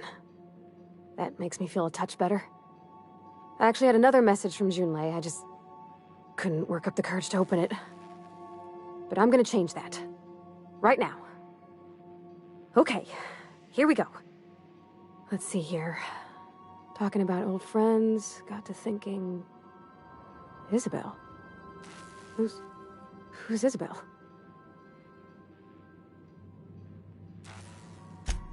They were... close, Captain. Like, more than friends close.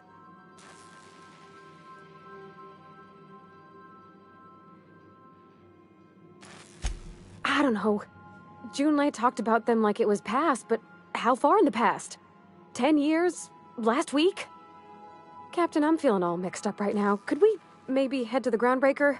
Get some drinks at that bar there? The Lost Hope?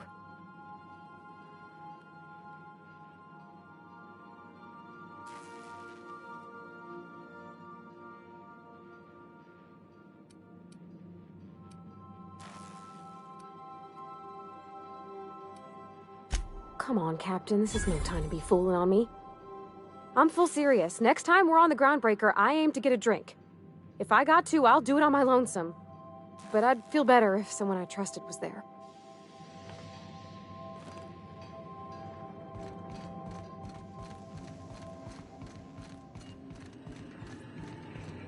Welcome back, Captain. How can I be of assistance? Yes, Captain. Beginning playback now. There's viscera and death everywhere. Gunfire, gnashing teeth. The unemployed. For law's sake, if anyone's receiving this, please send help. What? No! Captain, we are now capable of accessing the Roseway landing pad. Also, corporate protocol requires that all distress signals include a list of key personnel for retrieval. The embedded names are Anton Crane, Vaughn Cortez, and Orson Shaw. Certainly, Captain. What would you like to hear? It's been scientifically proven that those with more birthdays live longer. Now playing a Spacer's Choice advertisement jingle. It's not the best choice. It's Spacer's Choice. Everyone in Halcyon is contractually obligated to label this or another board-certified jingle their favorite song. As you wish, Captain. I must comply with all direct orders. What part of the colony would you like to discuss? Where in Monarch? Ah, Monarch. The armpit of the Halcyon system. Her last functioning port town is Stellar Bay. Well, that is if you don't count Sublight's Smuggler's Port at Fallbrook. I believe it has something to do with the planet being an uninhabitable wilderness and a lawless land with no corporate presence. You may wish to survey the residents in Stellar Bay for additional data points.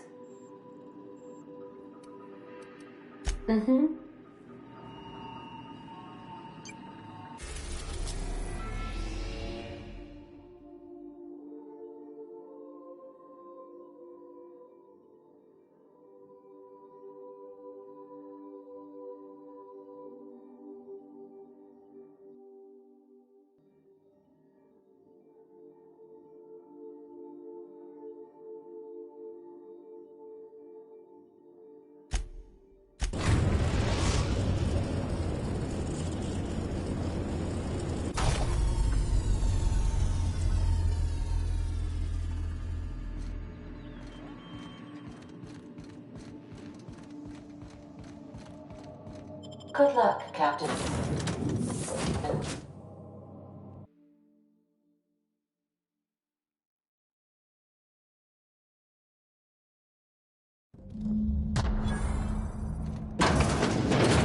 It's a touch different from the ones I've seen. Shouldn't be so hard to get it patched up, though.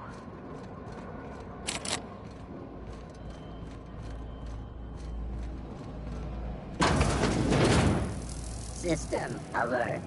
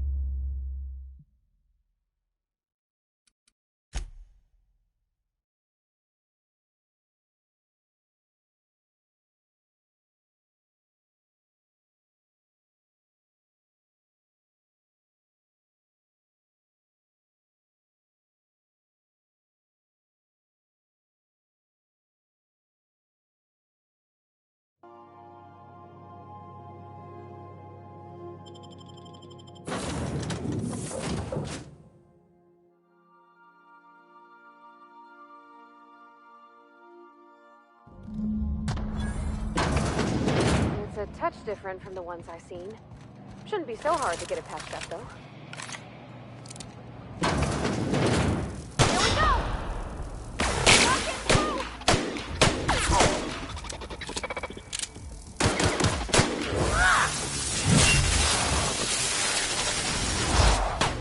Can't get past that armor!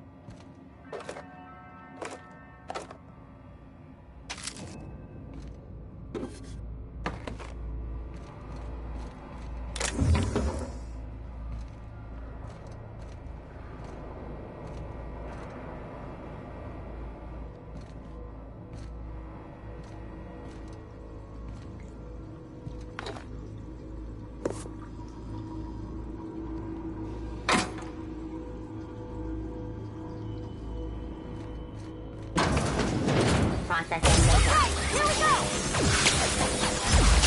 That's gotta hurt. Good job, Cap! That's the last of them!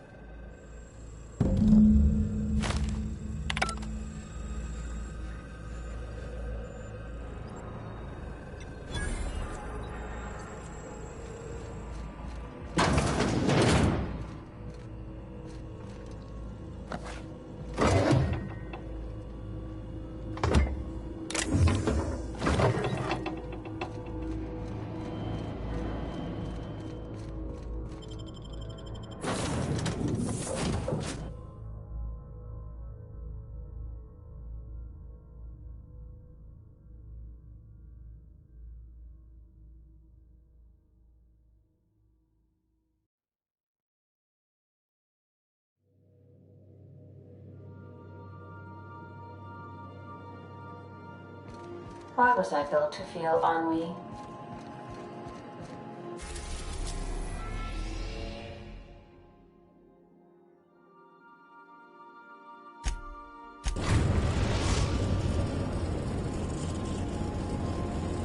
Destination reached. Scylla.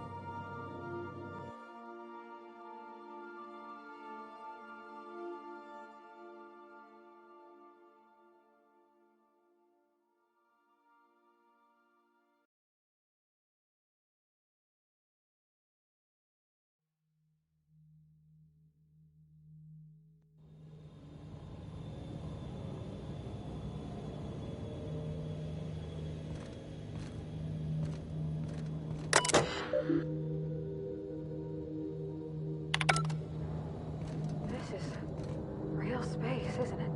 Empty and silent. Never thought I'd see the like. I'd look up at night, but... Yeah, huh?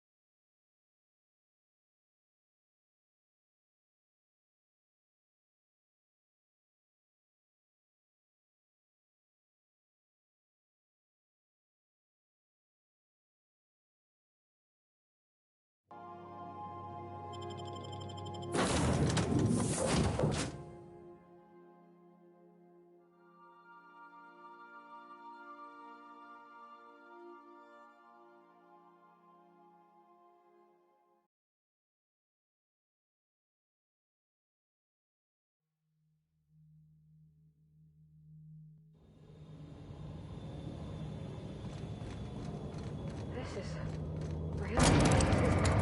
Empty, silent. Never thought I'd see the like. I'd look up at night.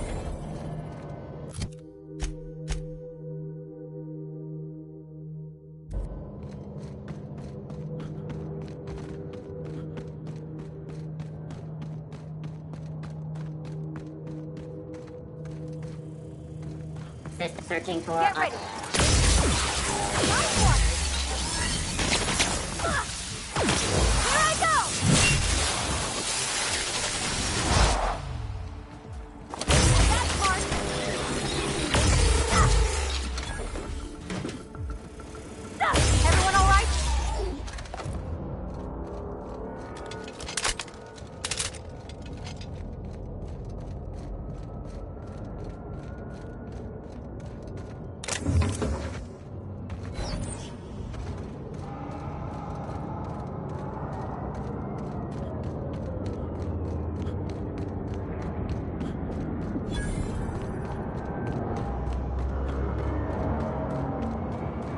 How we ain't dead. Without the pylons on the O2, this thing's cracking through the ice will just drift off.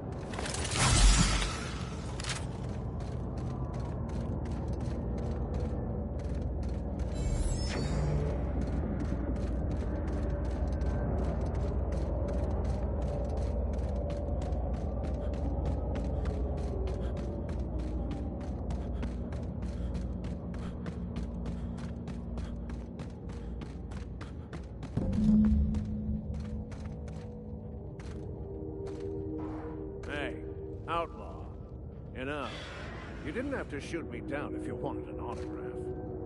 Shut up now, and you might get out of this alive. Can we hurry this up? I want that ship gutted before the primals find us.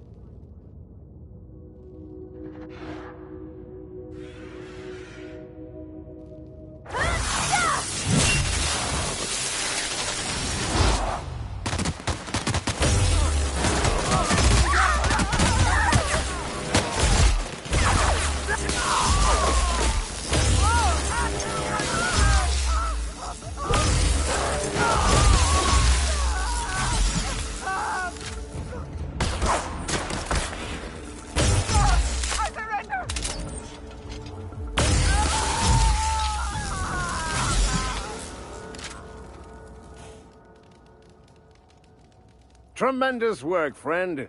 Here I was readying a daring maneuver, and you've come and saved me the trouble. Symptoms detected. Elevated heart rate, dilated pupils, increased sweat production. Subject appears to be terrified. I'm not terrified, you bucket of bolts. That's victory sweat.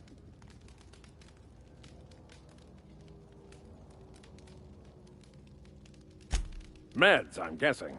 Pirates love bits, and unlabeled meds are worth a bundle.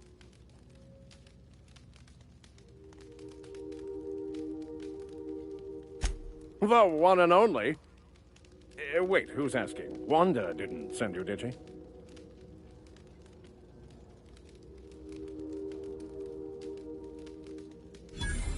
I wager she told you to say that, the sly old bird.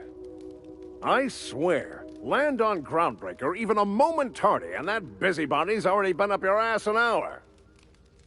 You tell her these automechs are coming, and sending a hired stooge to rescue me from certain peril only furthers my delay. No offense.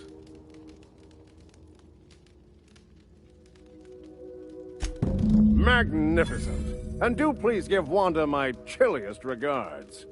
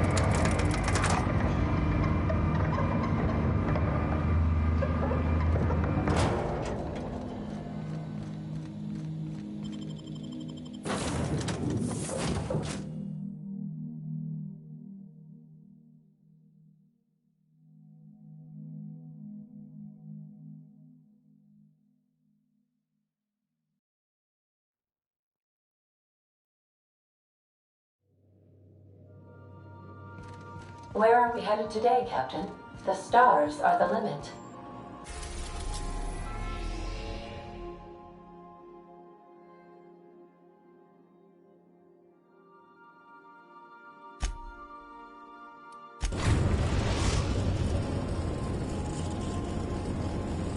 We're now in orbit above Roseway, Captain.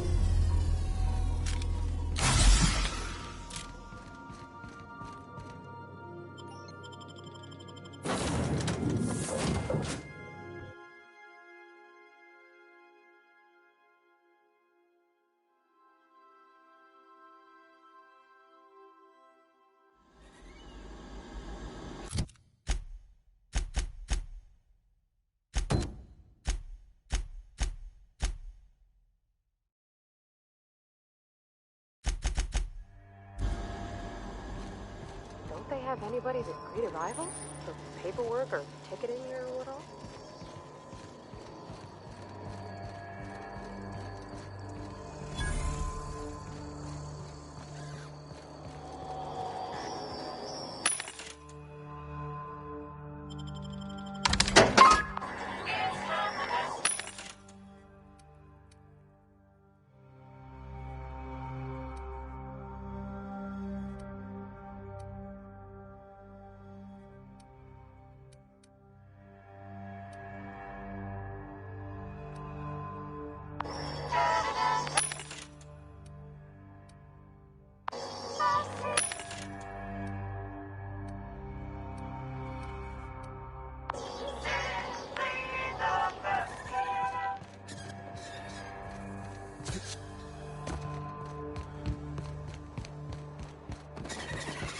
Captain, something bit them.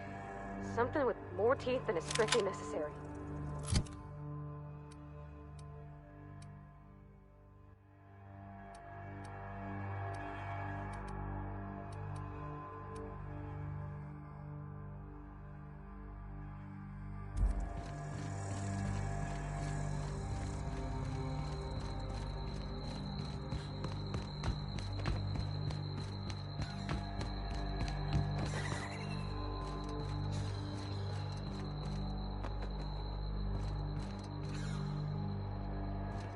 Please, clear the roadway. Obstruction of commerce is punishable by a fine of no less than 10,000 bits.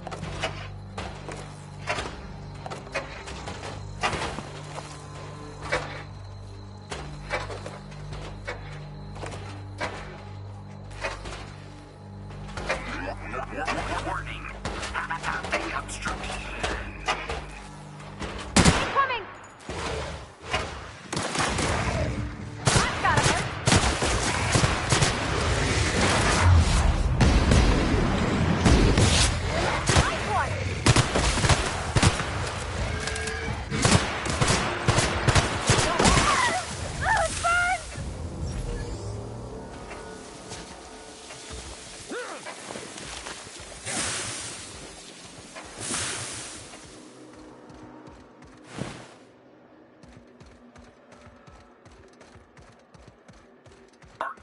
Organic materials detected on roadway. Please ensure mechanisms are... They left their own outside to die? What is that bad?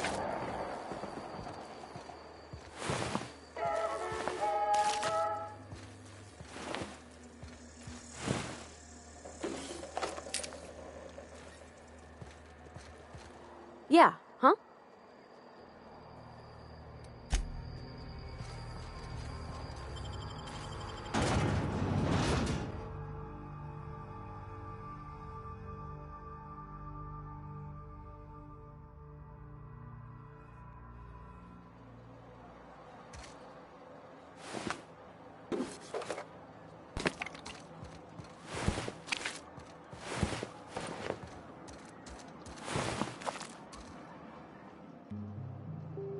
I done had enough of this shit. I'm just the fucking tarmac guard. No one said nothing about fighting no raps. Distress call? From here? Shit. They told me that weren't allowed. Got me. I just do what I'm told, and I was told not to do such. Alarms went off, wraps broke loose, and I hightailed it in here to get a wall between me and them beasts.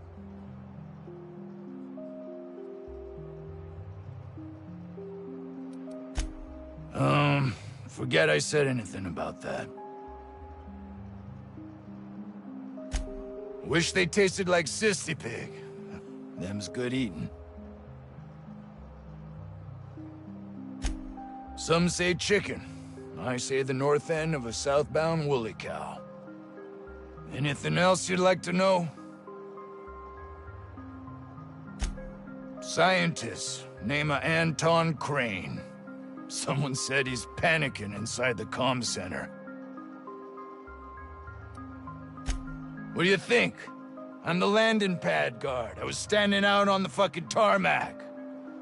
Hell of a job until all this. Oh, before I forget, Auntie Cleo's makes the best pharmaceuticals in Halcyon. Better than nature. Not like that crap Spacer's Choice peddles.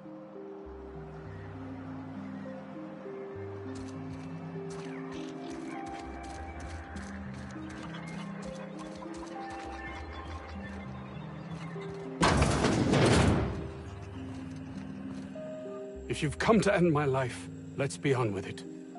Oh, not actually one of them, are you?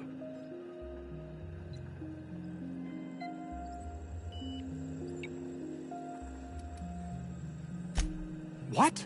I'm Anton Crane, the lead scientist here. I must apologize if my call diverted you. I may have panicked. Everything's under control now, though, truth be told.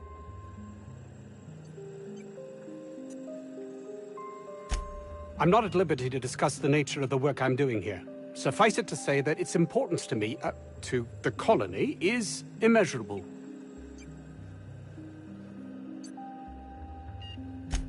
My research may not quite fall within legal parameters, so I'm under orders to maintain wireless silence.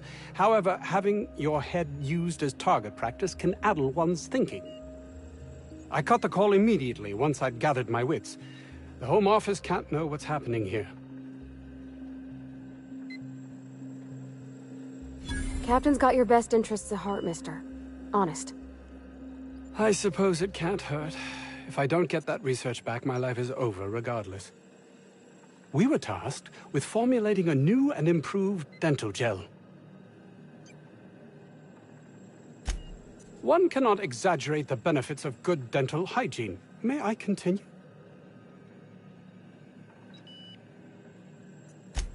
While doing research on enzymes specific to the Raptidon's digestive system, we developed an additive which we subsequently discovered to be the most effective appetite suppressant ever.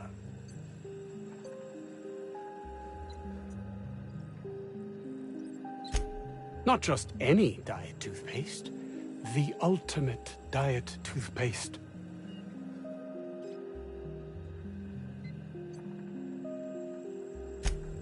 Oh, I'm certain it could be made into that as well, with only a few changes to its molecular composition. But you're missing the point. Let's focus for a moment, shall we? Even if you disregard the obvious value of Auntie Cleo's Appazap Diet toothpaste in and of itself, we're talking about my career here as well. Nice, is it not? Came up with that myself. It's a shame our marketing department is almost as befuddled as my co-workers here. Hours ago, a group of vicious malcontents fell upon us, shot up our labs and loosed our research subjects, the Raptidons. If those cretins get their hands on my research, well, they'll need not kill me.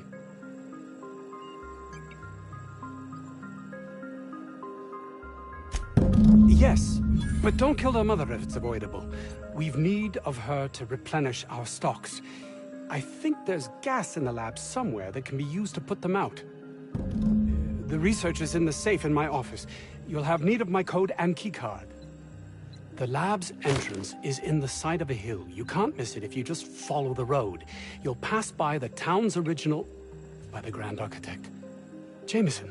He's in the old lab. My protege. I sent him to retrieve some metabolic precursors, and I forgot him. That would surely lighten the weight on my conscience, as I am held to account for the well-being of every scientist here. Too many have been lost. Too many black marks against my name, as it were. And far too much paperwork.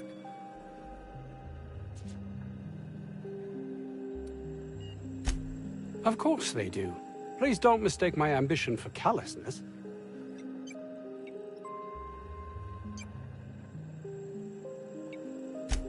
If my colleagues refuse to take their lives seriously, why should I? All they do is complain. They refuse to see the opportunity afforded us here.